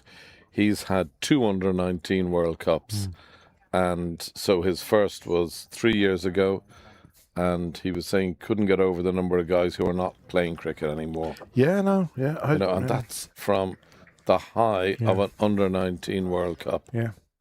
But when you watch that next level, a lot of them go, well, I'm not going to make a career, so I have to get a job, and then I can't train at the I level. also think as well, and I've been fortunate to, I've been at 6 under-19 World Cups with the boys. You don't look old enough. Oh, thank you. But the one thing I always say about it is, for that 3 or 4 week period, they are living the life of a professional cricketer. Yeah. So they see what it's like. To a number of them, they say, no, this ain't for me. Yeah. It ain't, which is perfect, normal. Of course it is. A number of them say, wow, I'd love more of this. And I can do this. And I can do it. Others want it, but perhaps don't have the ability to take the next step. Because I always say, even the difference between international under-19 cricket and Premiership cricket in Leinster. Yeah. Huge. It's big. It's a huge difference, Graham. Yeah. It's a huge difference. Well, it's good work experience. Yeah. That's exactly what it is. Very good work experience. So, O'Reilly now, just a slight alteration in the side screens to bowl to the left-handed Dara. So again, a lot of left-handers in this, the Freitas and Curran both left-handers. Yeah, absolutely. Again, just excellent fielding as always from JJ in his favourite backward point. And this Pembroke. The point I'm making there is for someone like Ollie, who is very keen on cricket, would love to get a chance at a higher level and love to test his. It's so difficult now for a young guy like that.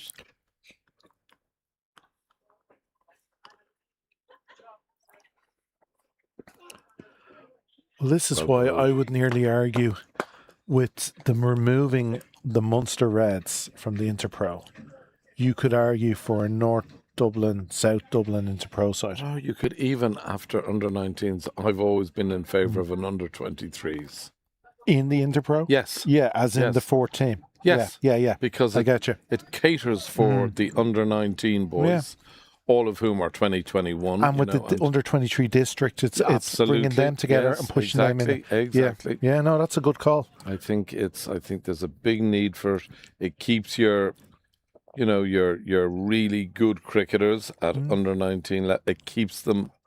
And it gives them an opportunity to show what they can do when it can be sometimes hard to get into their club's first team. Oh, of course. Like we've seen it here with Pembroke, when the likes of McDara, Bruce Whaley, who's doing so well with Railway. It would give them a path to go up to the Interpro level when it's hard to get into that. Yeah. You look at the Murrays, international under-19 cricketers. Well, they wouldn't embarrass themselves if you're talking. If you had even just looking around what's just in this area at the moment, like you said, the two Murrays, Ollie, McDara, Bruce Whaley. You're not talking about bad cricketers. Bruce has had a good run now for Railway. Yeah, he's shown what he can do in the T20s. Yeah. Again, there's a young boy. Like, what next for Bruce? Yeah. Well, the leaving cert.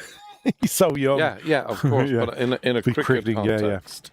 He's He's gone to an under-19 World Cup. He'll have another one ahead of him. No, I don't think he. He's hitting 18, but it's 2 years. Don't forget. So he had the wrong side for him. I think so. Now maybe his mum or dad will rectify that. But I'm just picking him as an example. What next for those boys? I think that's a great call. Oh, that's top edge for 4. That's quick. Yeah. The batsman knows if you just get something on it with everyone in the ring. Yeah, it's gone. It's gone. It is 4. It's unsurprisingly signaled as one. Bouncer. That is a good bouncer. At the body. Yeah.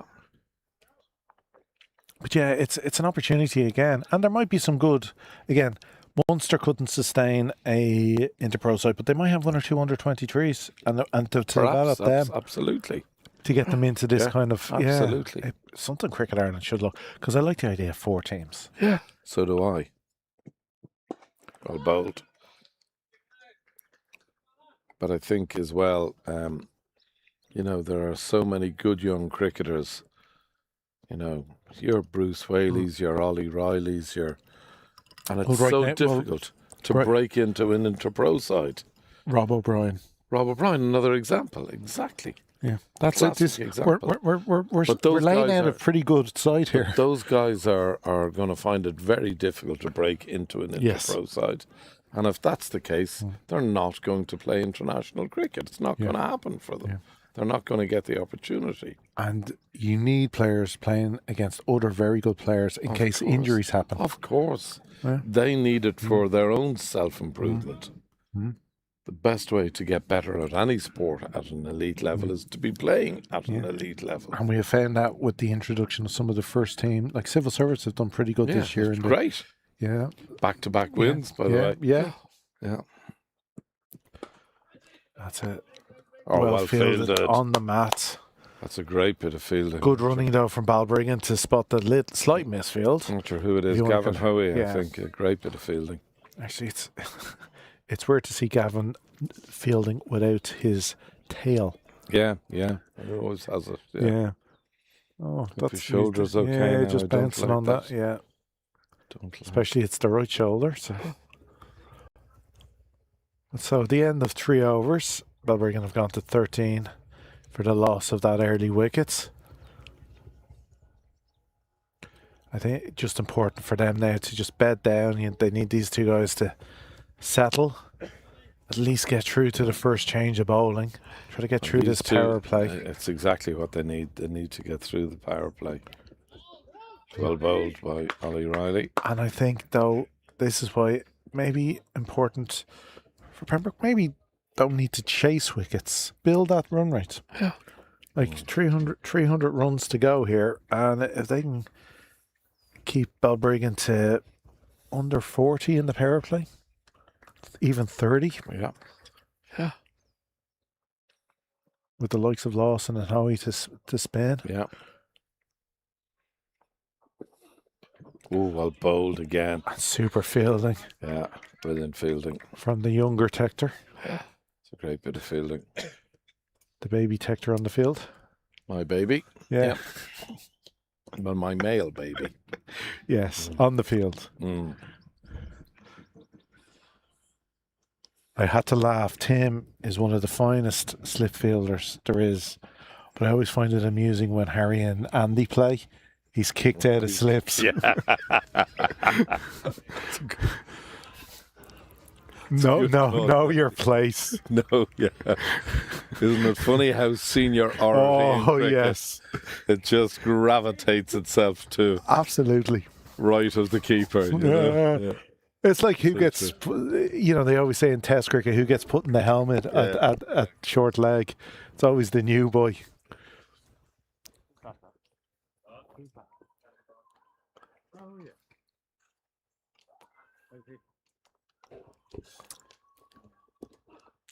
Again, good. Oh, just slips a little wide there, but good length. Excellent length from O'Reilly. Yeah, he started very well. Ollie has.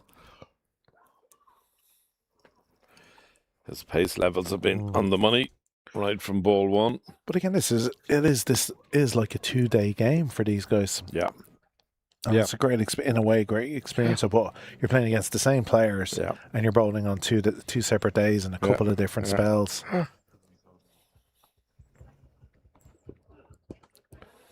Again, Dara just only able to pop that safely into the leg side, easily fielded.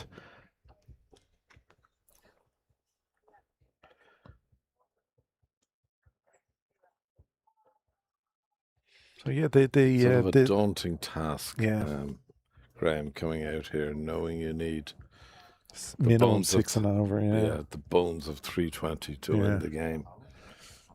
And I always, well, Baltimore was fascinated, particularly once the power play is complete, how quickly the run rate climbs. Yeah. But again, and it's tough for a side because obviously at the lower levels you might target certain bowlers. You're going, well, okay, I can't touch the opener, but I'll go after 4 and 5 and go big against them. There's a lot of experience bowling here today. Yeah, huge amount. And minimum 6 bowlers for Jack to pick from. Yeah. It's a very good over from Riley. Just the 2 runs. 15 for 1 from 4 overs. You have to say a much better start today for Pembroke with the bowling. Much better. But that under 23 District Cup the Jerry Higgins Cup has done well in highlighting some very youthful players, as you say. So I think a right into Cricket Ireland and ask for that 4th team. Yeah. Made up from the best of the best. Yeah. Where is Jack's red helmet? Broken. It's broken. He needs it for YouTube. That's what the fans are. No, we're saying under 23s. Yeah, they're the 4th team. Oh, there's the great Derek Vincent. Haven't seen him all year. Hi, Derek.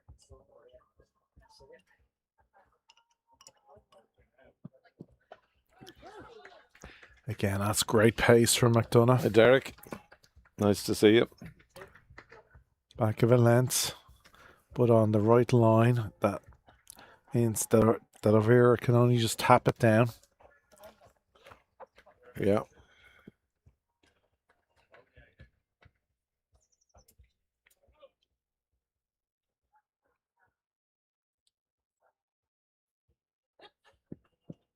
Oh, that's short and put away brilliantly. Yeah, very good shot. With the field in, it is a safe shot, and that is 4 to the total. He got himself into the perfect position to play that shot very quickly. It's into the body. I often wonder why bowlers in the power play bowl that delivery. Yeah. It would take a poor shot or a miss hit. I think in the power play, the money odds are on keep the batsman driving. Yeah.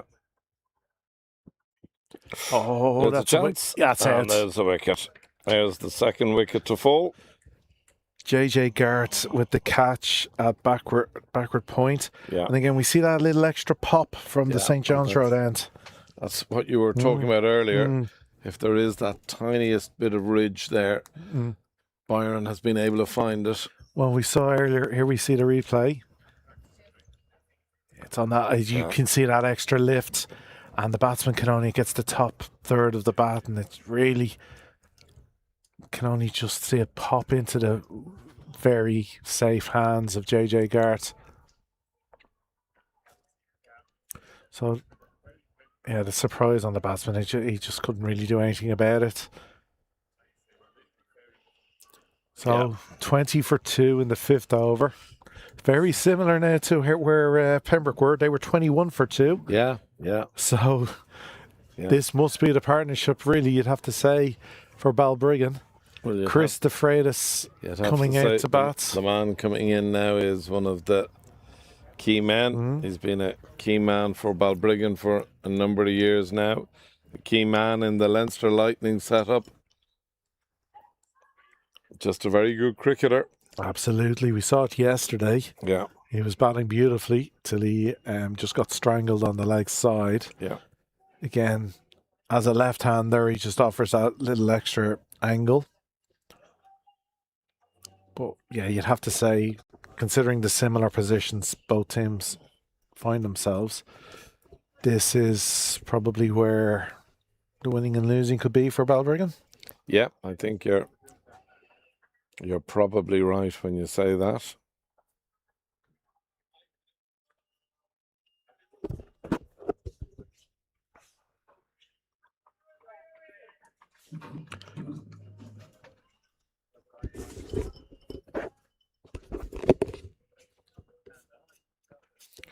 Barry now with 2 wickets in his his third over.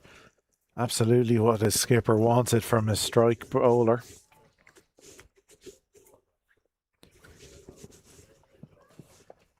Straight away, the Freitas just picks one out and just plays it down safely to third. Yeah, that's good pace from McDonough. Yeah. But again now, this is where, if I was Jack, but obviously it's a bit of a skill difference here. 2 wickets down, batsman a bit tentative, knowing the huge totals on the board.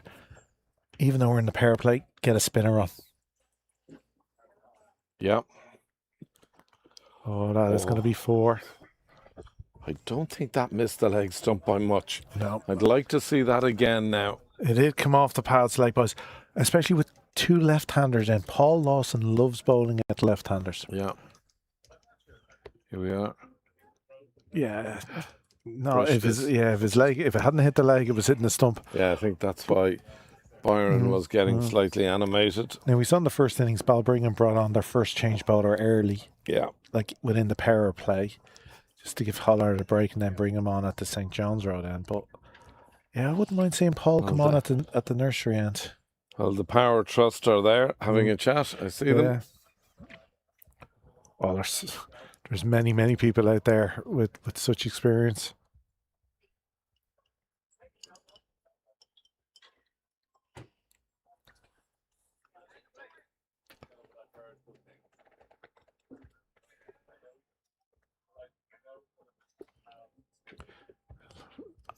The wall building. We see more and more people arriving for the second part of this game. I mean, we can see families spread out all around. It's always great when you see people on the other side of the ground as well. It is. Yeah, lovely. Catching some more. They're on there having picnics over there on their rugs. Lovely. Yeah.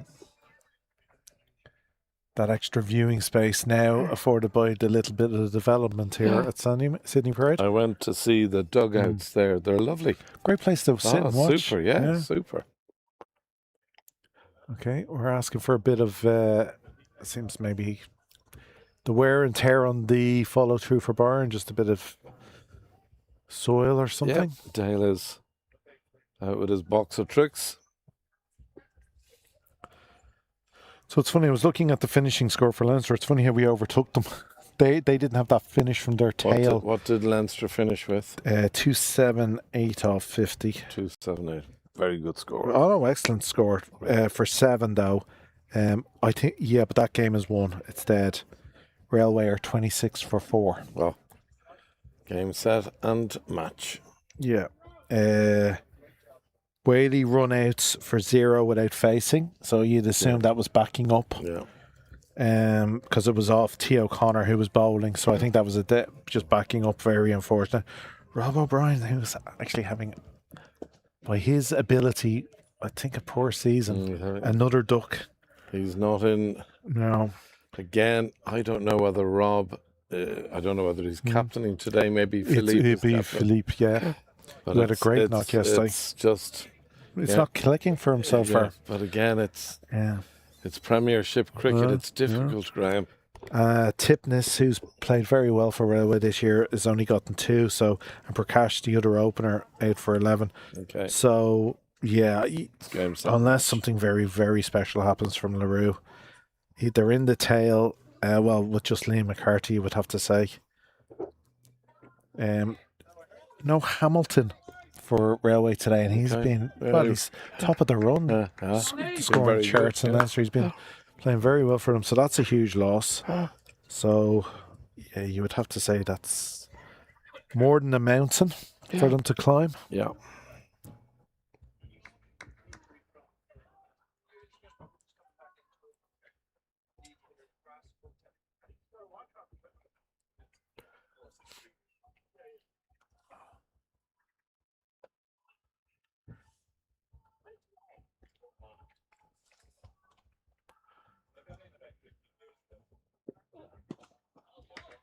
Riley continuing from the nursery ends into the Freitas, probing away.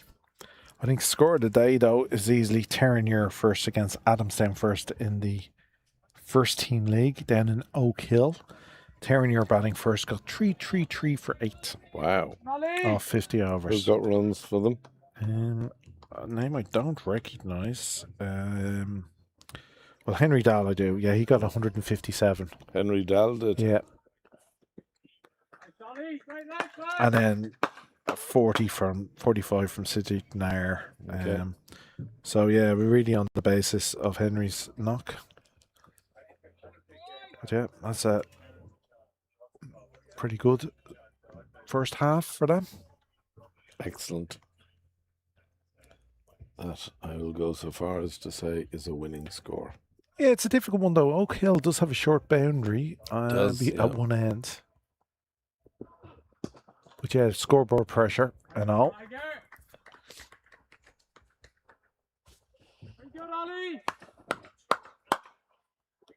Who's in the slips, Graham? Can you tell me? It is Addison Sheriff at Addison. second slip and Harry Tector Yeah, at first. Yeah, so Tim is up at mid-off. Yeah.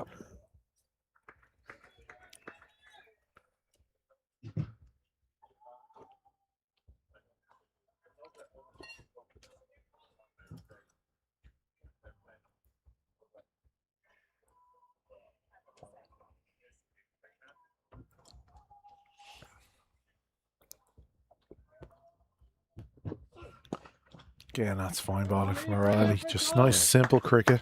He's got into his rhythm quickly today. Hasn't he, though? He's been very good. Look, only gone for 7 in 2.4. 2.4. Yeah. Excellent stuff.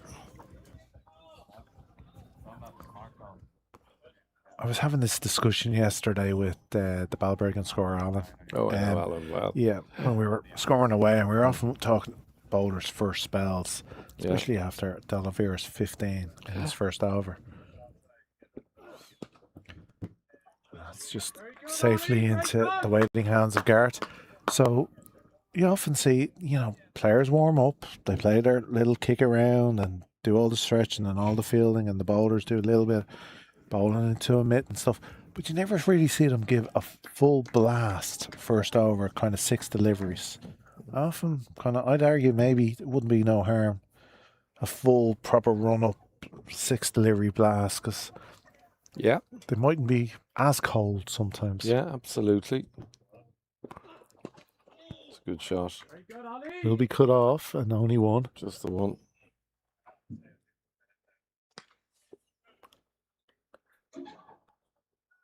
It's a very good over from Riley. Just a 1 run from it.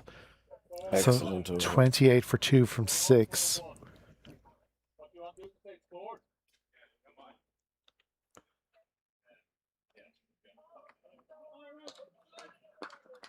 Now again, not the worst run rates, and this is very similar to where Pembroke were in their first innings.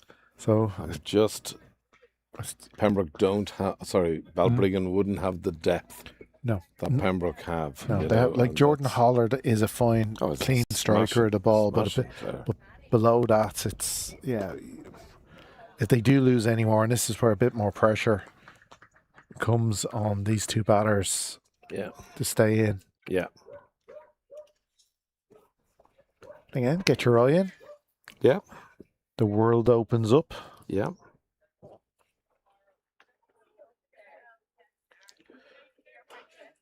Again, I'd go back to, though, while the batsmen are tentative, maybe try to get a few overs out of your... Oh, that's brilliant work by Tucker behind there to keep that to a dot. Yeah, get a few overs out of your third, fourth, fifth choice bowler absolutely. Now. I'm just thinking when I look at this Pembroke side with no Andrew Balbriggan. Anyone? No Barry McCarthy. Well, Barry ain't going to be around, unfortunately, this year. But imagine Balbriggan and McCarthy. It's well bowled. Well, who are you dropping? That's exactly what I'm saying. Yeah, you've no McDarragh because he's cup tied. Yeah. You have the Murray boys who are enjoying their après leaving cert. Yeah. I wonder if they're watching. I seriously doubt it. They'll be a bit busy at the moment, enjoying the sun in Greece. Absolutely. But yeah, it's a beautiful headache for the skipper. Well bowled. Good pace and direction again from McDonough. It is his one for the over.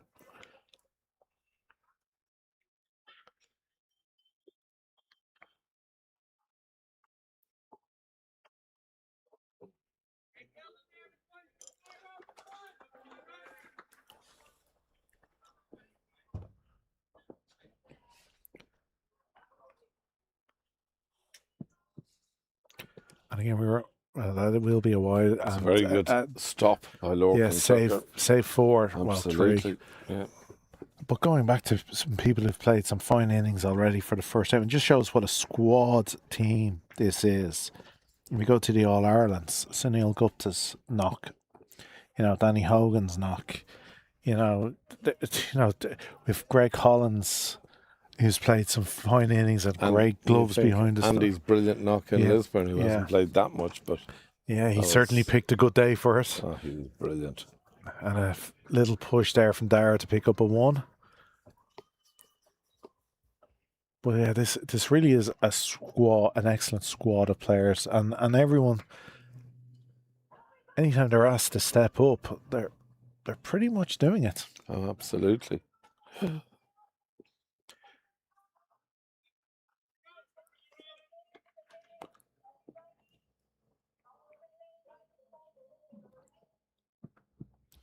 Oh, it's a beauty. Unlike that today, Joe Prendergast has come into the side. We'll expect to see 10 overs from him. Yeah, absolutely. 7 overs gone. Balbriggan move on to 31 now for the loss of 2 wickets. Ollie Riley continuing his spell. And it's been a pretty untouchable spell at the moment. Yeah, it's been just superb. 8 from 3. He hasn't picked up the wickets like McDonough, but he's certainly been a great foil at the other end. Oh, very much so. In he comes. That's well placed. Using the pace. Into the gap.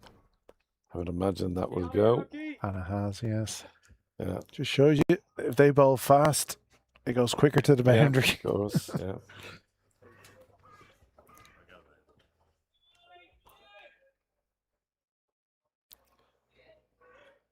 That would be probably his first and only real loose one of the day. Yeah. It wasn't even that bad. No, well, it was just good batting. It was just good batting. You know, Dara just steered it into sort of a gap between Backward and slightly forward of points. Yeah, Yeah. they're very close to each other there. And shows what a good shot it was. Yeah. Now O'Reilly just bringing that back in, taking away the width.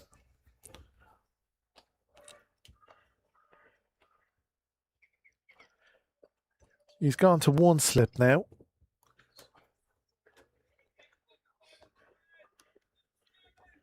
Extra man in the covers.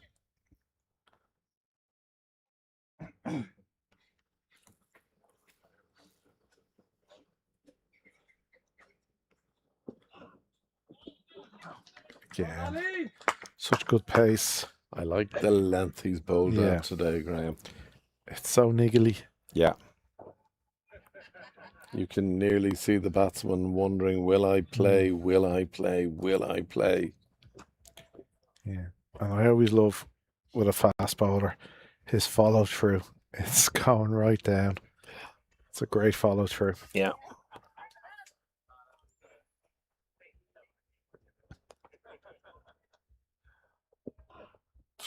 Oh, He's got him. He's got him. That's a that is beauty. an absolute perler. Now that is a perler of a delivery. He's deserved that. Yeah. He has bowled brilliantly this afternoon. Only Not sure whether he'll bowl many better deliveries. That is.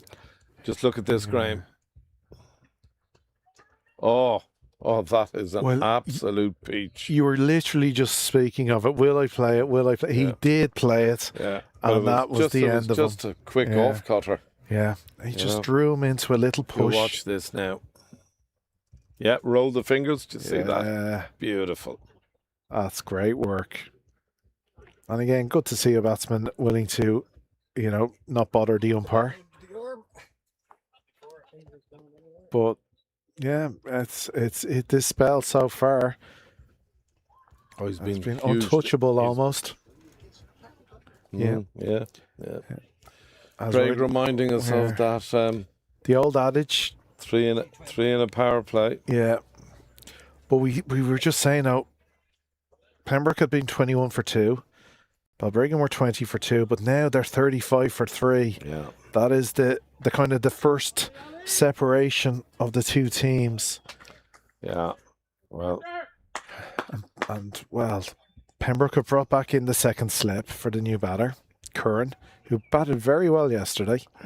Him and the Freitas actually put on an excellent partnership. They'll be hoping to do the same today. But straight away, Pembroke are looking for this fourth, second slip.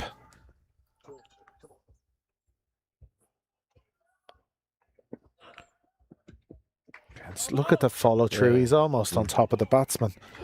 his pace is up. Yeah. Yeah. His tail is up. He's in what I would call hunting mode. Yes. It's a shark sniffing blood. Yeah, big time.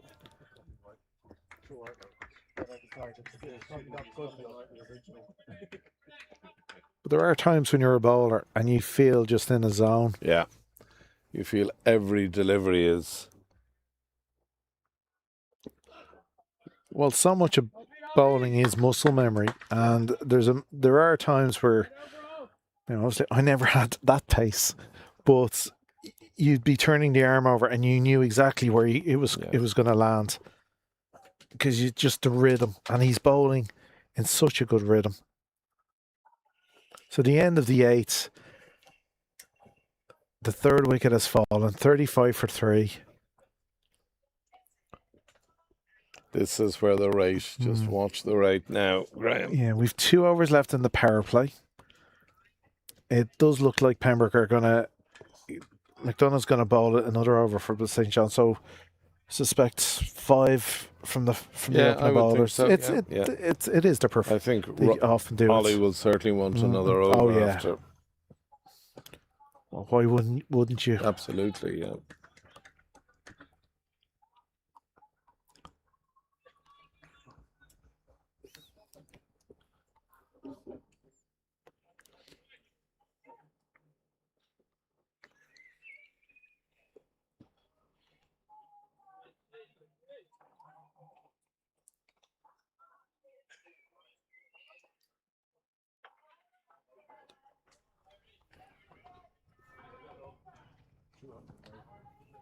Curran now facing McDonough for the first time today. And he just drifts a little bit down leg. Curran happy to watch that and take the run.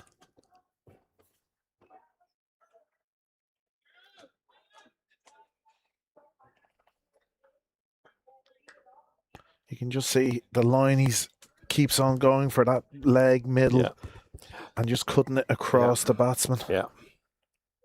Again, if he does get that, find that ridge and that extra bounce. Well bowled again. Loose shot from Curran. Yeah. One you could have said he could have just watched through Yeah. when he pushed at it.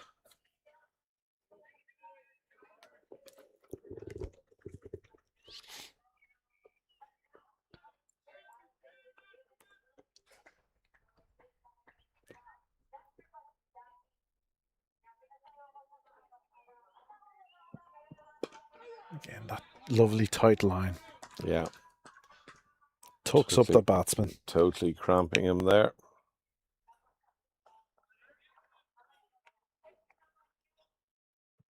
If you are just joining us, you're doing so on a glorious sunny Sunday afternoon.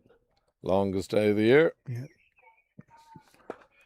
That's a fine shot. That will be 4 runs. It's a great shot. And a little bit of extra weight from McDonough to the left-hander, and Curran quick to just put bat to ball, really. Again, using the pace. Places it nicely between second slip and backward point. And that's racing down to the clubhouse door.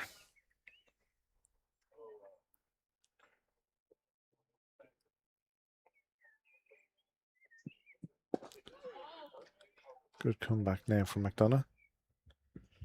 But again, the joy of having 300 runs on the board gives you a little bit of a chance to try a few things and gives the captain the opportunity to keep in an attacking field for longer. Yeah.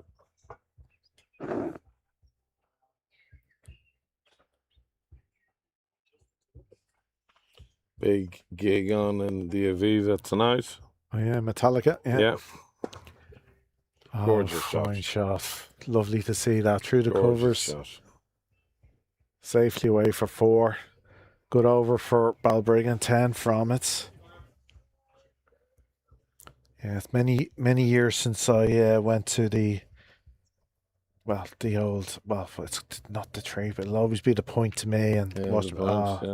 That was probably one of the better concerts I've ever been to. Yeah.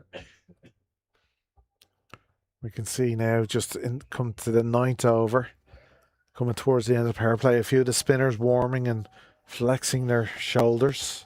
And as they do that, I can hear what has become a bit of a rugby anthem now. Yeah, they're still parching away across the road in Park Avenue. Yeah. They've had a great old day. Ah, lovely. What a Perfect lovely day weather, for them. yeah. Lovely.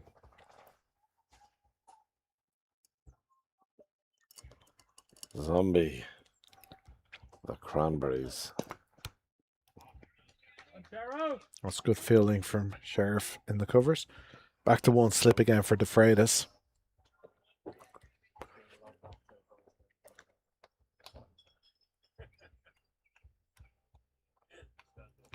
Yeah, it'd be about 35 years ago, that Metallica concert in the point. Oh, that was a long night.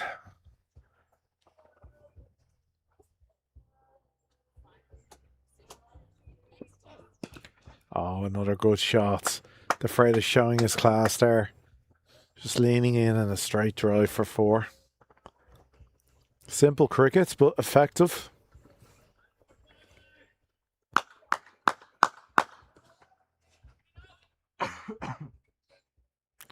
And this is why this is still a good track and an excellent outfield. If you can get yourself in, you will score runs.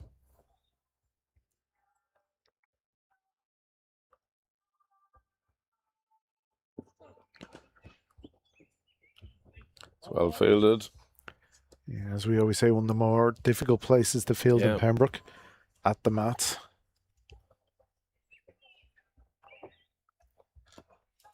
There's kind of two schools of thought. Do you sit back on one side, or do you come in and risk the Yeah. ball beating you if you come to Yeah. the left-hand side of the mats? It'll always have that dilemma about it. Yeah.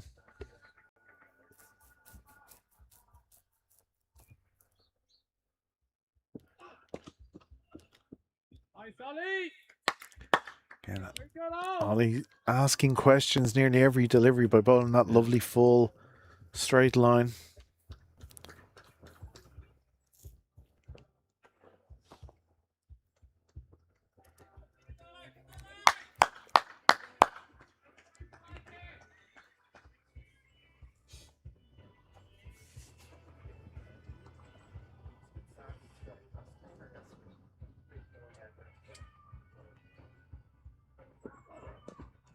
Oh. Riley lets out a cry of anguish there nearly. Well, they're the ones you as a bowler, you just want to see that trickle on and Yeah, of course you do. to the stump of the bell just drop. Yeah. But Dara, or the Freitas, safely still there. So one ball left in the power play.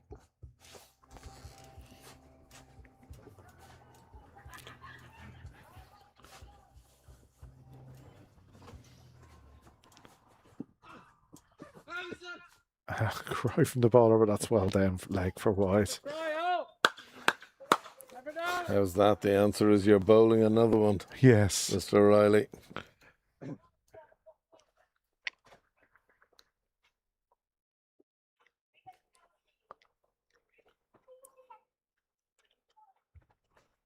As often as said by the films, that use the extra one. Yeah, absolutely.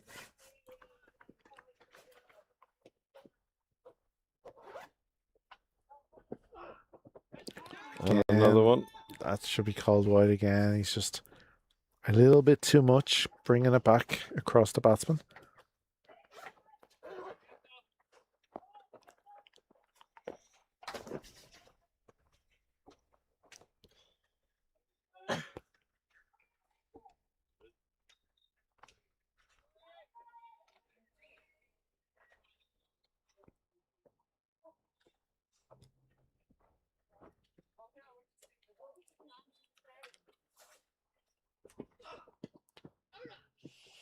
So that completes the 10th over.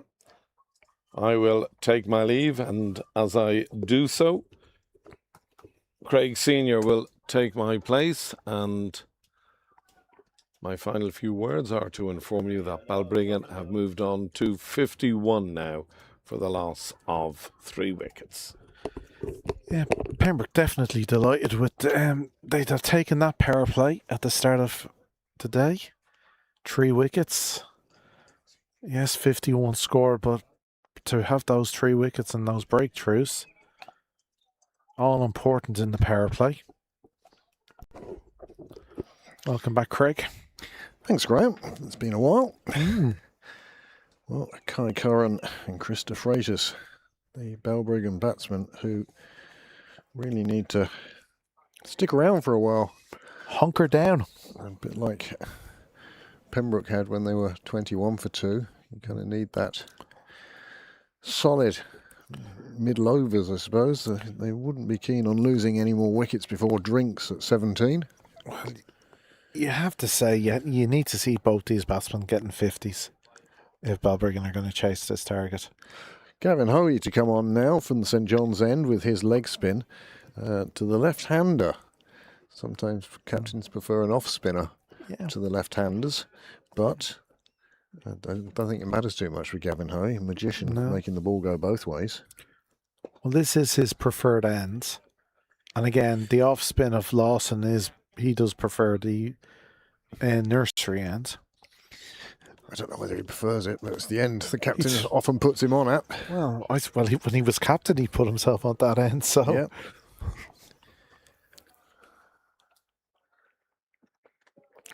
Oh, that's a beauty. Well, he's managed to get that one to turn away from the left-hander past the edge of the bat. Already he'll have the batsman thinking both ways. Both ways. Great to do in your first over. I mean, you have to make that decision. Are you going to go forward to try and smother the spin and risk the stumping? Or do you go back deep into your crease and worry about the fact that he is turning it both ways? Could find either edge of the bat. Or one cut back in it and you're on your back leg and you're right in front of middle. He does offer so much with the ball. Such variety. And as we saw earlier, he's a dual threat with the bats as well. Well, yes, 33 off just 11 deliveries. As I said to him, "Are you sure you're not Indian, 15 years old?" That teenage prodigy in India hit an 11 ball 50. Gavin could only hit 33. Yeah, useless, really. But it was 33 very welcome runs that pushed Pembroke to far beyond where they were looking like they were going to get. And so often in these games, the change of momentum at the back end. Well, the change of momentum, you've had Balbriggan in the field for over 3 hours under the hottest day of the year. It's no wonder that perhaps their concentration slips occasionally. Yeah, a little sluggish would be only understandable. Oh, he's bowled him. He's got him. De Freitas looking, or Curran looking to play him and play him away on the offside, and went back. And again, if you go back, you're opening yourself up to, well, the one that came back to him. The can of worms, and that one getting in under the cross bat. And a 4th wicket down with just 51 on the board. And it's looking very positive for Pembroke. Here is the delivery. What do you think, Graham? Well, as you were just saying, if you go back, you risk this. And he slightly, on inside played on. Came back a while though as well. And again, he was looking to cut. We were talking in the first innings about this isn't a brand new pitch. No. It has had a lot of cricket on it. And a lot of runs scored, in fairness, as Pembroke saw, but he's played that one with the bottom edge onto his pad and then down onto the stumps. And Curran, having got a half-century yesterday, he'd have felt in form. But instead now he's on his way back to the pavilion with his weekend's work done. Again, he's looking to cut. He's looking to open the face of the bat. And because the ball's come back into him, all he could do was play it back onto himself. And that's a wicket maiden. Well, for Howie. What a start. Yeah, great. Unsurprisingly, Jack Tector has now also turned to the off spin of Paul Lawson from the nursery, his preferred nursery end. And we shall see just how things progress. But really, what does De Freitas do from here? Well, he does what he does best, and that's batting. Yeah, I mean, all he can do is stick around and hope that somebody sticks with him and that they can take this game as deep as possible. But at the moment, the run rate's fine.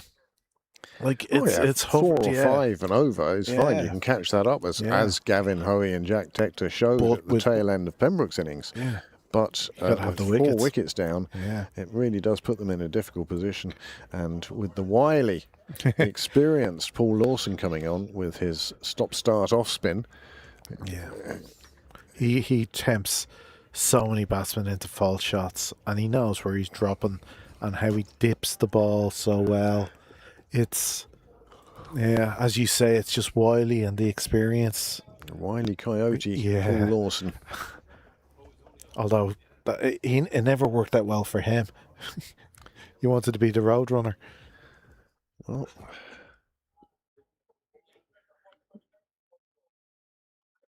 straight away on the mark. He just drops it in there. I mean, he knows with the runs that Pembroke have on the board and the fact there are 4 wickets down that the batsmen are going to be cautious and he can afford to slow down and just toss it up there. And then that adds another one to his variety in that he can push one through a bit quicker. And he won't mind, and the other thing is Pembroke have the joy of knowing they can bowl around De Freitas. Yeah. That having been said, how they'd love to get Chris De Freitas back in the hutch. Absolutely. As soon as possible. He is such a good batsman. Well, he's one of the names there's names you look on a team sheet. Yeah. That worry you. That you go, that he's a game winner. Wow. And he's one of those names. Well, this is the thing that you look at the Pembroke side, and there are so many Yeah, players that's where there. the bonus is. You know, you could have the Paul Lawson game today, and the Gavin Hoey game tomorrow, and the Byron McDonough, the Ollie Riley. You know, any one of your bowlers could really perform on the day. Well, I was only saying to Heatley a little bit earlier, and it's not just recently. The whole season has been a squad of players. Oh, big squad as well. Yeah, like earlier Tucker wide. did well to get to that one. Like whether it be your Greg Hollins behind the stumps, your Luke Murray with the ball, your Sunil Guptas with the bat, Danny Hogan. Yeah. It really has been a big squad effort to get to this part of the season. You know, competing in 4 competitions. They do. Looking to play a shot against Lawson. Because the one thing the Balbriggan players can't do is go into their shells and They just still, defend. they still need to score. They still need to be scoring at 4 and over, even if it's 4 singles. But keep the singles going, yeah. Oh no, he's back safely in his crease. Lawson doing his best Pat Jennings impression, trying to deflect it onto the posts. But a good over from Lawson to begin. An excellent over. Just the 1 run. No fingertip on sorry, it, but 2. De Freitas was back anyway. Wide So as well. 53 for 4 after 17. I thought 17 was drinks. It was in the first innings. Oh, only 12 overs showing up there. That's probably explain a lot. Yeah. Yeah, that would make sense. We're just after the power play, yeah. So Hoey to bowl is second. Wicket Maiden is first. I think you'll see nothing but spin now between now and drinks anyway. Oh, yeah. Get through Jack Textor would be quite happy if these 2 bowl 20 overs. Do you know who I'd bring on now? Andy Hill. Absolutely. And would I not It'd even be great to see the batsman changing his mind 4 times to the same ball. Could I not get a ball ever? You're not playing anymore, Graham. Have you not noticed? No, I know, but if you're going to bring Andy on, you could, if it's Dreamland here. But yeah, no, I know. Andy's, he really does bamboozle the odd batsman. And he would benefit from actual good fielders who catch the ball. Another single taken. That'll bring the right-hander in front of Hoey. And I think Hoey will enjoy right-hander more. That's not to say he's not enjoying bowling to left-handers. He got the last one out. Kai Curran departing after playing onto his stumps. Again, though, Pembroke will be quite happy to see the Freitas sitting on his bat at the non-striker's end and bowling to the other guy. Oh, They'll feel changing field. Yeah. Is that 2 slips in now? 2 slips. So already going well onto the attack here. And why not? You've got the runs on the board. Hoey changed his mind on the appeal there. Yeah. But again, as you were saying, playing back to him is so dangerous. But if you play forward, then you're bringing those slips into play. Yeah. But that's well outside leg. Yeah. That's good batting. Again, dot ball. But again, another dot ball, and these will just add to the pressure. The required rate has gone over 7 now. Yeah. And it seems to be only going one way at the moment. But again, I know it's Now, bad, but does this mean he's going to bowl a slower ball? The fact that he's taken Tim Tector out of the ring and put him down towards cow corner, he's expecting the batsman to have a big hoik at one. he's gonna give him he's setting him up with a nice slow turner coming up. See if the batsman wants to risk it or play across the line anyway. Well, that's what Hoey's looking for, isn't it? There's the slow one. Oh, stinger. And again, just good over from Hoey. 54 for 4 off 13. Now you do is still not off the mark, having faced 8 deliveries. Run rate has gone down to 4.15, and as I say, that required rate now over 7. And in fact, each dot ball is making that grow. Yeah. And in fact, each single will let it grow as well. So Pembroke really putting pressure on all over the place here with field settings, bowler choices, and with scoreboard pressure. If it was a league game, you might say that, well, Balbriggan will aim to get to a Points. certain mark and they'll start earning points, etc., which could be vital coming the end of the season. But It's knockout. That's not going to help him. whether it's win or lose job, Right now, you and me would have been batting for the draw. I don't think Niall is going to get a super over today. The swingometer very definitely pointing at Pembroke at the moment.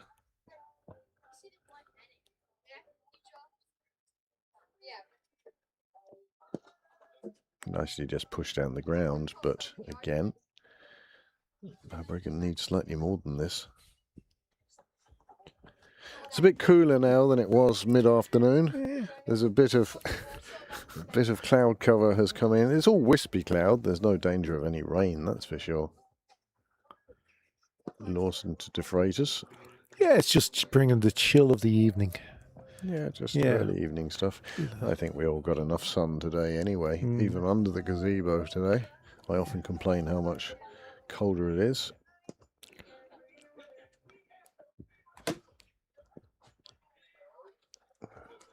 Just a quick single there, taken by De Freitas. Brings Nidu back on strike.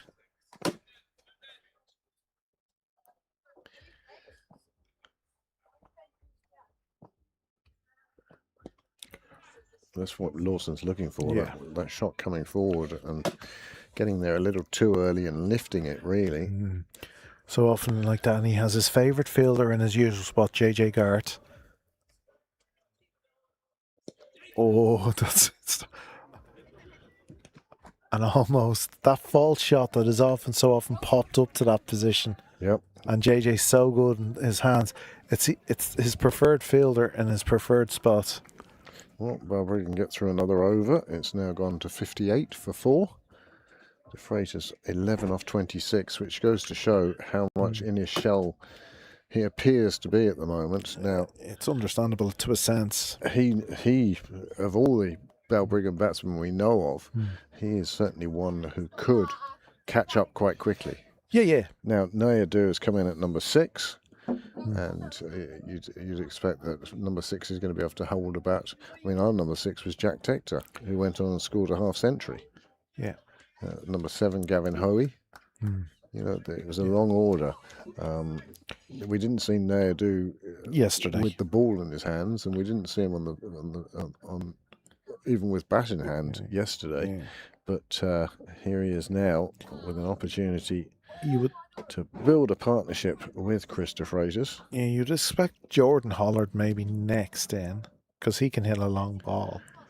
But it's not just the ability to hit a long ball, it's, Ability to keep going Yeah, once you've hit yeah. a long ball. quite frankly, somebody who can bat 80, 90 deliveries.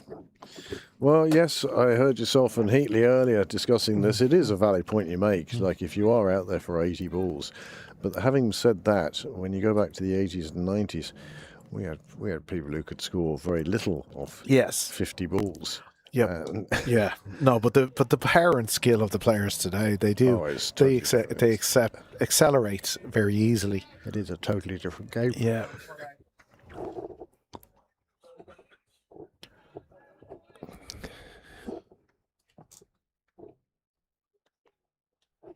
That's all because they get better bats. I don't think that's the entirety of the story.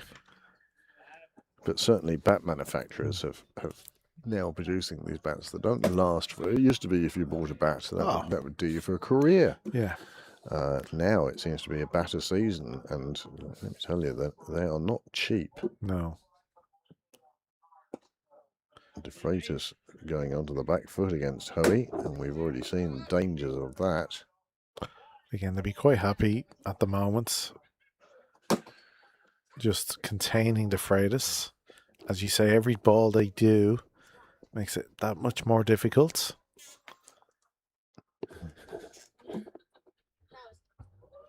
Oh, that's the quicker one. He's done well to keep that one out, to be honest. But another over with just one run coming from it. Hoey now 3 overs, 2 runs, 1 wicket. 3-2-1. Sounds like Ted Rogers, doesn't it? Oh yeah, Dusty the Bin. We all remember that one. Well, probably. That was a weird programme. Anyway, back here at Pembroke, 59 for 4 of 15. Somebody was probably on mushrooms when they came up with that one. Well, whatever it was. Well, a bit like the Magic Roundabout. Paul Lawson. In fairness, the Magic Roundabout was a French cartoon and made sense in French. Oh, did it? Okay. But the British bought the pictures only. Oh, okay. Oh, great hands, great bowling. And they put their own stories and their own dialogue to it, and that's why it seemed to be such a strange programme. Hard life. Tough. Yeah.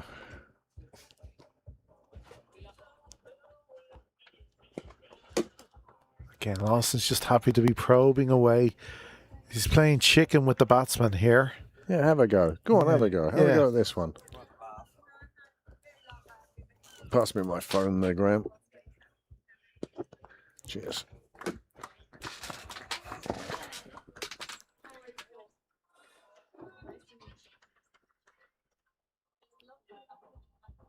Dave Martin, very obviously a Pembroke supporter on this occasion. Yeah. Or just like stirring the pot.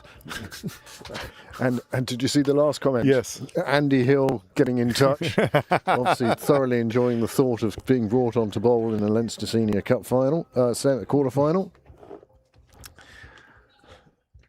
So he's nearly going for a round of 16 there. Lawson with another maiden. He's now bowled 3 overs for 6 runs, and it seems like the Balbriggan innings has stalled. Suffocating. Yeah. There aren't any runs around. The 2 batsmen now having a chat in the middle. What do we do here? Yeah, do you risk it? They're bowling well. It's not giving freebies. You might as well have a go. Yeah. I'll stay here. That sort of conversation, Well, or is it just let's see it through to drinks and see where we are there, and possibly, but that might be too long. Yeah. So, De Freitas with a scoring rate of just about 30 at the moment, having to face Hoey. That will help him a great deal. Super. See, that's a shot of a class batsman. And that's what he is. Yep, very much so. And a super shot it was too. Here it is, just a bit of width from Hoey on this occasion. It's the same one he took the wicket with. Yeah. But on this occasion, the batsman, it was just a bit wider, and the batsman had the freedom to play the shot. Previously, the batsman thought he had the freedom, and he was on his way back to the pavilion. Hoey searching for the pads on that occasion. De Freitas looking to chop him round square leg, but Freitas just thinking about, should I have swept that? And again, it's just putting questions and doubts into the batsman's mind, and that's half the job of the spinner. This one just pushed it down the ground. Again, it's a cross bat. And again, not a bad option getting De Freitas off strike. Now look at this. Hoey has pulled Byron McDonough from the rope into the ring at mid-on now, rather than deep. Yeah, I like this. Long on. 2 slips. Inviting the shot. Puts it wide outside off, and the batsman leaves it alone. But again, dot balls are a big help to Pembroke. That run rate, we only spoke a few overs, an over and a half ago, was 7. It's now at 7.5. Yeah, that's a lot. That's a big jump for this stage. And, with 34 overs to go, you always say you can score, as Pembroke did, 10 and over for the last 10. But to be asking them to score lots and over for many overs just brings its own risks and opportunities for the Pembroke fielders and bowlers. Here we go again with Tim going back to the leg side boundary. Slower ball? Slower, slower and short. Oh. And Double again, bluff. The longer that they're just hanging on. Looks like that is drinks. We've flown through 7 overs. Yeah. Did anyone take note of what time this innings started at? But it would have been quarter past 4. I suggest that's about an hour. Yeah. just before between 10 past and 4:15. So that's 15, 16 and over. Yeah, Overs an hour, yeah. which isn't too bad. Well, it's about 3 to 4 overs more than Balbriggan were managing at the same stage. But the last 7 overs have just flown by. Since they put spinners on. I mean, as you can see from their figures, Hoey, 4 overs, 7 runs, and that included a boundary. So, yeah, it's... Well, the last 7 overs have wielded just 2 boundaries and a wicket. There's been 3 wides, and then the only other runs have been 1, 2, 3, 4, 5, 8 singles. So a lot of dot balls.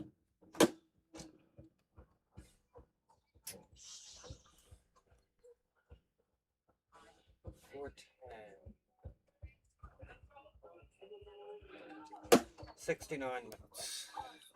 69 minutes. Thank you, Noel. 69 minutes to bowl 17 overs.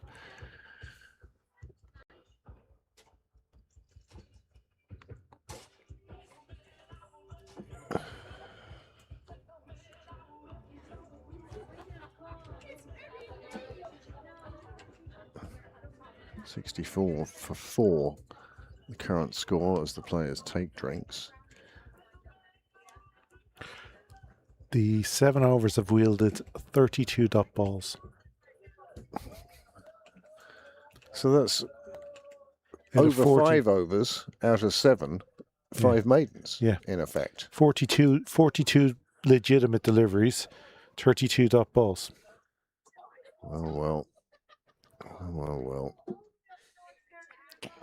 That is going to just heap pressure. Because again, the key for the Sheriff Harry Tector rebuild was very few dot balls. They were weren't still taking their singles. Yeah, and they weren't hitting 4s. They weren't. they Hitting were 6s. accumulating runs. Yeah, I mean, the mere fact that Addison got to about 45 and hadn't hit a 4. He'd hit 2 6s, but he hadn't hit a 4.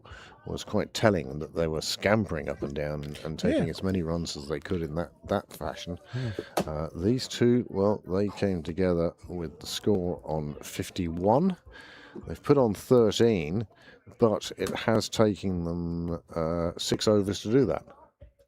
Yeah, a two and over is not going to get you there. Depends where there is. Well, No, but you're absolutely the right. M1 back to Balbriggan. You're absolutely right. Look, the economy rates of the bowlers so far. Byron with his 2 wickets, his economy rate's 5.6. Yeah. And we know that Balbriggan needed over 6 and over from the start. Yeah. So Ollie Riley, 3.6. Gavin Hoey, 1 3/4 and over. And Paul Lawson, 2 and over. So, you know, this stage of the game, this facet of the game now is really a case of Pembroke just, well, I suppose it'd be like in WWF, your opponent being on the floor and you just sit on him and don't let him get up again. Yeah. Now, that's not to say, I mean, we know the strength of Chris de Freitas and how good a player he is.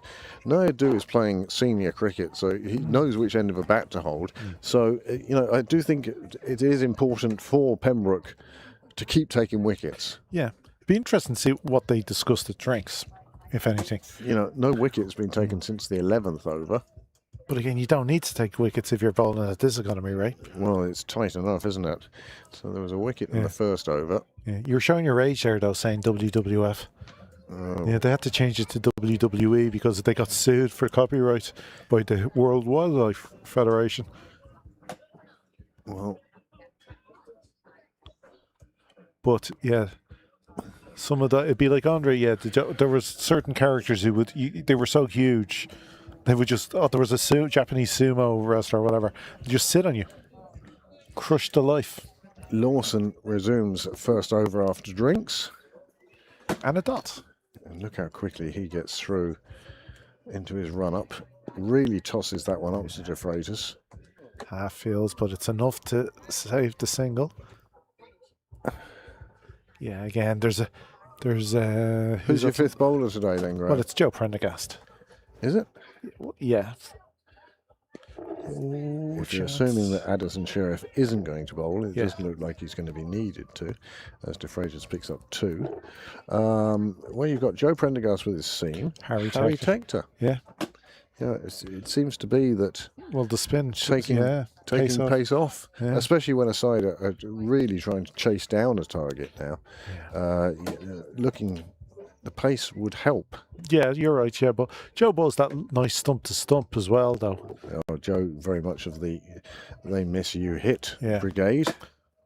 And if you're having to chase and you're playing off, everything off a middle, extra risk. But you're right. I would let these two bowl. There 20 overs between them, and then you could bring on Harry and Joe and give them a go and see how it goes. But it wouldn't change a thing. I wouldn't overthink it. That one just a bit short and a bit on the leg side and a bit of a boundary. Yes. We haven't seen one of those for a while. Well, this is an expensive over for Lawson. He's gone for 8 in it already.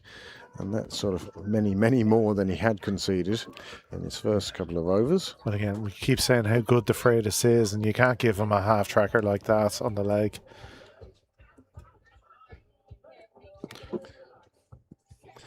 But the thing it does do, if you are bowling to him and you bowl a loose delivery like that, is you get him looking to play more positively. He's thinking, oh, another one of those is going to come and might play the wrong shot to what is a good ball. So even a bad ball is part of the setup, I suppose you could say. It's part of the overall picture. The grand, one of those big landscape paintings. But even in that over, De Freitas gained 2 from a slice off the bat, which you wouldn't have said was a played for and got situation. But anyway, Hoey to come back on. Just again, this is his 5th over already. 7 for 1 from the previous 4. Couldn't ask for much more, really. Certainly a nudge to the selectors is the form of Hoey at the moment, and he would have added to that reputation with his batting in the first innings. Really tossed up there. It would just be a single. Again, he won't be too unhappy with De Freitas getting a single. Second slip comes back into place. You can see how the field changes. Lawson heading over to the offside into the gully. There is only 1 or 2 on the leg side. And now Tim Tector heading out towards mid-wicket, between mid-wicket and Cow. Yeah, not going the full way. I think Cow has now become an official fielding position. Only 1 slip in now, but you see Jack Tector there on the right of your screen has positioned himself for that one that just comes off the splice. That's a good position. And he's got a short, Garrett is in, in hunting on that offside as well. Not looking to defend on the ring here.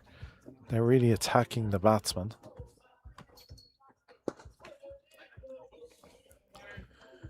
And basically they're telling him, unless you're willing to go over the top, you're not getting off strike. Yep, and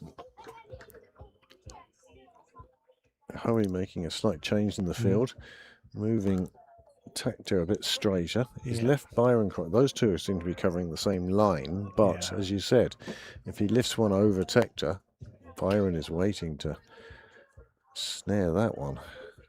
This one is in the air. It's on the offside though, and Ollie Riley making sure nothing more than a single is taken.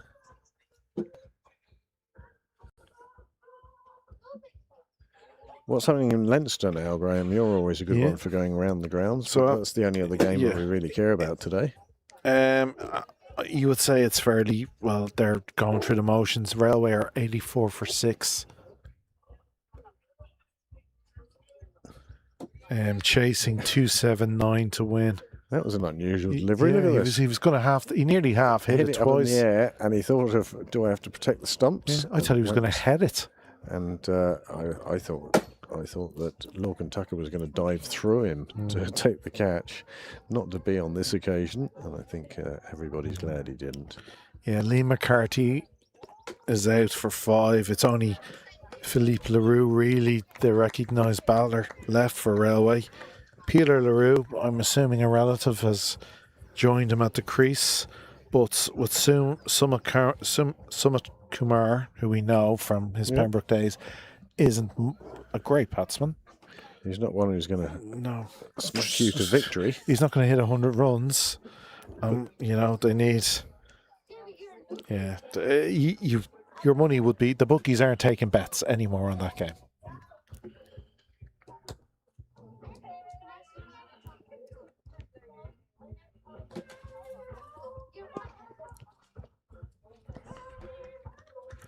So Lawson now into his 5th over.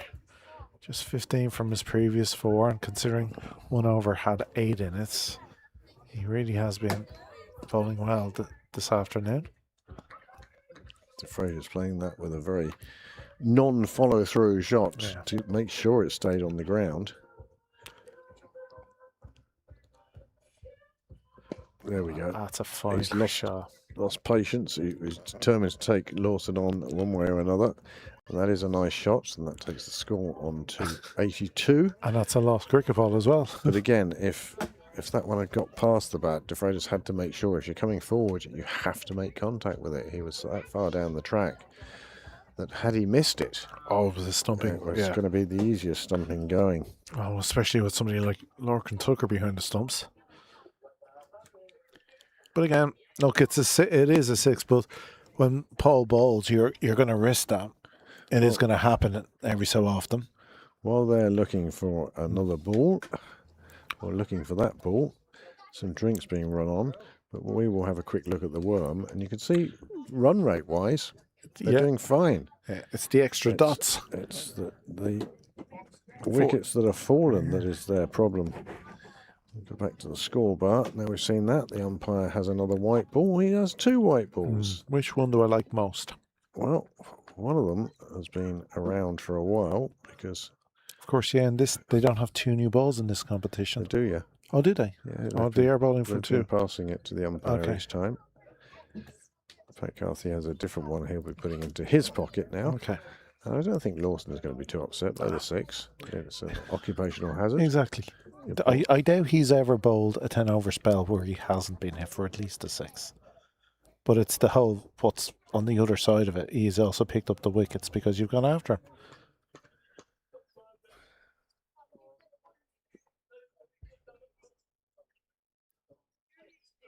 Oh, again, it's that risky shot of playing back to the spinners. You just don't know how the ball is going to react off the turf. Whether it kicks and jumps or just slides on through. And again, on I'd say the last day this pitch will be used for a little while. The other one might just die. It might just skid on. I was watching the Australian women playing yesterday, and there was one that was bowled out at the back of the hand. It hardly got up at all. It didn't p-roll, but it wasn't far off it either.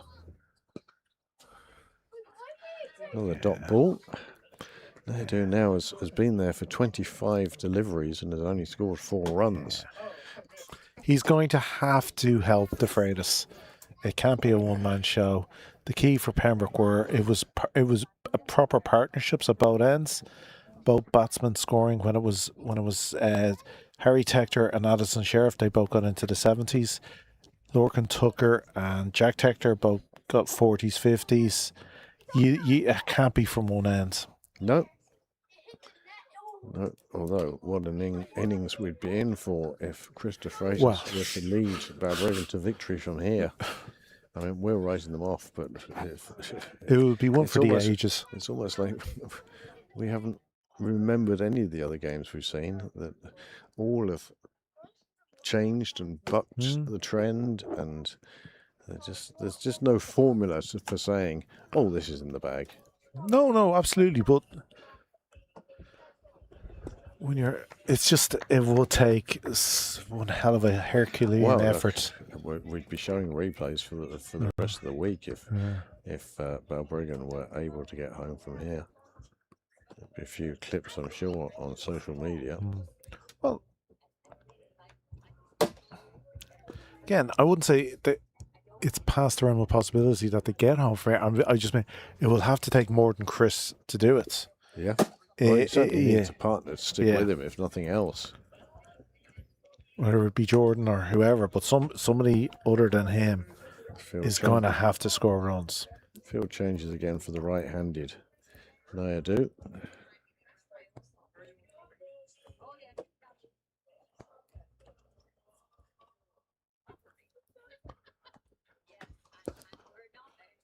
That's a fine shot.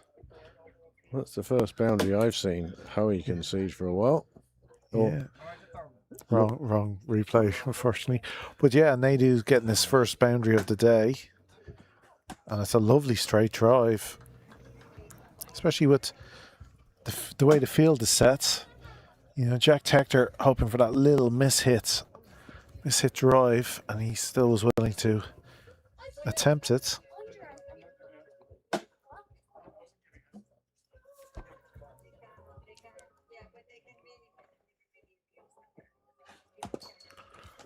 well, he's gone down on one knee to find the fence on Cyril's way. One Halfway bounce. down. Yeah. But again, Howie will be delighted to see such positive shots because that will mean there's a greater opportunity for him to clean up again. Well, they have now decided to move Tim Tector back there. That was the shot they were hoping for earlier in the last couple of overs. That's the first time he's gone across the line.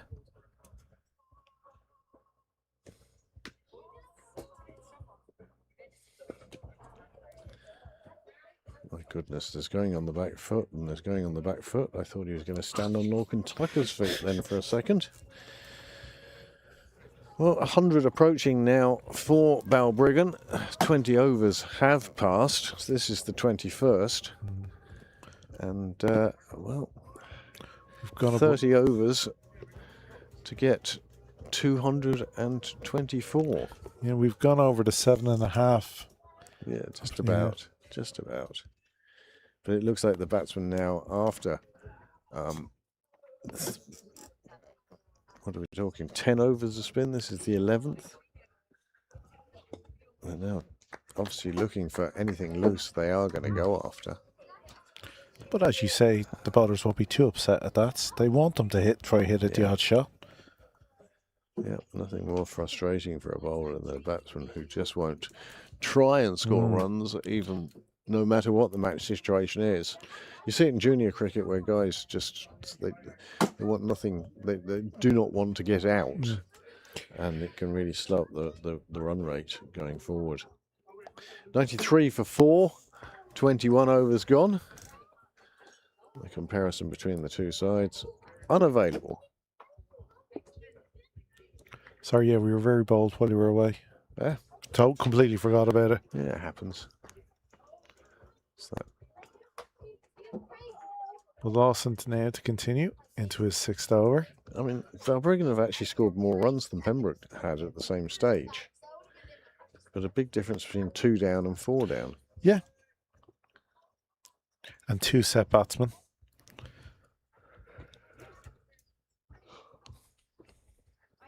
Comes across the stump, so will be called wide. Again, Paul Lawson forcing another batsman to his knees.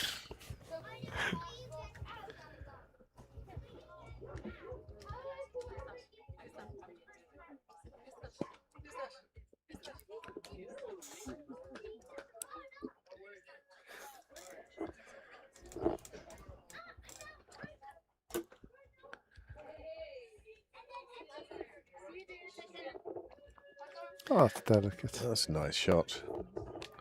Recognised there were runs on offer there. Bring more into the shade.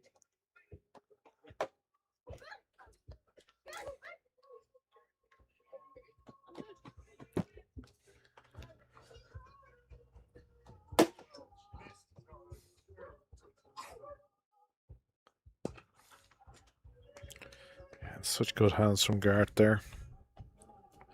And we know what a good fielder JJ Garth is. And again, it's one of the most underrated and facets of the game is fielding. Catching is, you know, very much up there because that means wickets, but just the ordinary ground fielding. can be quite vital. Well, saving that 4, turning it a 1 into a dot. Very well played. He just checked the shot there. Very important to what the overall grand total will be. Well, Pembroke having scored 316 in their 50 overs. So, 1 to the third. Yeah, lost no bowling. Another very tidy over, just 3 from it. So, we're going to see a change of bowling. Joe Prendergast to come on from the St. John's Road end, replacing Gavin Hoey. So after 12 overs of spin, back to a little bit of seam. Joe will be very much attempting just to pepper that middle and off stump. Full straight. Well, not the quickest of bowlers, but what Joe is good at, as Graham says, is his line and length. He very rarely strays. Has opened the bowling for the first over the last few years. Now coming on as the third change, 5th bowler used. And then again, for a little option down the other end, they might look at somebody like Harry to replace Paul for a few overs. Just a different action, a different angle. Straight away, though. It's also, Joe has a bowling action that is instantly recognisable. It's one of those things you could put a silhouette and say, who is the bowler? And you would know it was Joe just from the action. Also, he likes to bowl his overs quickly. He really does. That's the off spinner in him. Nice delivery, another dot ball, and these dot balls just are getting more and more. Yeah.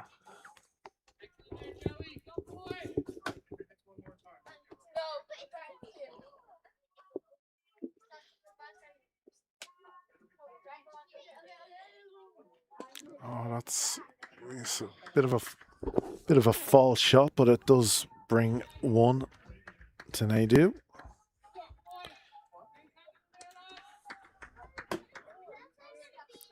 Well, it's 4 overs ago. There were more balls with runs scored off than dots. 98 for 4, close to triple figures. That's a loose, but brilliantly kept by Tucker. He got round there very quickly. DeFreitas on this occasion unable to make contact. He got away with the wide, just the wide.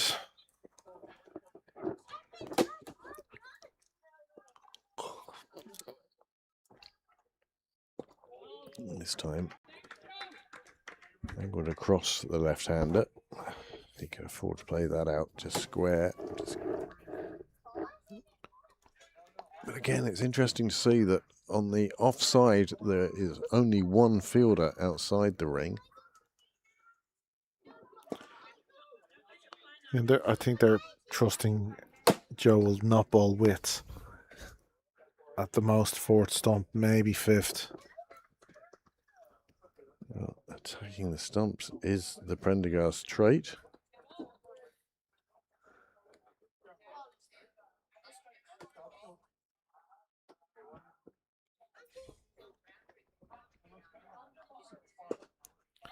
It's well bowled. Well, another over slows by, and still triple figures not yet reached. 23 overs gone. It's down here somewhere.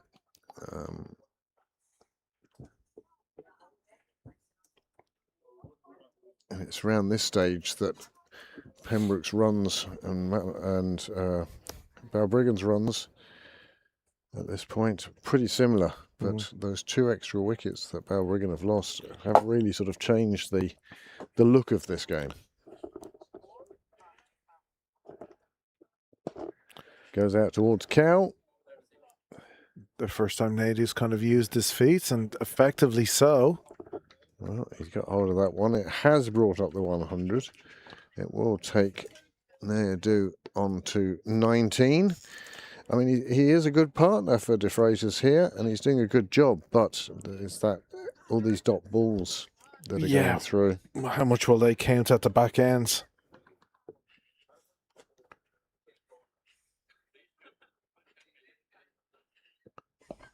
That's a brilliant shot.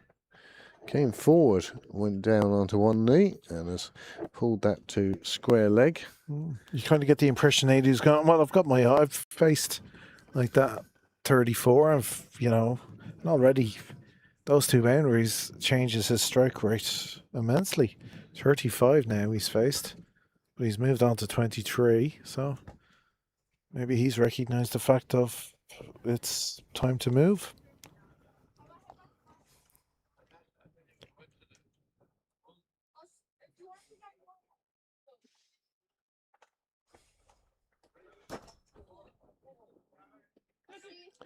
He's going to get himself into trouble playing that shot because he's Yeah. playing that shot to every ball now. Yeah. You know? And it's not going to work against every ball. No. Another good shot down the ground. Oh. However, there is a fielder underneath it, and well, I think that was just frustration on his part. 23 off 35. He'd hit a couple of fours. He thought to himself, "Oh, I'm seeing this now," But no. and not enough power, and he heads off. And De Freitas escorts him halfway back to the pavilion. 108 for 5, and Pembroke. Well, they're progressing along quite nicely now. They'll be happy enough. Yeah. Wickets being taken quite regularly. This is 24th over. Lawson sees another one going over his head, but then he looks back, sees the fielder there. Tim Tactor. Fielder sets himself beautifully. Nice solid base, hands up, and that wicket fell. Woe be the man who doesn't trust, or, Paul so often. Is this Joycean It's not quite Gorgonzola. That's the one that you want. Cambozola? The Cambozola. Thank you very much, Nikki. Thank you. Happy Father's Day. But yeah, woe be the man who takes on Lawson too much.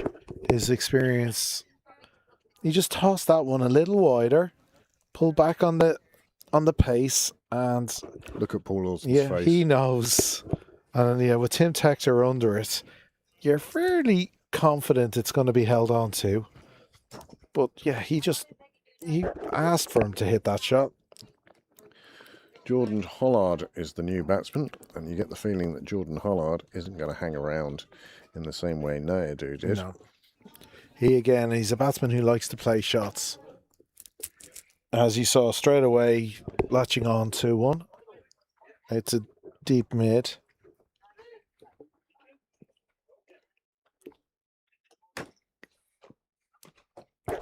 He gets off the mark with it, 2.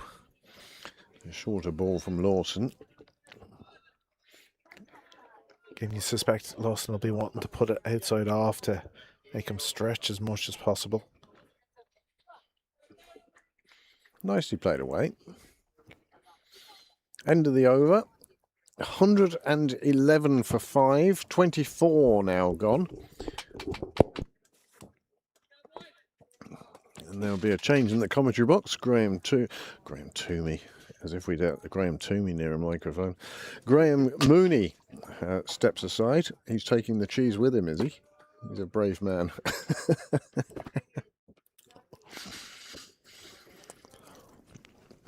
Heatley coming back into the box now.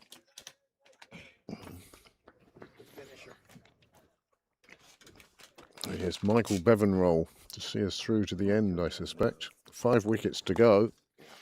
Pembroke in a strong position. Good afternoon, Craig. Afternoon, Heatley. Enjoy the break? Yeah, lovely. Thank you. It's nice to stretch the legs, and These are the games I really like. I have to say the Bell family have the most gorgeous picnic over there, which I think I've probably robbed the majority of it. I tucked into some lovely cheese and ham, so no, I've had my fair share. Thank you, Graham. But they did inform me that you love your cheese. You're a bit like me. I love it too. Yeah, It's love it. one of the great sins, isn't it? Cheese. Yeah. We all love it. And, You a and even cheese if man? you don't like the blue cheese, you'll find another cheese that you do like. I love blue cheese. I love all cheese. That's my problem. I just can't. I had the most beautiful smoked apple cheese. It was absolutely delicious. That's the thing Anita about got life it these in days, isn't it? Duns there recently. There's all and it these was different new cheeses. cheeses, It used to be red Leicester, cheddar, Red Leicester, yeah. or easy slices, Yeah. which bear Or very Galti little. or Calvita, Yes, the old. which Mum used to when we were children. There's a war in our house over my wife only easy singles is that's the only thing on a burger. Okay, And just she counts that as a cheese. I'm like, Yeah. that's not cheese. no, You that's don't not call it cheese. Yeah, yeah. Somebody Well, on we the used Pembroke to, side, Graham, when we were somebody on the Pembroke side, suffering a little bit, oh, stretching out just in front of the pavilion. it's Addison, I think, is it? Yeah, he's not bowled. He didn't bowl yesterday, so there's No, obviously something. He has a very sore blister on. He has 2 blisters, I think, on the sole of his feet, which is very nasty, particularly as a bowler. It didn't affect his batting too much, No, but it certainly didn't. maybe he's looking for a sub-fielder over there. That could be Maybe what so, it is. Yeah, Anyway, 113 for 5. yeah. 113 for 5, and Required rate now has gone over 8. It was crept over 7 when Graham and myself were here. It's now sneaking over 8, and you can see now that Hollard is coming in with a bit of purpose and trying to score a bit quicker than Nairdu was. yeah, It was one Nairdu tried to change gear that he got into trouble and got out. yeah. But you can see these two have obviously decided that they can't let that run rate go up any further, Yeah, well, and they're looking to take all the singles they can. very well. That's a very good over, just 4 off it, Yep. and very quickly it'll climb to double digits. Yeah, just over 8 at the moment at the halfway mark. It happens in the blink of an eye, doesn't it? It had been a good partnership between Nairdu and De Freitas in terms of time at the wicket, but they were just not picking up the singles that these two seem to be Yeah. more keen on. Yeah, well, De Freitas is going to have to hit a little bit of an accelerator pedal at some stage. He's faced 10 overs worth of balls. Yeah. He's on 39. Yeah. But I think the arrival of Jordan Hollard has sort of changed his attitude, and he's now looking to score and to run plenty of runs. There we go, just dropped into the offside, and they take the single. Then that's sensible batting. Of course it is. We were talking about the first 7 overs between the 10th over and drinks, and there was something like 32 dot balls. Wow, yeah. Oh, it's well bowled. It's beautifully bowled. You know, and out of 7 overs, you can't have 5 overs worth of dot balls. Yeah. No. Certainly. There's a nice shot again by Hollard. He's looking to repeat his heroics of the All-Ireland Cup final last year, when his century went a long way towards giving Balbriggan the title. It was absolutely instrumental. I would agree with you, Craig. And he's looking to do something similar here today now.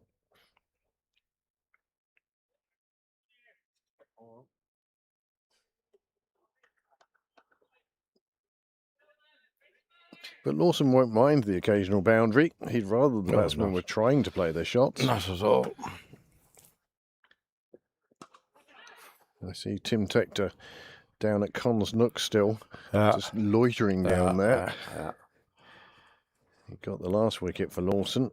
I wouldn't put money against him doing it again. I was hoping, whilst we were on air today, Craig, we would have seen sight of the Irish squad for the Indian series. Yeah, I've checked into social media a couple of times. Yeah, same here. See if Craig Easdown has published that. He probably hasn't heard about it yet. Well, I certainly haven't. seen anything as of yet because it'll be an interesting squad. Well, one hopes that the selectors were, if not present, at least saw some of the interprovincials during the week, because there were a couple of individuals there who deserve, if not selection, certainly recognition for steps forward they've taken. Yeah. And they're adding depth to the Irish pool of players. As we said so many times yesterday, how the fast bowling ranks have been decimated. Yeah, absolutely. With injury, decimated, and yeah. that does give opportunities to other players. Absolutely. So it'll be interesting to see what that Irish squad is when it's named. Yeah. Because I would have thought, must ask, but I would have thought they're going into camp tomorrow. They will be. Sure. So, yeah. I'm sure. Yeah. They will be. Would they notify the players first? I don't know. I've never been anywhere near Irish selection, so I don't know if the players are notified that your presence will be required. That's a super piece of fielding. Fantastic piece of fielding. It's so easy to just let things drift at this stage where you think you have the game under control. But that was showing that you can't get past JJ Garth without his permission. Absolutely. Almost. It's another very good over thus far. I don't want to put the devil's curse on it, but that's another brilliant stop. JJ Garth again. Yeah. I tell you, if Arsenal are looking for a goalkeeper, you'd do better. You could do worse than suggest JJ Garth. Being an Arsenal man myself, I'm very happy with our current keeper. Yeah, but would you have him behind point? JJ Garth, one of the... Need to get him into the Emirates and see what he's like. Yeah, absolutely. But JJ Garth, I remember last year, 4 run-outs. I remember that. Against Marion. And again, JJ in his favoured position.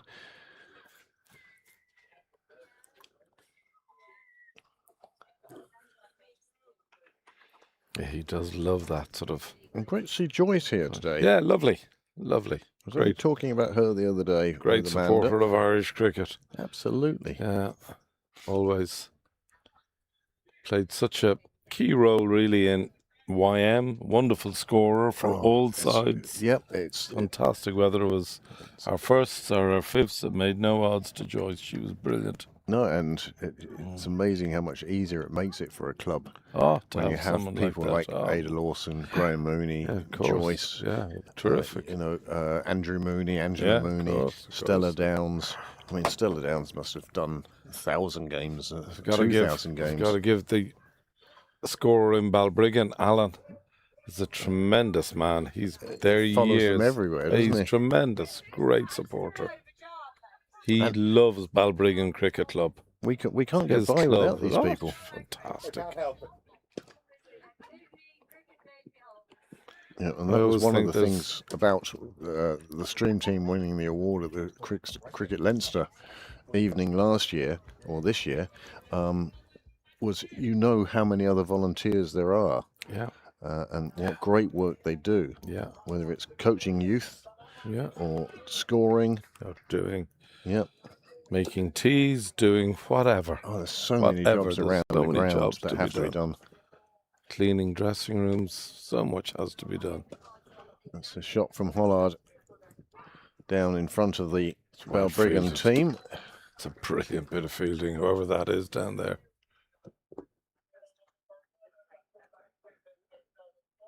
Bullet of a throw. Harry. It's Harry, isn't it? That's a great bit of fielding and a great throw. Oh, Lawson almost doing De Freitas for length there. Nearly foxing him. You can see from the big puff of dust how much and De even Freitas had to jab down on that. Looking at Paul, you know by his... It's well bowled. Oh, this one's straight up in the air. That's a chance. That's a chance. It's going to reach the turf, though. No. This occasion, he gets away with one. JJ Garth, is it? I think it is. Yeah, it was just always spinning away from him. Yeah. Hard to keep an eye on that one. Yeah. But in the air, you can see opportunities coming now as these two look to increase the scoring rate. They have to now. Harry covering the ground, the long legs helping him get there, and what an arm he has. You can't take liberties out there, that's for sure. End of another Lawson over, another good over from Paul Lawson. 9 overs, 1 for 49, and this is when two batsmen have decided to go after him. Well, I'm sure we'll see him close out his spell. Terrific.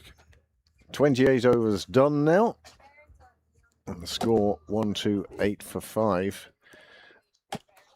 And it's those 5 wickets down that There we really are, if it was just run rate, they're there or thereabouts. And we saw it on the worm earlier that the two worms are very close to each other. There's no gap opening up there yet, but 5 wickets down. I was wondering when we'd hear Metallica. There we go. Oh, sure, you're better than me at that one. That's still from Railway, though, isn't it? Because Metallica are playing the Aviva tonight. I think that's from the Aviva. Where is the Aviva? No, it's from Railway. Is that Railway? Niall says it's Railway. They're probably talking about the Metallica concert. And he's got him. He's got him. He's got him. Has he got him? No, he doesn't have him. Was that Lorcan taking the bails off? Yeah. On his way to collect the ball. Brilliant bit of keeping. Looking round the corner to try and scoop that one away. But Tucker, woof. That was quick. This one pushed down the ground. Single taken. And it's all a bit frantic at the moment for Balbriggan. Having to take these singles, it does bring a chance of a run out into play. But they're having to do this to keep that rate somewhere within reach. It's already gone up to 8 3/4. Yeah. So I say very quickly it'll hit double digits. Well bowled. Joe Prendergast. Yeah. The 6th bowler used, but isn't it great that when you could call upon somebody like Joe, who is a line and length bowler, he's looking for the top of off stick almost every delivery. And if I may say so, there are a few finer. He's a brilliant line and length bowler, has been fantastic all season. He was an off spinner on the 5ths. And then as he moved up the teams, the need was for a seamer. So Joe said, I can do that. I can do that, yeah. And do it he has. Done it with great aplomb, may I add. In comes Prendergast. Hollard on strike. It's no single.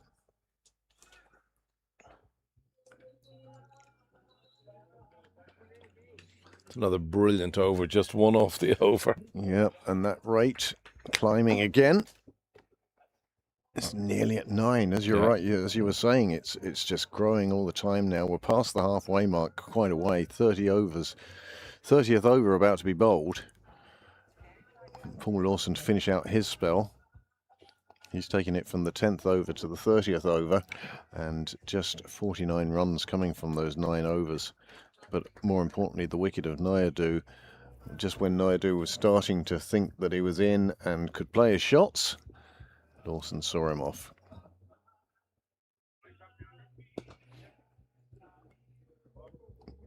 De Fraser's giving himself room outside off. And again, he's trying to manufacture shots now, as opposed to playing them naturally.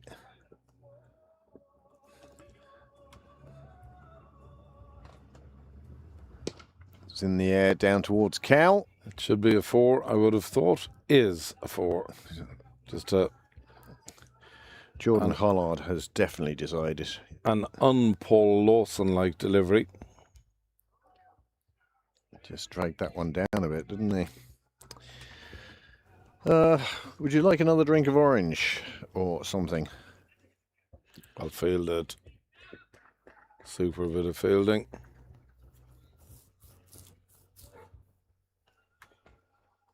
Are you okay for a drink, Healy? I'm fine, thank you.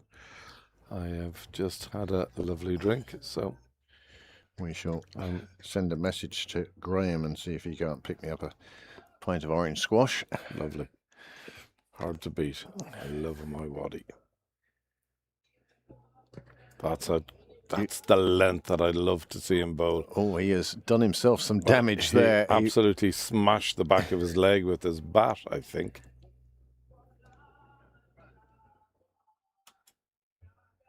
It's gone into the top of his foot, Yeah. but with the violence he hit it, onto the ankle, I think. Oh, very Oh, sore. yeah. Very sore. I'm guessing the next shot is going to involve a big swinging bat because it's that adrenaline is now pumping through his body. Absolutely. Oh, he takes the edge. It flies past the keeper. It will be picked up in front of the rope, but he'll get 2 for that. They won't take a third. But he's not happy with that foot at the moment, and it's no surprise having seen the violence that he inflicted upon it. That's a good description. Well, He went after that. but he's going after everything now. There's a great spell of bowling. Yeah, Paul Terrific. Lawson I has finished think- his 10 overs for about 54, perhaps? Yes. I'd guess that. 1-4. So 20 overs to go, still 181 runs required.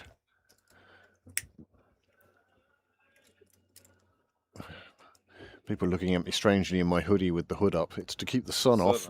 And also, I've had enough sun today now. Yeah, with you. So I'm glad I'm in this. That's why I'm glad I'm in this seat. Like you, I'd had my fair share of it now. Enough's enough. Yep. The old factor 50. I was golfing this morning and I got plenty of sun on the course. It was Yeah, lovely. I'd say the ball was running quite well for the drives as well, Heatley. Absolutely, Craig. Yeah, it was lovely. Stimponer had a stimpometer Yeah, on the absolutely. greens. Yeah, A bit different to how it would have been 2 weeks ago. yeah, gorgeous, just gorgeous. Prendergast now, he's in his 5th over and he's gone for 10 runs. This is absolutely ideal from Joe, exactly what his captain would have wanted. And if nothing else, he's marking his captain's card for future Of selection. course he is. Not sure whether he needs to do that. He's been so good all year. This Is this one a chance? Is this a big shot. chance? Is No. that a chance? chance of killing somebody on the road. Cyril's way. Yep. But a nice shot. And just as we talk Joe up, a 6 gets hit. Yep. But he has bowled 26 deliveries, and that's 6, one of only 16 runs that he's conceded. But Jordan will be pleased with that. Will he try and repeat it again? He will. And the question asked of the umpire, I thought there may have been a thin edge on that one. So certainly any calls for LBW, not there. Going down leg. But he certainly was looking to repeat it, wasn't he? Was. Yeah, absolutely. He's going to need a few more of them. Oh, Well fielded. you see the Pembroke, I see the Pembroke first team at nets on Tuesdays, the Thursdays. You see them down here before games because we're here before them. But whenever you see these sites, they're constantly practicing their fielding and they're picking up and one-handed pickups, and it's amazing how professional this bunch of basically amateurs do treat this game. They set high standards for themselves, and they look to meet those standards every single occasion. 143 for 5. There are 31 overs gone. And whilst Balbriggan have scored a few runs, that required rate is now above 9.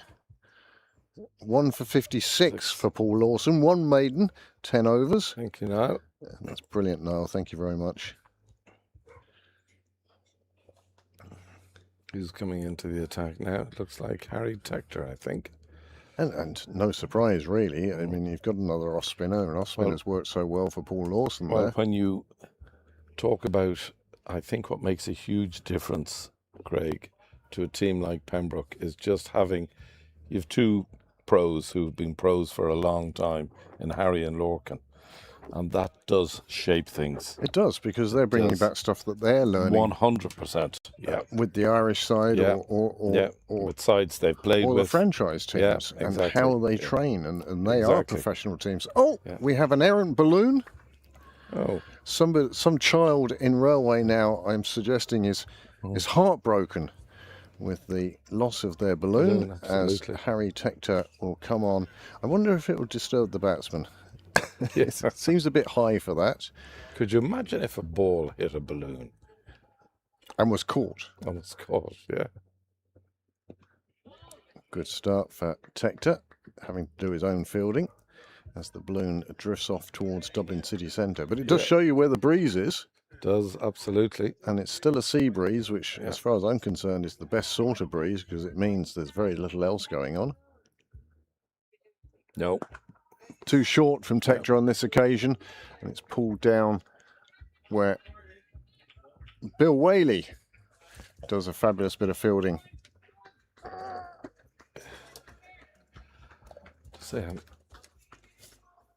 glad to see Bruce doing so well the last couple of weeks. He's getting done really runs well. now. Yeah. He's starting to fit in and Yeah. know his Takes role. time. And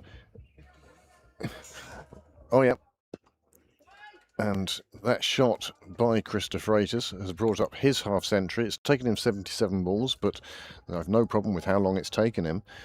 He is still there. He is still the main man for Balbriggan, and he's batted very well and very controlled, seeing wickets falling at the other end.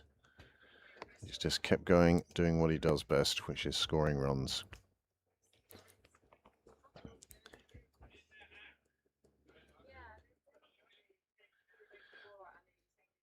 Little changes in the field. Yeah.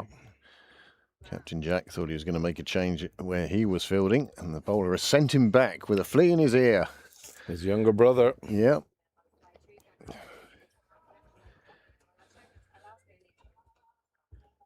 Just making sure he's in the right position. It's Yeah. like he's going to bowl a bouncer.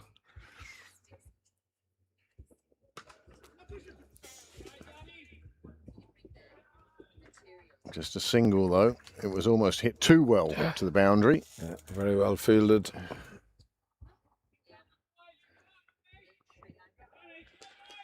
Going around the wicket to the left-handed De Freitas.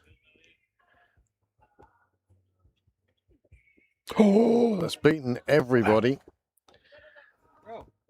It won't make the fence, but it'll be a couple of byes.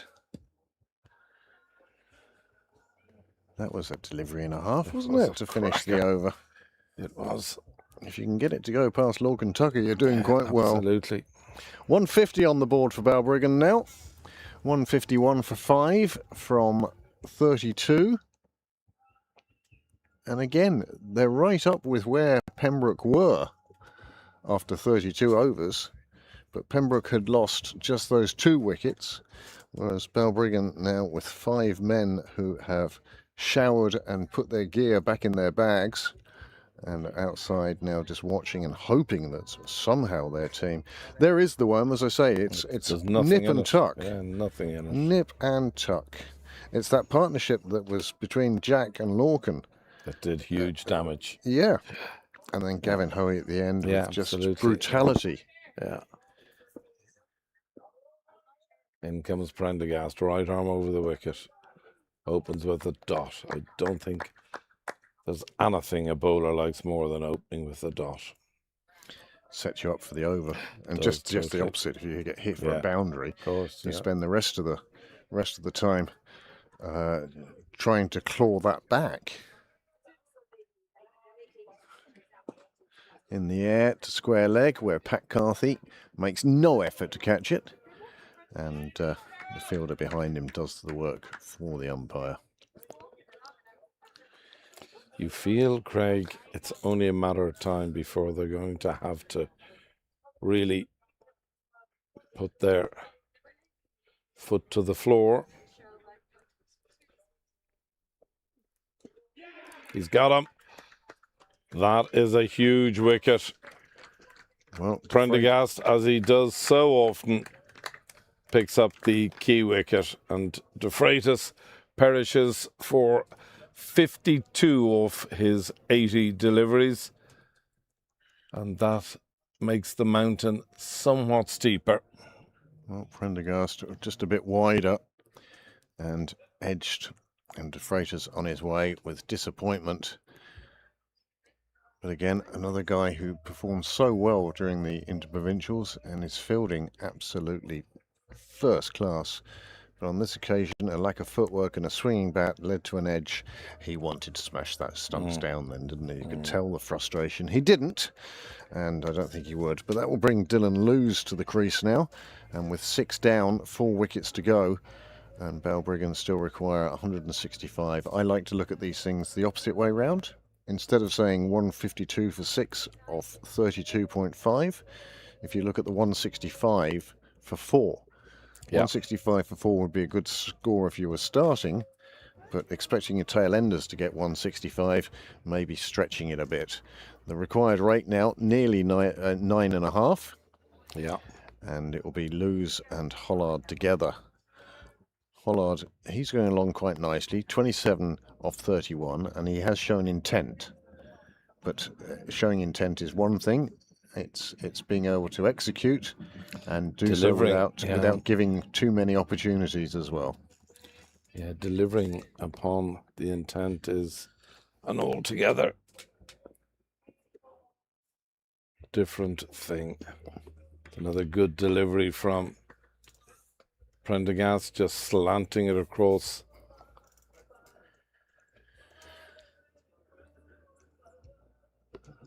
Sun behind one of those wispy clouds, and it's so wispy we've still got the shadows on the ground. Prendergast, another one of the Pembroke bowlers who likes to get through his over quickly. Yeah, absolutely. Paul Lawson does, Joe Prendergast does. You know, there's no sort of hanging around at the top of the mark or anything, really looking to push through and get these overs done as quickly as possible. Scoring rate 4 2/3 for Balbriggan. Well, it needs to be more than that, and just 4 wickets left. It's another terrific over from Prendergast. A key wicket and just the 2 singles off it. 1 for 18 he has now from 6 overs. And you couldn't ask any more from a 6th bowler to be used, to be keeping it at 3 and over. And there is the wicket that he's picked up, and the delight on Joe's face. Well deserved. Well, Harry Tector to continue then from the nursery end. As we see once more that just popped up into... Lovely the way Lorcan just rode the catch there. And kept going. Yeah, and kept going, is right. No exuberance celebrations. Just job done. Yeah. In comes Tector, who's on strike. Well, doesn't deliver. I think he realised that Lewis wasn't quite Wasn't ready. quite ready, yeah, exactly. Plenty of left-handers in this Balbriggan side. Amazing.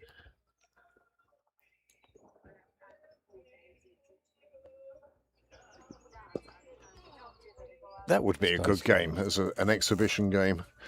The best left-handers in Leinster against the best right-handers in Leinster. It would be a good game. Might give opportunities to a few people that might not otherwise have had them.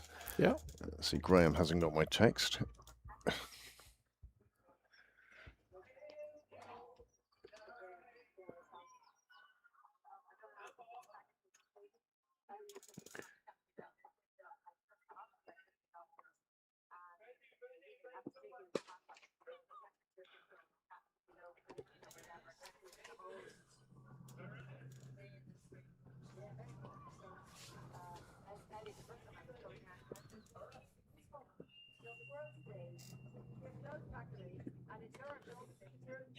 Oh my goodness. There's a chance. There's taking runs and there's taking runs. Lewis had decided he was going because if his partner had sent him back, it would have taken him 8 yards to stop. Somewhat like the Rosslare Express. Oh, this one gets just through the slips. And it's going to run down to the boundary where Ollie Riley, stopped. it will. Well fielded. Combination of gravity, friction, and the pace of Ollie Riley, ensuring that that one doesn't go for a boundary. But more onto the total. It's a well-run 3. You don't see too many 3s here in Sydney Parade. Very well run. Hollard back on strike then.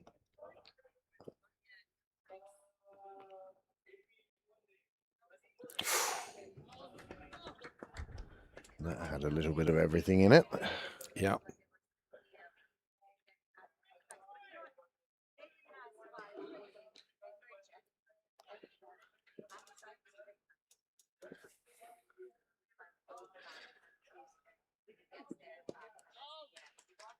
It's another very good over from Pembroke. Just the 5 off it. Excellent over.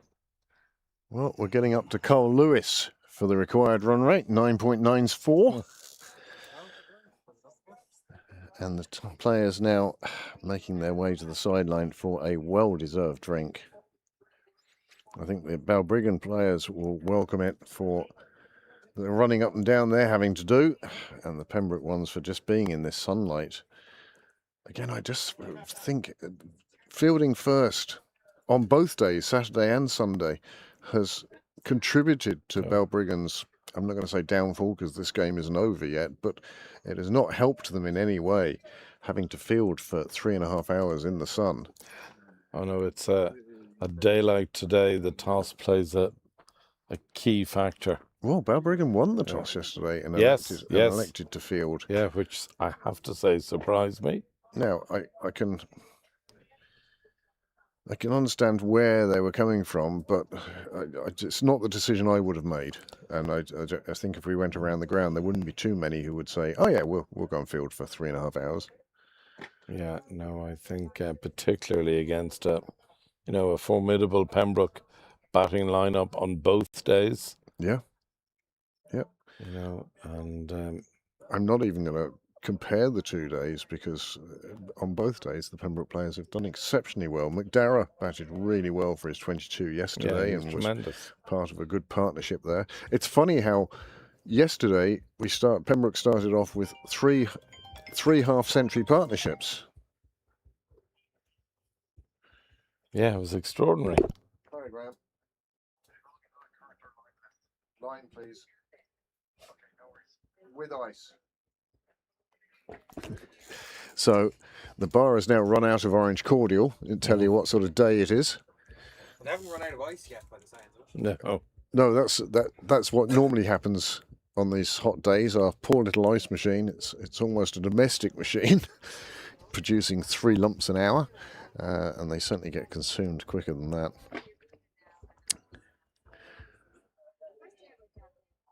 Well, Coach Mully is out with the side. He brought out the drinks and taking the opportunity just to speak to a few players.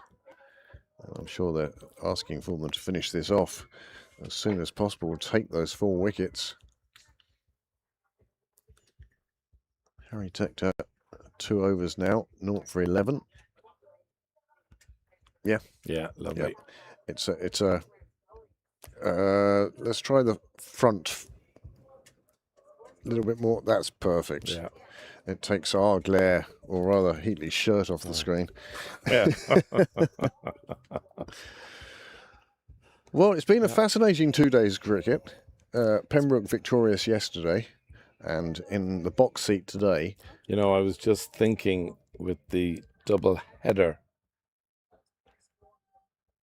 between both teams, it brought me back to Clontarf. Last year, yeah, if you remember. Those were shared last time, and Yes, that was they were. obviously the fear from Pembroke's point of view this year was that, we don't want to share this, we need to sweep this. Yeah. And well, I think yesterday's victory was Pembroke's 13th victory this year. Played 13, won 13. Well, there's still a long way to go in the season. Oh, but But it's great to be here. start well. It's great If to you're be in in. July and you're unbeaten, Yeah. you are having a good year because you'd have gone through Absolutely. the cold, wet, soft pitches of Yeah. April And May. And May. Yeah. Will immediately lose, pushing it out to the boundary, and is looking for two. And these two, I think, are very aware of the run rate required. Yeah, well, it's virtually at tens now. 160 on the board now. They are past halfway, 157 required. But just less than 16 overs to get them in.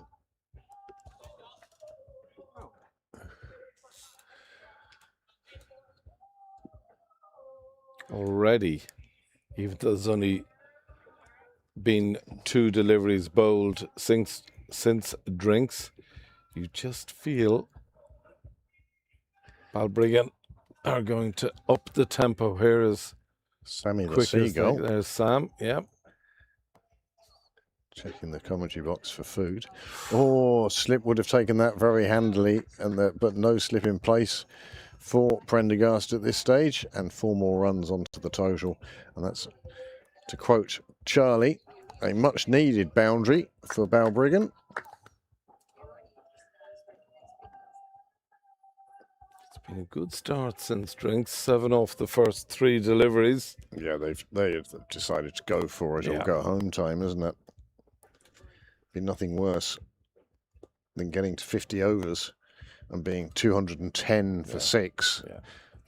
You'd far rather have a go for it and perhaps end up at 260 Yeah. all out. Thank you very much, Graham. Yeah.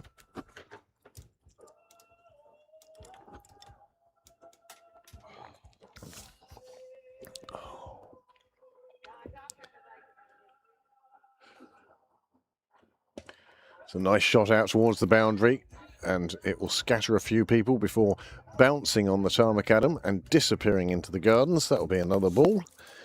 Another 100 quid down the drain. As I say, I think it's worth sending a flyer to all the houses around this ground and offering them a bounty on returned balls. Bar credit. Let's not get silly here. But bar credit of 20 euros for every ball returned on the day. You don't want the wet one that's been sitting in the rain for 3 weeks. But if the one used today comes back within 10 minutes, bit of bar credit. Yeah. It's a really good over for Balbriggan. 13 off the over, exactly what they require, and they've just got to keep going now at that rate. And they've got to take it as deep as they can. It seems that the news from Rathmines is that Leinster have defeated Railway Union. 155 runs. That's a big one there. Gareth Delaney's century. Yeah. Big part of that victory. Yeah, delighted to see Gareth back playing and obviously in great form.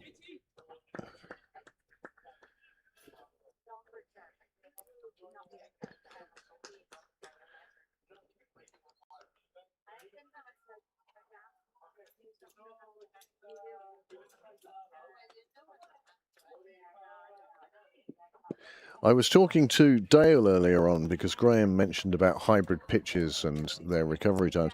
It's pitches 4 and 5 that are the hybrid pitches. However, 6 and 7 have a different base. They have a gravel base compared to 1, 2, 3, 4, 5. And Dale reckons that gives those pitches a bit more bounce than the first ones. So that's the makeup of the square here in Sydney Parade. Did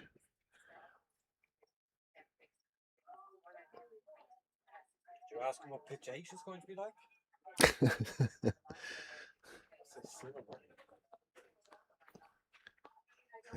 Pitch 8 will be for the Silver Foxes. Pushes this one in and is smacked straight back down the ground. And another ball required. Well, there's Good work going on from these two Balbriggan players. They've reached that final drink session. They've obviously had a word with each other and said, no, we just have to go for this now. And that's what they are doing. The required rate is still 9.7. But it's shots like this that will get them closer. You just can't count Balbriggan out. Oh, far from it. Second in the league.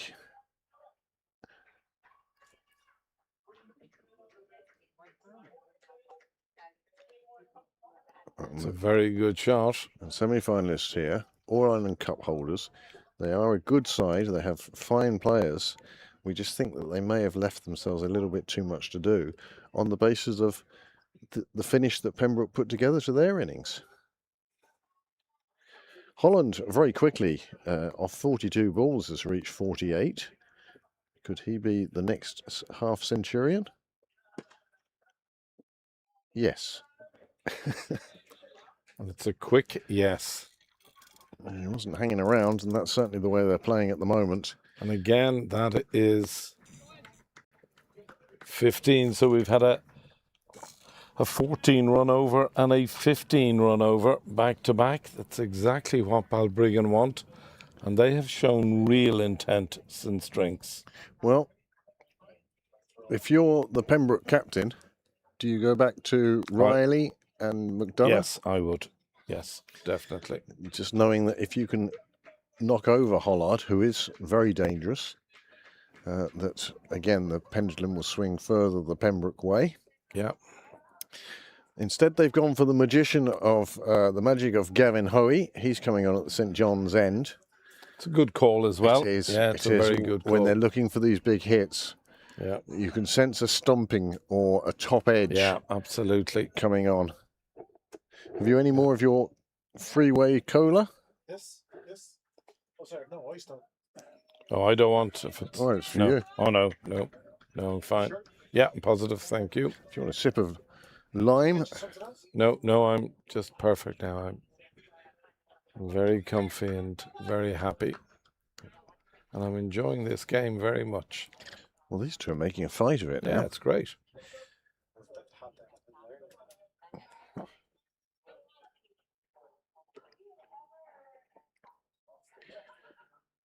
This will be interesting over now from Hoey. You know, the batsmen are going after everything. Swung out to the leg side. Slightly got away with that. Lewis will be happy enough. He's got himself down to the non-striker's end. But it's the big hitting Hollard who's looking for an off-stick guard. Relatively unheard of back in the day. But now, of course, with big hitters, and they're looking to put this over to the leg side.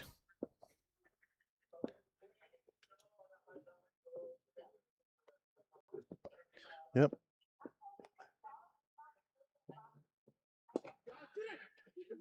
They're looking for two, but very quickly give up on that idea.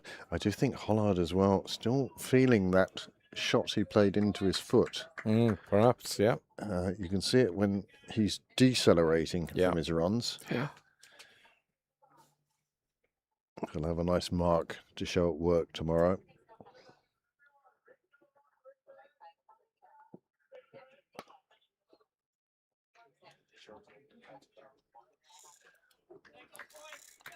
Pembroke will be very happy with that. Just 3 singles off the first 3 deliveries of the over.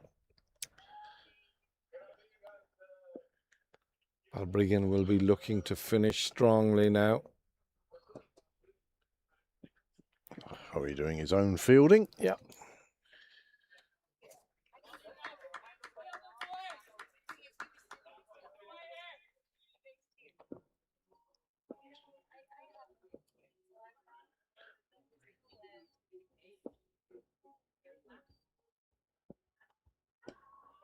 And 2 dot balls make such a difference to the over as well.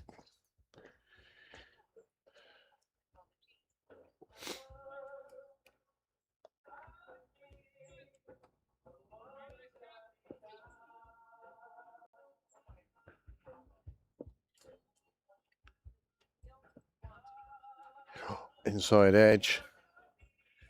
It's a terrific over. That really is a fantastic over from Gavin Hoey. Just the three from it. When you know you've got two players who are looking to play baseball at this stage, swinging for the fence on every occasion. And there we go, the run rate creeping ever closer to double figures. 9.85 the current rate required. Which again just goes to show how important those innings of Jack and Gavin Yeah, massively in those important, last yeah. overs. Yeah. Jack with the captain's knock of scoring 51. We talked about it at the end of the previous over before they brought Gavin on. And it'll be Ollie Riley now from the nursery, and Good call. absolutely the right call. Yeah. It's going round the wicket to the left-hander Lose. No slip in place. There is the over by over, and you see that just constant assaulting at the end of bowlers of the Pembroke innings. Oh, an inside edge. Will he get to it? Oh, Yeah. that's a great bit of fielding. Byron And they just McDonough. take the single off it. Well, the level of commitment so strong, even at this stage of the game, throwing himself to the ground to save 3 runs.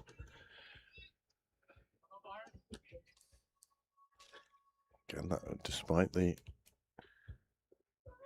big hitting that happened at the end of Prendergast's spell. And Harry Tector before Ollie Riley. The run rate still up at 9.9. McDonough coming into the ring.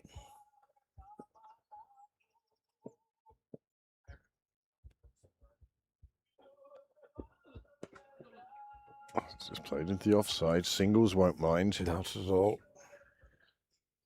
Single might even see the rate going over 10 now. Oh, 9.95. Yeah.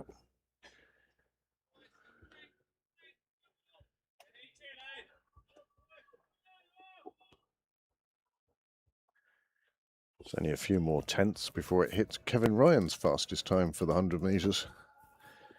Sub 11 seconds, Kevin Wow. Ryan back in the day. That is serious running.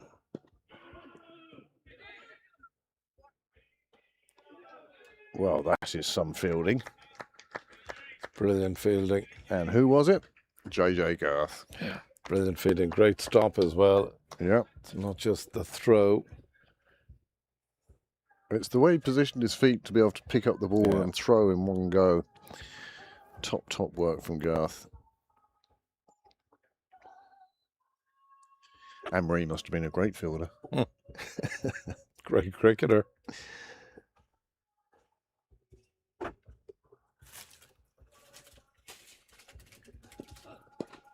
Again, looking to drive down the ground. Just another single. Oh! Good job. Somebody was backing up. Ollie Riley tried. Yeah, I think, to be fair, there was 2 behind Ollie as well. So Free to have a go. yeah, dead also, right. Also, Dead if, right. if it does go for overthrows, I don't blame the thrower. Oh, It's the people backing up who should be there. the thrower is doing exactly What you want him what to. you want him to do. Yeah, Required rate. Slips over 10. yeah. And every dot ball that Riley is bowling here, he still has 5 overs. So if he bowls through to his conclusion now, the game could be beyond Balbriggan. Yeah. And I'm not sure how many overs McDonough has bowled. He's the same, I think. He's the same, yeah, so you know it's between the two of them. just gonna ramp itself up, the pressure.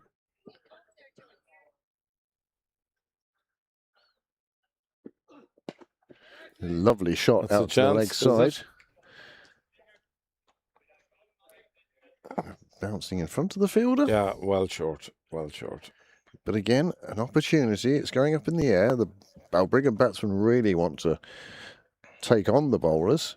They've only scored 4 in that over. 10 1/3 is the required rate. There's 12 overs to go. They still need 124.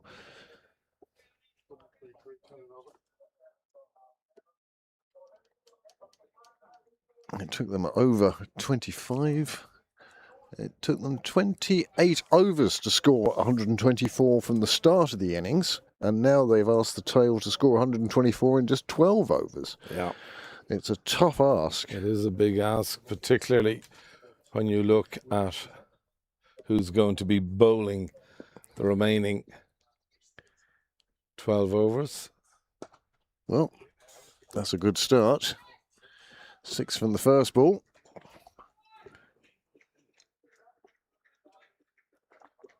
Perhaps Jordan plays his best innings when he's under pressure, or when his team is under pressure. Yeah, maybe so.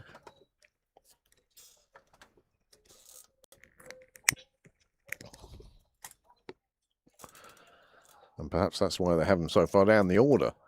It's only when we're in trouble that he comes good.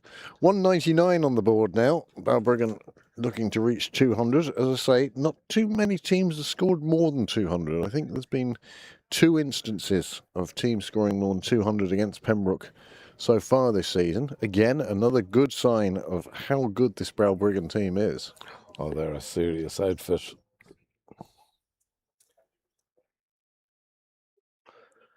Now, this is the great thing about Gavin Hoey. It's his temperament. Even though he's just been hit for a 6, doesn't faze him at all. He doesn't start thinking, oh, we better push the next one through, or Well, I think if can't have that happen again, or whatever else. He just gets on with his job. Unfazed.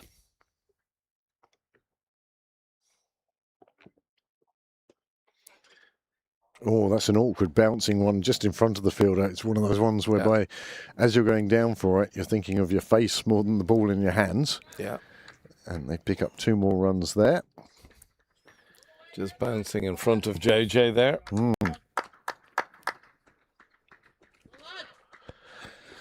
was a soft cry of catch it, but it wasn't really there for the catch. No. It was all about stopping the runs. Yeah.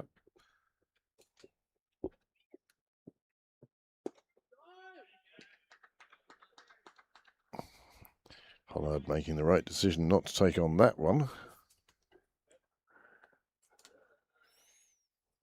Really, we're at a fascinating stage in this game now.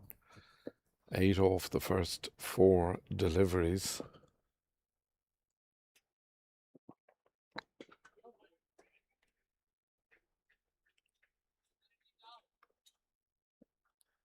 You know, every delivery is important for both sides right now. You know, a dot delivery is crucial for Pembroke. 67 deliveries remain. 115 required, but you're absolutely right. Every ball now has its own importance.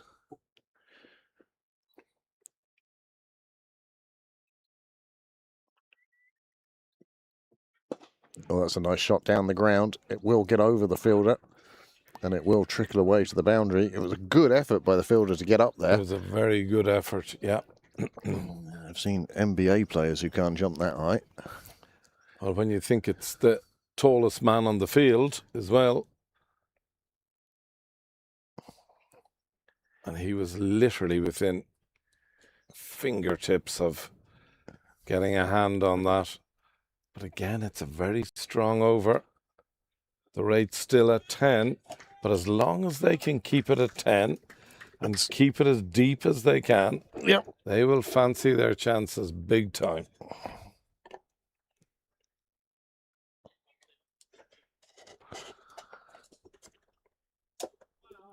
Graham, ready for another stint? Sure. End of the over? Cool. Take it home? In comes Riley. It's in the air again, and it's carved away. It's in the gap, though. 2 more to the total. It's a fascinating stage where you feel there is the possibility of a wicket every ball. There is the possibility of a boundary every ball.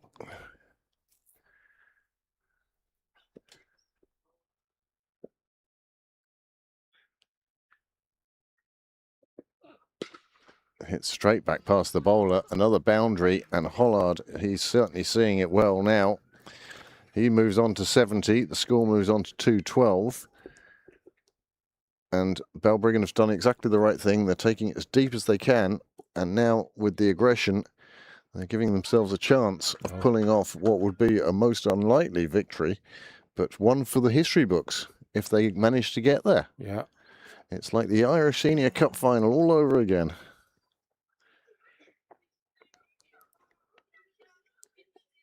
They're giving themselves more than a chance here.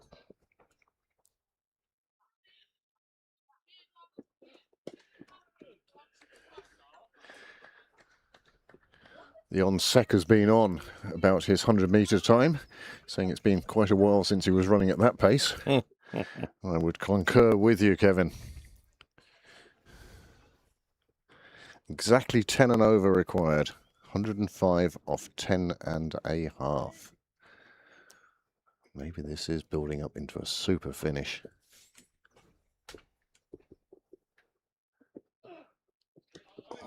Good ball from Riley. That is a cracking delivery. That really is a cracking delivery. One for the over, maybe, but it's a very good one. Yeah, it's a cracking delivery, that.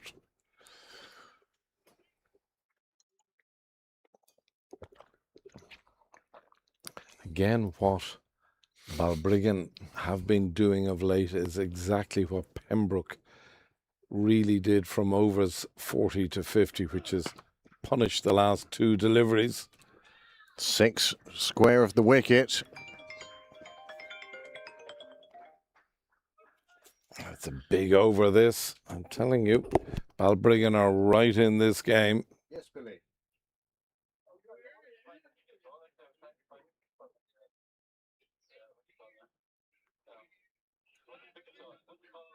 YouTube. Yeah. I'll send you a link. I'll send you a link by WhatsApp to click on. No worries.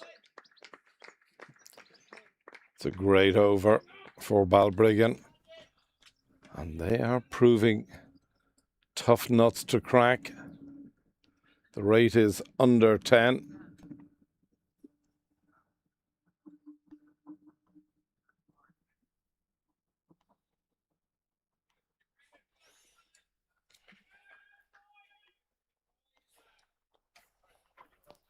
Pembroke realise they are right in the middle of a match here. 10 overs to go. 99 runs required. The rate back under 10 for the first time in a couple of overs, but it's been some fine hitting that's got that run rate down again. It's never really they've never really let it get out of control. No, that's where I think they have been fantastic. Lewis and Hollard have put together a fine partnership here. Yep. And with that, I will bid you farewell until the wrap-up at the end. But for now, to see you through to the end, it will be Graham Mooney and Heatley Tector. Good start this for Hoey. A very valuable dot ball off the first ball of the over.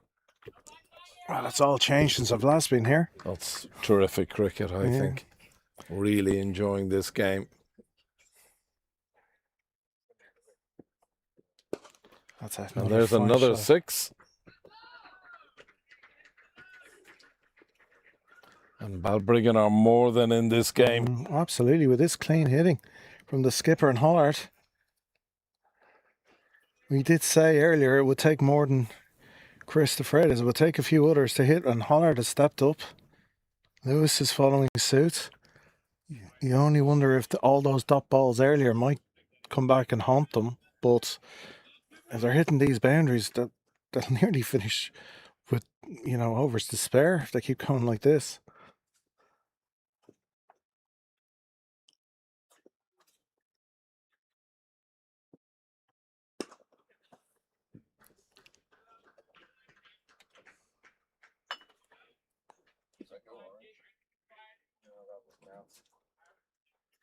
What you would say is a welcome one from a Pembroke point of view. Yeah. I suppose all they can do is keep trying to keep doing what their training is Yeah. every week. Yeah.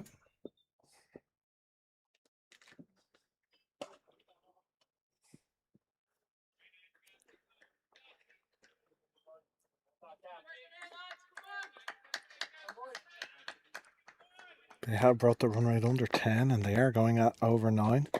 So they're right on there.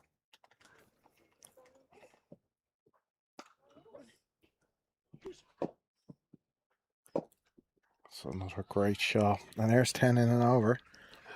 11 with deliveries to go. They've certainly outclassed Pembroke when it has come to 6 hitting today. Yeah, they I think the skipper is going to have to bring pace back into the attack here. Again, it will only take one ball, but where will it come from?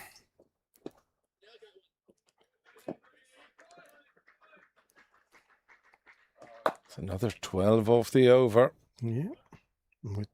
And the deeper that Balbriggan can take this, it, in my opinion, puts them in the box seat. Every over they go at 10, it's swinging Oh, yeah, in big their time. favour. Oh, big time. And the belief will grow in the batsmen. They're seeing it like the proverbial beach ball at the moment.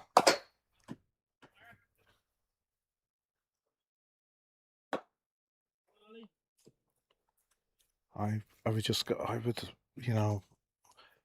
we're saying in the previous over that lovely bouncer from Ollie, but I don't know why he followed it up with another short ball. It would be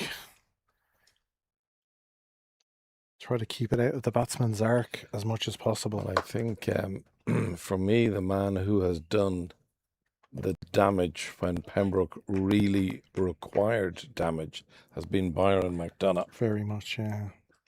And I'm sure the skipper is thinking along the same lines. In comes Riley. I'm a firm believer in 6 Yorkers. Especially when you're defending 10. Yeah. It's funny, there's a hush around the ground. Yeah, nervous. Pembroke supporters are definitely nervous. There is a hush around the ground. Pembroke know they're in a game here. Absolutely. Anyone who knows the game knows this match is on. 2 set batsmen striking the ball beautifully.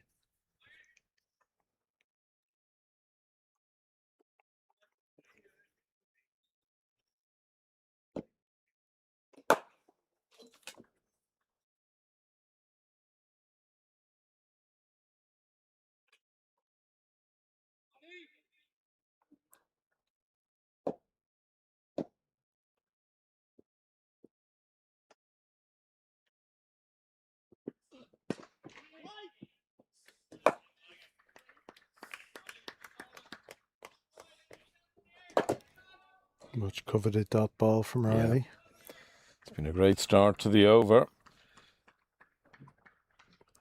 Wow. Ollie realises he's in a battle here. Oh, absolutely. Keep it simple. Stupid. Don't try anything too risky. Just,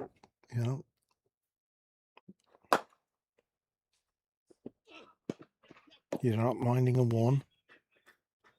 It's the 6 hitters that you just have to keep out.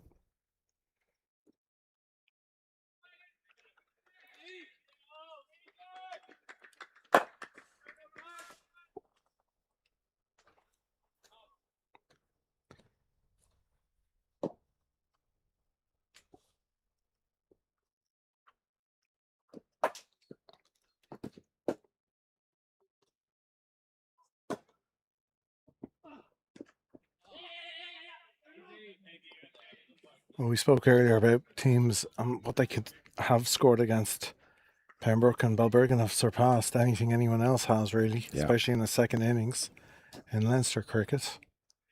as they keep on track. Couple of key deliveries coming up, Graham. Yeah, Pembroke can get out of an over without a boundary in it.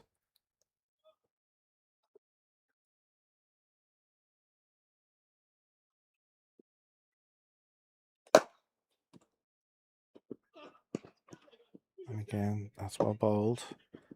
Looking for two. Chance of a run out. They've got it.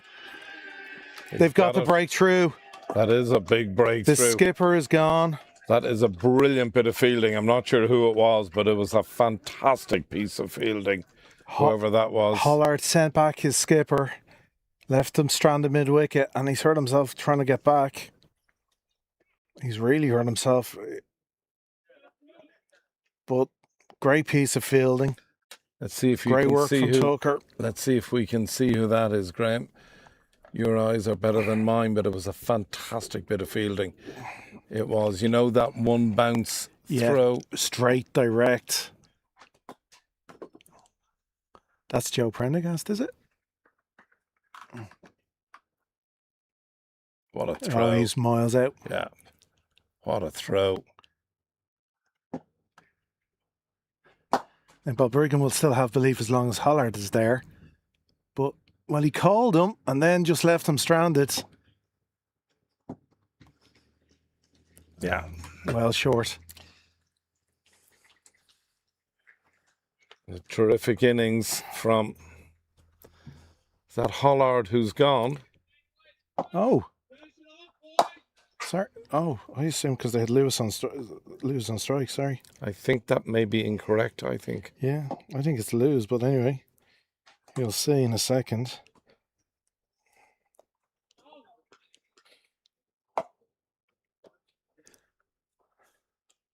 It's Hollard. Is it Hollard who's gone? Well, that's, at the moment it is. I thought that was... Of course, they ran one instead of coming back for two, so it is. It is Hollard. So that's an absolutely huge wicket. That is a huge moment in this match. A huge moment. If Balbriggan or if Pembroke go on to win it, that is a muffin man moment. Yeah, it is. That's a huge moment. In comes Ollie Riley, steaming in now. The new batter, Ruan Strauss, can only dab it into the leg side, and again, Pembroke will be delighted. You talked about an over without a boundary, and this is the over. This is the over. That's a huge over. That was Ollie Riley with the fielding. No, it was Ollie Riley bowling. No, but yeah, so I don't know why they have it. They've given the run out to Ollie Riley at the moment. All right, well, I on think Crick Club, so that has to be wrong. Yeah, that certainly is wrong. I thought it was Joe. I think you're right. Now it's hard to see from here, Hold on. but I think Tim will tell you.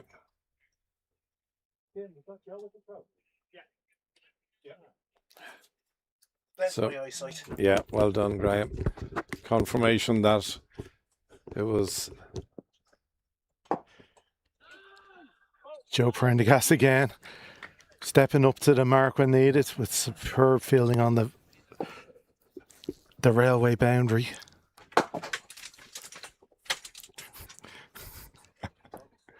Feels like it collapsed there for a moment.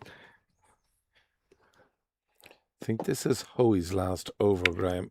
Oh, I stand to be corrected. No, you are correct, sir. Okay. You are correct. Yeah. I'm okay. But again, that's the whole match is changed by Jordan going. Yeah. Well, the rate has suddenly creeped towards 11. And again, you're not going to be worrying about a single. Not at all. No. That's devastating from Balbriggan. They were hoping Hollard could just keep there to the 46, 47 over, and magic could have happened.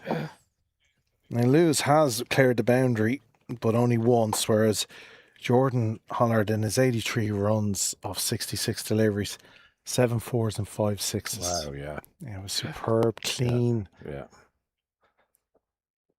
Down the track. That's up in the air. Here's a possibility. Here's a possibility. And It's a great catch because that's right into the sun, Graham. You could see I Tim could see him Tector going, blocking his absolutely. eyes. It's a terrific catch. And you just feel this is now after Pembroke. Well, everyone on the edge of the seats and very worried. much It so. feels like it Very may much peter so. out. But while there's a batsman, there is hope. But that does see the end of the skipper. Dylan Lewis now back to the hutch. She had 26 from 21. Again, I was saying off camera how much would all those dot balls earlier in the innings come back to haunt Balbriggan, and you feel this added pressure at the back end. Well, I think the other thing I'll throw into the mix, Graham, is I heard yourself and Craig talking earlier about the standard of the Pembroke fielding.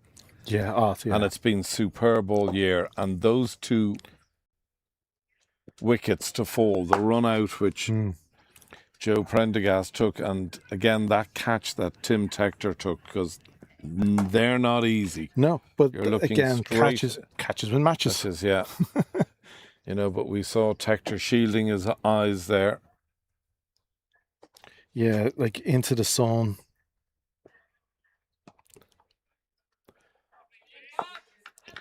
I wouldn't have wanted to, with the added pressure at the moment, knowing how important it is to take. But I suppose these is why these players are playing at the level they're playing. Absolutely.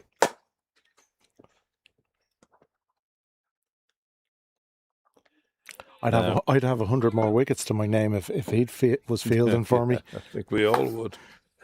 So there we are. That's the end of Gavin Hoey's spell, a brilliant spell of bowling. 2 for 49 off his 10. Just fantastic. There you go. Just see the little shield of the eye, just to see where it's coming down. Perfect positioning, steady, doing Rode the everything catch, right. yeah, everything right. Yeah, you're right. Just what the coaches want you to do. So the over rate creeping towards 12s. But again, an over without a boundary. Yeah.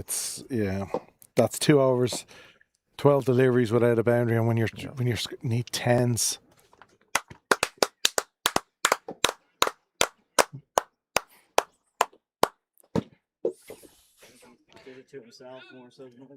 Take the credits.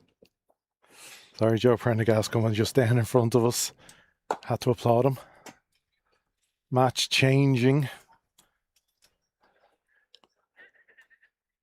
Change of bowling. It looks as though Byron McDonough is coming into the attack. Bowlers have been manoeuvred well. I like the way it's happened. So, of course, Byron has 5 overs left, so he can more than bowl down this end in one spell if needed. Just 4 overs available from the nursery end in this game. Yeah. I think the partnership between Lorcan and Jack and between Jack and Gavin. But Gavin's that one over. Mauling. Yeah. That's a fine shot. Beautifully placed. Terrific shot.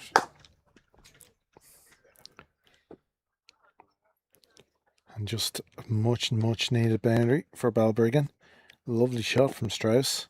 Yeah. Just leant into it, used the pace of the ball and hit it where there are no fielders.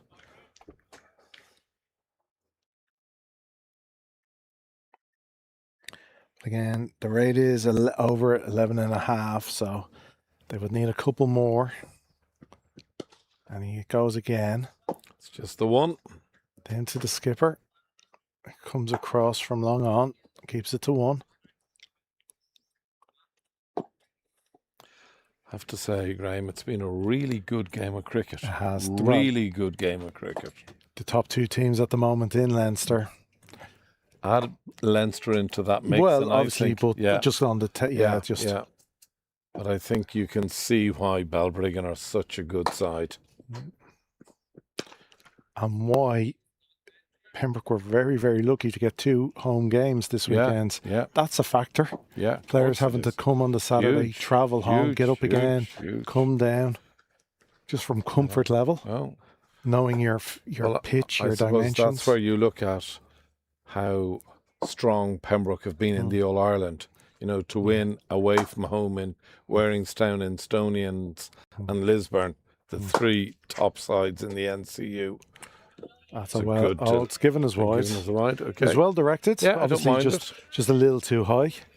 I don't mind it. No, It's it a keeps good the batsman delivery. on his toes. That's a good delivery.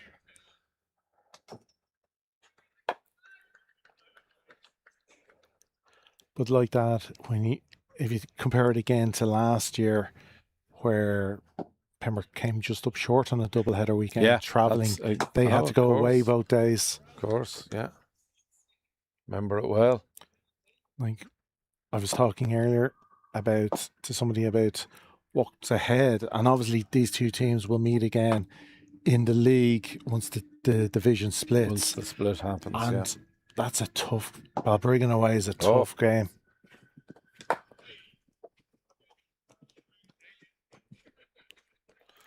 Well, you know, the way the league campaign is run this year, you know, with the split that will take place shortly, and when one carries your points forward, Yeah, it kind of kills it. Well, part of me was thinking another 4 league wins for Yeah, Pembroke, and the league is Oh well, depending on other results, it's difficult to overcome. very, Yeah, but the carryover almost kills it though. If you finish bottom, there's no. If it's number 6, you might as well not be playing. Yeah, All you can do is be a spoiler, that's very well bowled. Beautiful slower delivery. and then, like depending on other results, you could almost be relegated before the split. Now that won't be the case this year. So very, very good over. So the rate has now hit 12. Ollie Riley coming into the attack, I would have thought. Yeah. You'd kind of think they might have to maybe.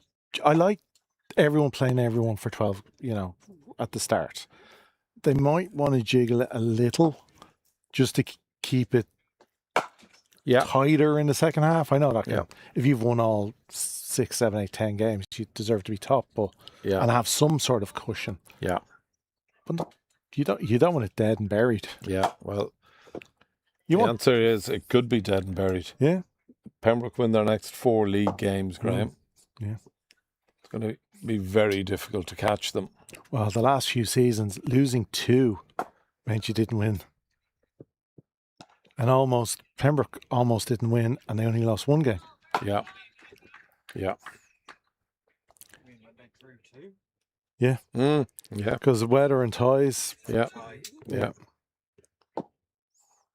Well, the year they tied 2 games one against Clontarf away, and Leinster in Pembroke. Yeah, it's Riley steaming in. Shots for Just 1. the one though. Again, top-notch ground fielding. No miss feels really. I mean, I think having seen Pembroke really in every game so far this season, the one thing that stands out for me is both their catching and their ground fielding. Even the quality of their throws into Lorcan or into Greg. Yeah. You know, it's that one bounce, strong throw. That's a fine shot for 6. Big 6. That's a very big 6. That's a lovely, straight, clean hit. Ollie Riley just missing his length a little there. Yeah. He's had the switch of ends and he's come to the St. John's right end, but you can feel he's just kind of a little bit too full in the slot. And an excellent shot for 6. And you know, the thing that has impressed me so much about Balbriggan, they're fighters. Oh, absolutely. They are fighters to the end. I love it. Well, you know, look at their coach. Yeah, exactly. And they have that Fingolian streak in them, which is so valuable. That's a good delivery. A From very good delivery. It's an excellent delivery. They're risking the 2. Safely back, well run. Just slightly off from Sheriff, a minuscule amount, just allowing the batsman enough time to complete the 2 runs. But it was quick calling. Again, I'd go back to my point, Graham. The deeper you can take Yeah. this, they need 24 off 2, for instance. Yeah. Even if they need 11 off the last over, 12, Oh, 15 off the jeez. last over. We saw from Hoey, it's possible.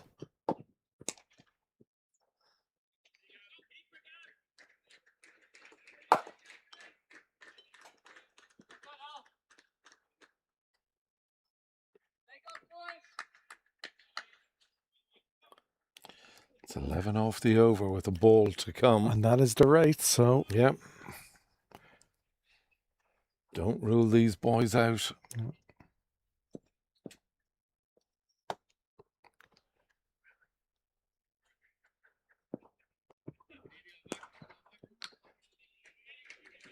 again, I much prefer that too in the slot on off. That's a cracking delivery.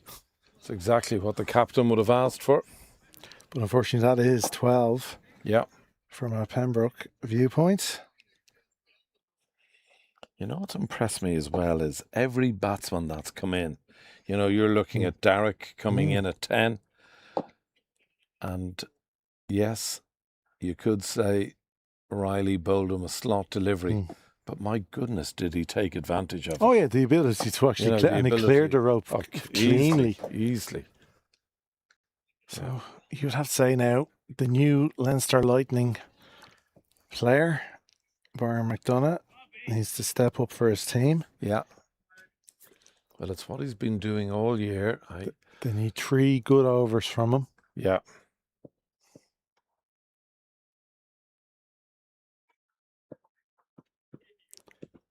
Starts with a wide, he'll be disappointed.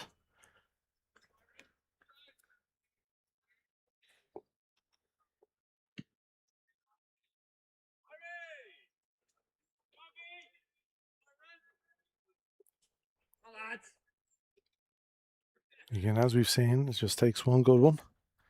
Yeah. It's only 2 mistakes left to Balbriggan. In comes McDonough. Oh, and there we go. That is what he's been doing all year, Graham. Top of off, top of centre. When he's needed, he's done it time and again. Yeah. That is just terrific fast bowling. He is bowled in the death overs brilliantly. Yeah. He is such a key component in this Pembroke wheel. Top of middle. Absolutely what was needed. Batsman trying to play him across the line into leg, but it wasn't quite high enough for him. And you'd now that's probably say that could be the death nail, yeah. well, Matthew Hollard coming in. Yeah. Again, you know, a guy like Hollard is well able to hit the ball. How many nicks to first slip for 4 have we seen in our life? Absolutely. That's the best place to play the ball at this level. Yeah. But again, the quality from McDonough, if he just keeps, yeah. if he bowls 4 more like that. And of course, you always love as a fast bowler, bowling a fellow fast bowler. Yeah, absolutely. There's certainly the 2 in Leinster. They would be the 2. Oh, going for the Yorker, but yeah, it was a good delivery. Hollard just comes out to negate that little fumble mistake, but no, gets away with it. Yeah, that's the batsman wasn't no. Gets away with it. Yeah.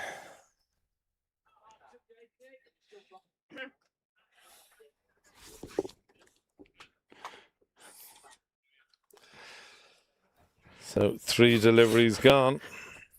I need to wear a corset the next time. So the skipper, Harry Tector, actually there speaking with Byron McDonough. Don't change a thing. Oh, that's well bowled. That's exceptionally well bowled. It's exceptionally well bowled. Again, it's not so much the length, it's the direction. Most people can bowl a short ball, but it's the direction just doesn't really give the batter much room. And of course, his pace has been excellent. Yeah. So creeping towards 13 now with this over going so well and no Yeah. boundaries so far. And follows the batsman really well. And great hands behind the stumps from Tucker.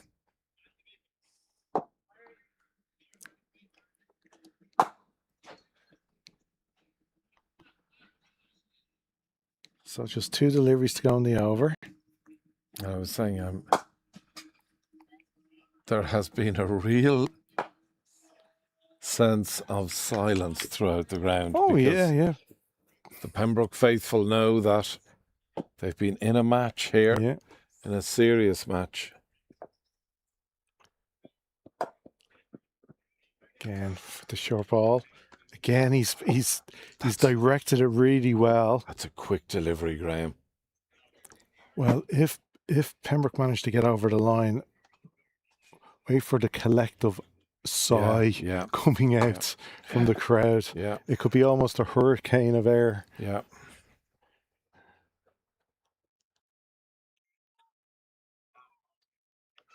Interesting. Tector has been speaking to McDonough every ball this over. Yeah, he's probably gone. If you hurry up, I could still make the concert. Yeah. Oh, shots! It's a very good shot. But there is a man out there, well placed by the bowler, and it keeps it to 1. And that's a excellent over That is a from brilliant over. You know, it's nearly creeping towards 15s now. just in that over alone. Yes, it jumped by 2 absolutely. runs. Yes, just absolutely. from no boundaries, only 3 from it, including the wickets. Yeah. So we have 4 overs to go. 57. Yeah. It is getting Everest. Yeah, it is. Absolutely.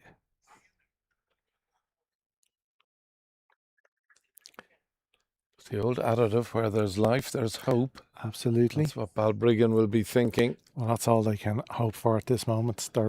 So Riley about to commence the 47th over. That's wide. Does Pushed so it with a wide.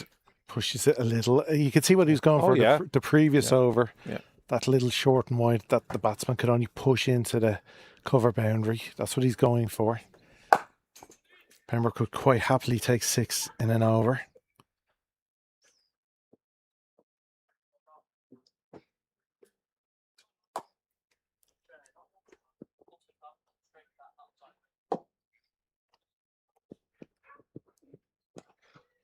There we go. It's fine. And that delivery just brings it over 14. Yeah. And so now instead of 4s, you need 6s. Yeah. Yeah. And a couple of them. Yeah. Because again, unfortunately, all day, Balbriggan haven't been getting the 1s and 2s as often.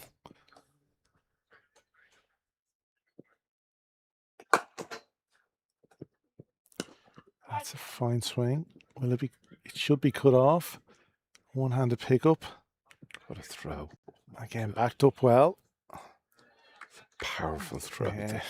The pace at which that comes in at. Yeah, I'd need an Uber.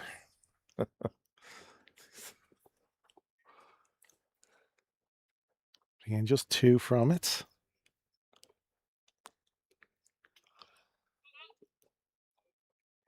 You know, and it's great for a young guy like Ollie Riley to be bowling in a game like this. Absolutely. You know, at a time like this.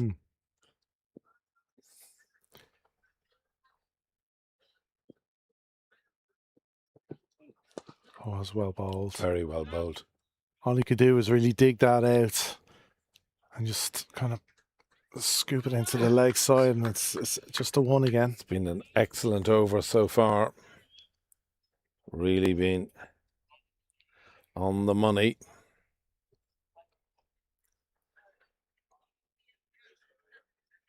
Halfway through the 47th over. Balbriggan 265 for the loss of 9 wickets. In comes big, tall Ollie Riley. Ah, it's well bowled. Just there was an edge, we think, from the bowler's reaction, but it dropped just in front of Tucker. Beautifully bowled. Yeah. Well disguised. That takes real skill, nerve. Well, the bowler thought he had an edge, but it didn't matter as it didn't carry, but it's a dot. Yeah.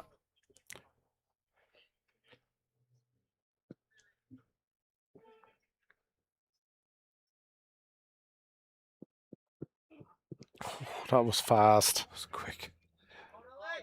That's an excellent delivery to bowl to a tail ender. And again, just a So leg we're by. now heading towards 16s, Graham. Yeah, you don't want to be going into the last two needing 16, 17. They need a boundary, really. Several of them.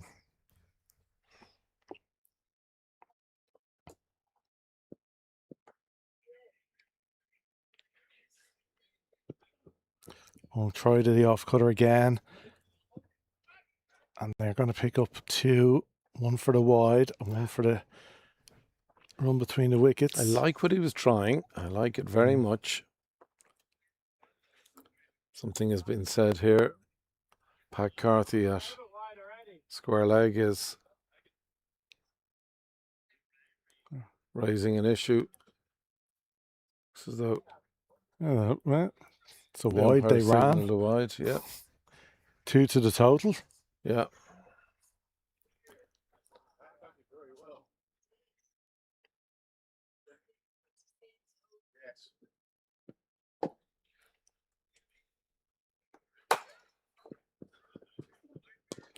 That's brilliantly flicked. But the fielder is there.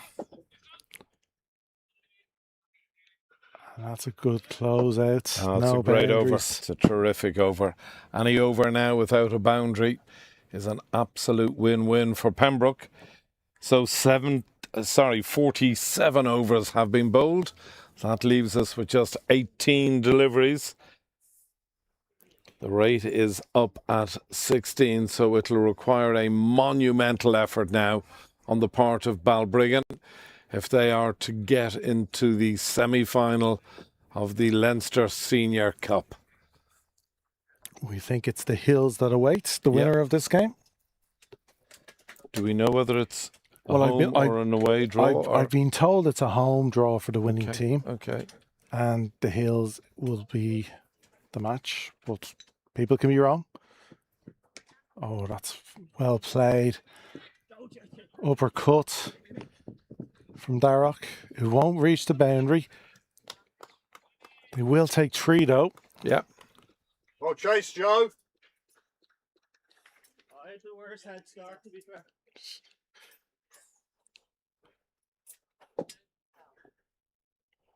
He still chased him. Yeah. Well, we saw how important backing up in matches with the Scotland women or the New Zealand women, that boundary saver by just putting in the effort. It was a fantastic bit of fielding though, wasn't it? Yeah. Yeah. I always feel you should always believe the other person's going to feck up.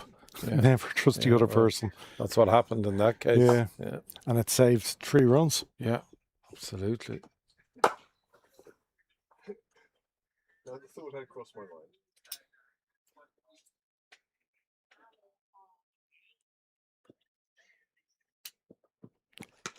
Oh, that's up. Where's that gone? I can't Long see it, off, has a chat in between. They will take 2. It's just a teaser.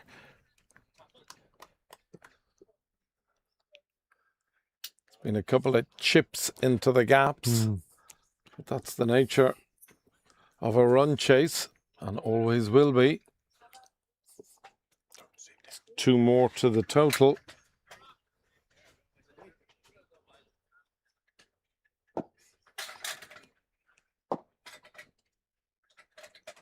Slight change in the field here.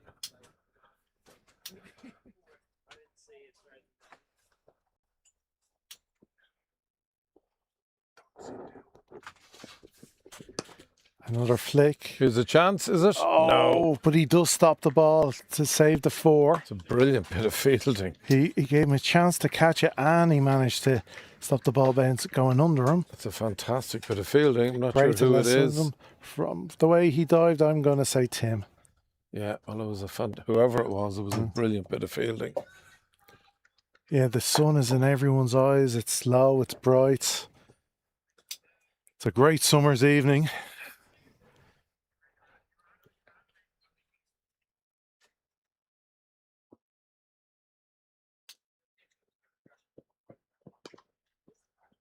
Again, McDonough brilliantly follows the batsman. Yeah. Tucks him up and is only able to get a single.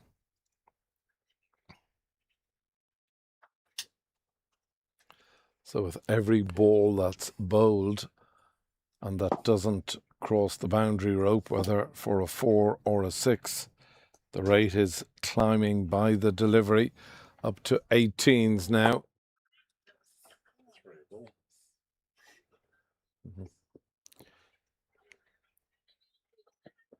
Oh, that's going to be wide, is it? Nope. No. That is over. It's another excellent over. There we go. We're virtually at 20s now. Just the 2 overs remaining. 48 overs have been bowled. 12 deliveries remaining. And Balbriggan require... Again, I'll just go back to the dots that the top order ate up.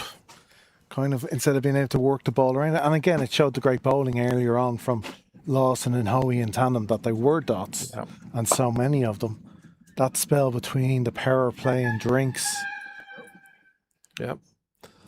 So Joe Prendergast, no man more deserving. He's been fabulous all day. Yeah. He's bowled what the skipper has asked him to bowl.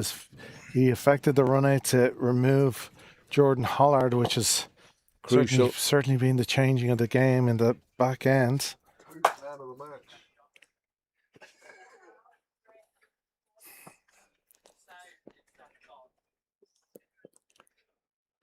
Oh, that's well bowled. Again, as Great to always, start with a dot. keep it simple, stupid.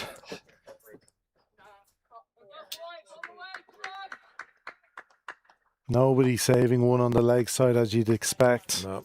Everyone just on the boundary. That is a lovely flick. Is it a That chance? is a chance. And it's Oh. taken. Oh, he's. Oh, It's it's a brilliant gone. catch. What a brilliant catch. Keeping calm under pressure. It's a brilliant catch to End the game. the great D.A. Lewis making his way out of the ground. I'll see you in Bristol, my friend. Well, what a game of cricket we've had. It's been a fantastic game. Balbriggan Pembroke have won by 38 runs, but it's felt a lot closer than that. Look at this, Graham. Here we You can have see the winning moments. The awareness on the boundary to know I'm going over. Momentum, throw it in. Calm. That's great. Well, Again, it's a great way to finish Yeah. a great match. yeah. And you have to say, I suppose, the fieldings from Pembroke has been calm and collected throughout. Yeah, the fielding has been superb. But Hats off. Pembroke will know they've been in a right battle here. Yeah, the reverse league game in Balbriggan is going to be a cracker. Yeah, But hats off to Balbriggan to take it this deep and this close. yeah, Here is the biggest moment of the game for me. yeah, I'd agree with you. Joe Such a good Prendergast. throw. It's such a good throw. Tucker didn't have to do much there, but yeah, Hollard agonisingly for Balbriggan caught mid-wicket.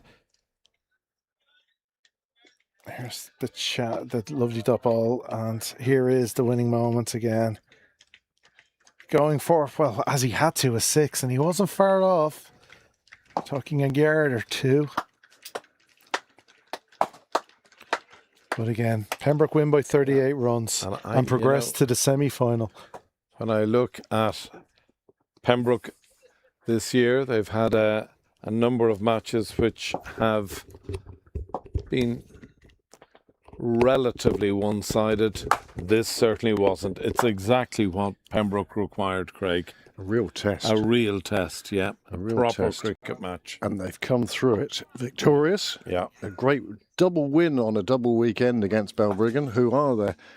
They were in second place in the league. I think Marion might leapfrog them now, but the gap... Won't be Marion. It'll be Leinster. Leinster. Well, Leinster were playing a cup game today as well. Yes, they were, which they won. They're also into the semi-finals. Yeah. I understand that Pembroke have drawn the hills, that the venue yet to be decided. I'm going to let you run through the batting card for Pembroke. Before we talk about the future, let's talk about what happened today. What was done here? Well, Tim Tector and John J. Garth, having put together a partnership of 65 yesterday in the league game, well, on this occasion, they both departed quite early. The caught and bowled of Tim Tector off the splice of Tim's bat, and J. Garth, well, he was bowled by one that just clipped the one bail, and that was all it needed. But Harry Tector and Addison Sheriff, they put together a fine partnership that really brought Pembroke back and put them in a strong position and allowed Lorcan Tucker, Jack Tector and the amazing Gavin Hoey, 34 off just 11 deliveries. And that got them through to the 50 over mark with a score of 316 for 6. We thought that that was going to be an insurmountable total, but in reality, well, Balbriggan did make it tough. The bowling then.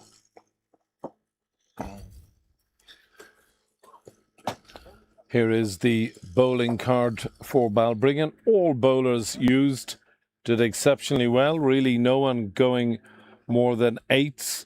An excellent spell by Matthew Hollard, who bowled 9 overs, picking up 3 for 56. Excellent spells, I thought. Andrew Darroch bowled exceptionally well as well. 9 overs, just going for 43. A splendid spell. All bowlers, Luce, Curran and Hollard J, all did exceptionally well, as did Sebastian D'Oliveira. Rowan Strauss also bowling a very tidy spell at just over 7s and over. Well, it's that third wicket partnership. If you look at the fall of the wickets, third wicket fell at 161, a partnership of 140, and that was really a good part of why Pembroke were able to reach the total they did. There was another good partnership for the 5th wicket then, when Jack and Lorcan were together, and they put on, well, you can do the maths yourselves. The bones of 100. Yeah. So Balbriggan came out knowing that they had to score at over a run a ball from the very start, and that is not what you wanted.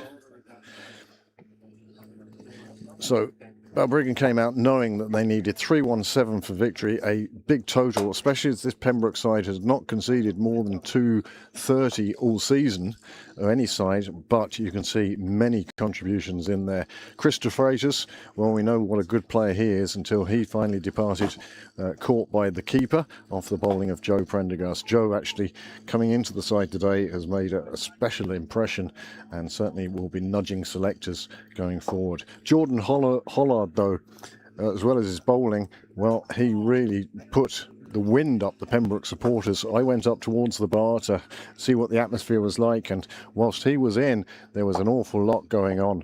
It was amazing. You could just well, you could see. Sense the silence. Yeah, absolutely. You could sense the silence. And in fact, the run out, you saw very early on in the run out that he was being sent back, and he had damaged his ankle earlier, smashing a ball into his own ankle, but he had good support from Dylan Lewes.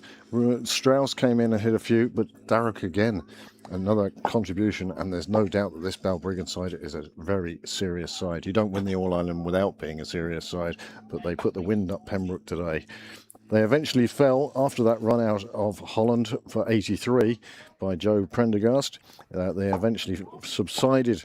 I say subsided. They kept going till the very end, 278, until that catch on the boundary, which on another day could have been a 6, and they could have continued on their way.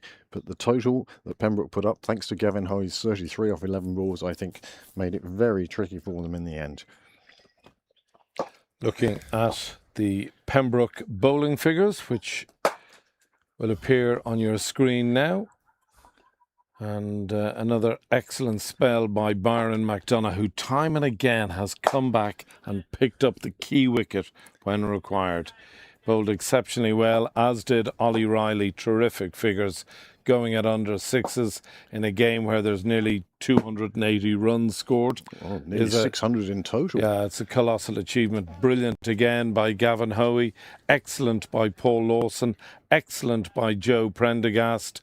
And all in all, I think the Pembroke side will take a sigh of relief, and they'll have known that they were in a real tough battle here today.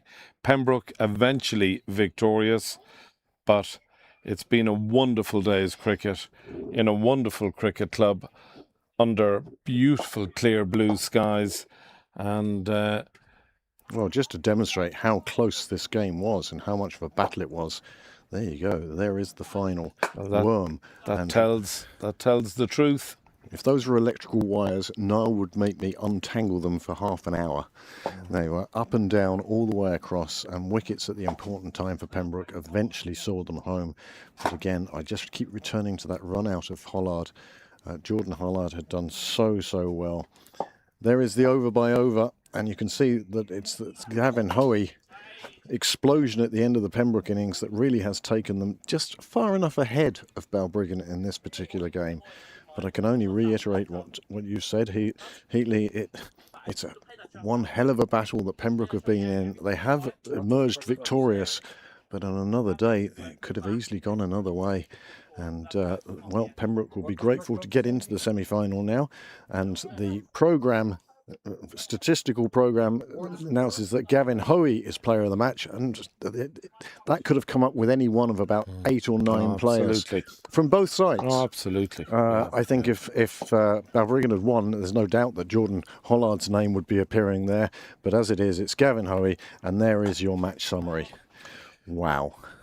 Yeah, it's been a wonderful game to commentate on. My congrats to both sides. There's our match summary. As we saw, Pembroke winning the toss earlier on today, batting first, and amassing a really impressive total. There is the key moment, yeah. There is the key moment. A brilliant throw by Joe Prendergast. Lorcan Tucker showing all his experience. And here's the final wicket to fall. Harry Tector out on the boundary, a tall man, took a very good catch right on the line, lost his balance, but was able to keep his wits about him, toss the ball up, come inside the rope and take an excellent catch. Just going back to that run out from Joe Prendergast, I have to say the cheer that elicited from the Pembroke crowd would tell you just how nervous they were and how delighted to see the end of Hollard. But what a fine innings it was by him. He really got Balbriggan back into the game. Sometimes I feel when I look at match summaries, they may not quite tell the truth. I think this is the case today. It says Pembroke won by 38 runs, which seems like a substantial margin. That game was a lot closer than that scorecard suggests. Very much so. And going back to my point about the man of the match, Gavin Hoey only appears once on this summary. Normally a man of match is over it like a rash. Yeah, absolutely. His 33 runs at the end of the innings, well, it didn't feature because there were at least 3 half-centuries there for Pembroke. But anyway, our next broadcast is tomorrow night. The women's seconds take on the Terranure Titanesses, and we hope you all join us for that. But from Heatley, myself... Oh, I've got the wrong glasses on. You're going to have to read it out to me. So tomorrow night's game, and then there's games on Wednesday and Thursday. We hope you'll join us for those. We hope you've enjoyed today's entertainment. Just one thing I'd like to say, it's been a really warm Saturday and Sunday. Niall has been out in the sun all day yesterday and today. And so on behalf of the three of us, I think he deserves a round of applause. Oh, absolutely. Because he's just fantastic. His coverage, his production values, as always, top-notch. Yeah. Full camera setup for the last 2 days. He has done an absolutely fabulous job, as have we in the commentary box. I think we've added to his broadcast. He doesn't get into photos, Anita. Not a photo man, Anita. No. You'll have to take a photo without us. That's why he stands behind the camera. I want to take Yeah. So from us all here in Pembroke Live, we say a very good evening to you. It's been our pleasure bringing you this wonderful game of cricket, and we look forward to your company in the very near future. From Pembroke Live, good night and safe home.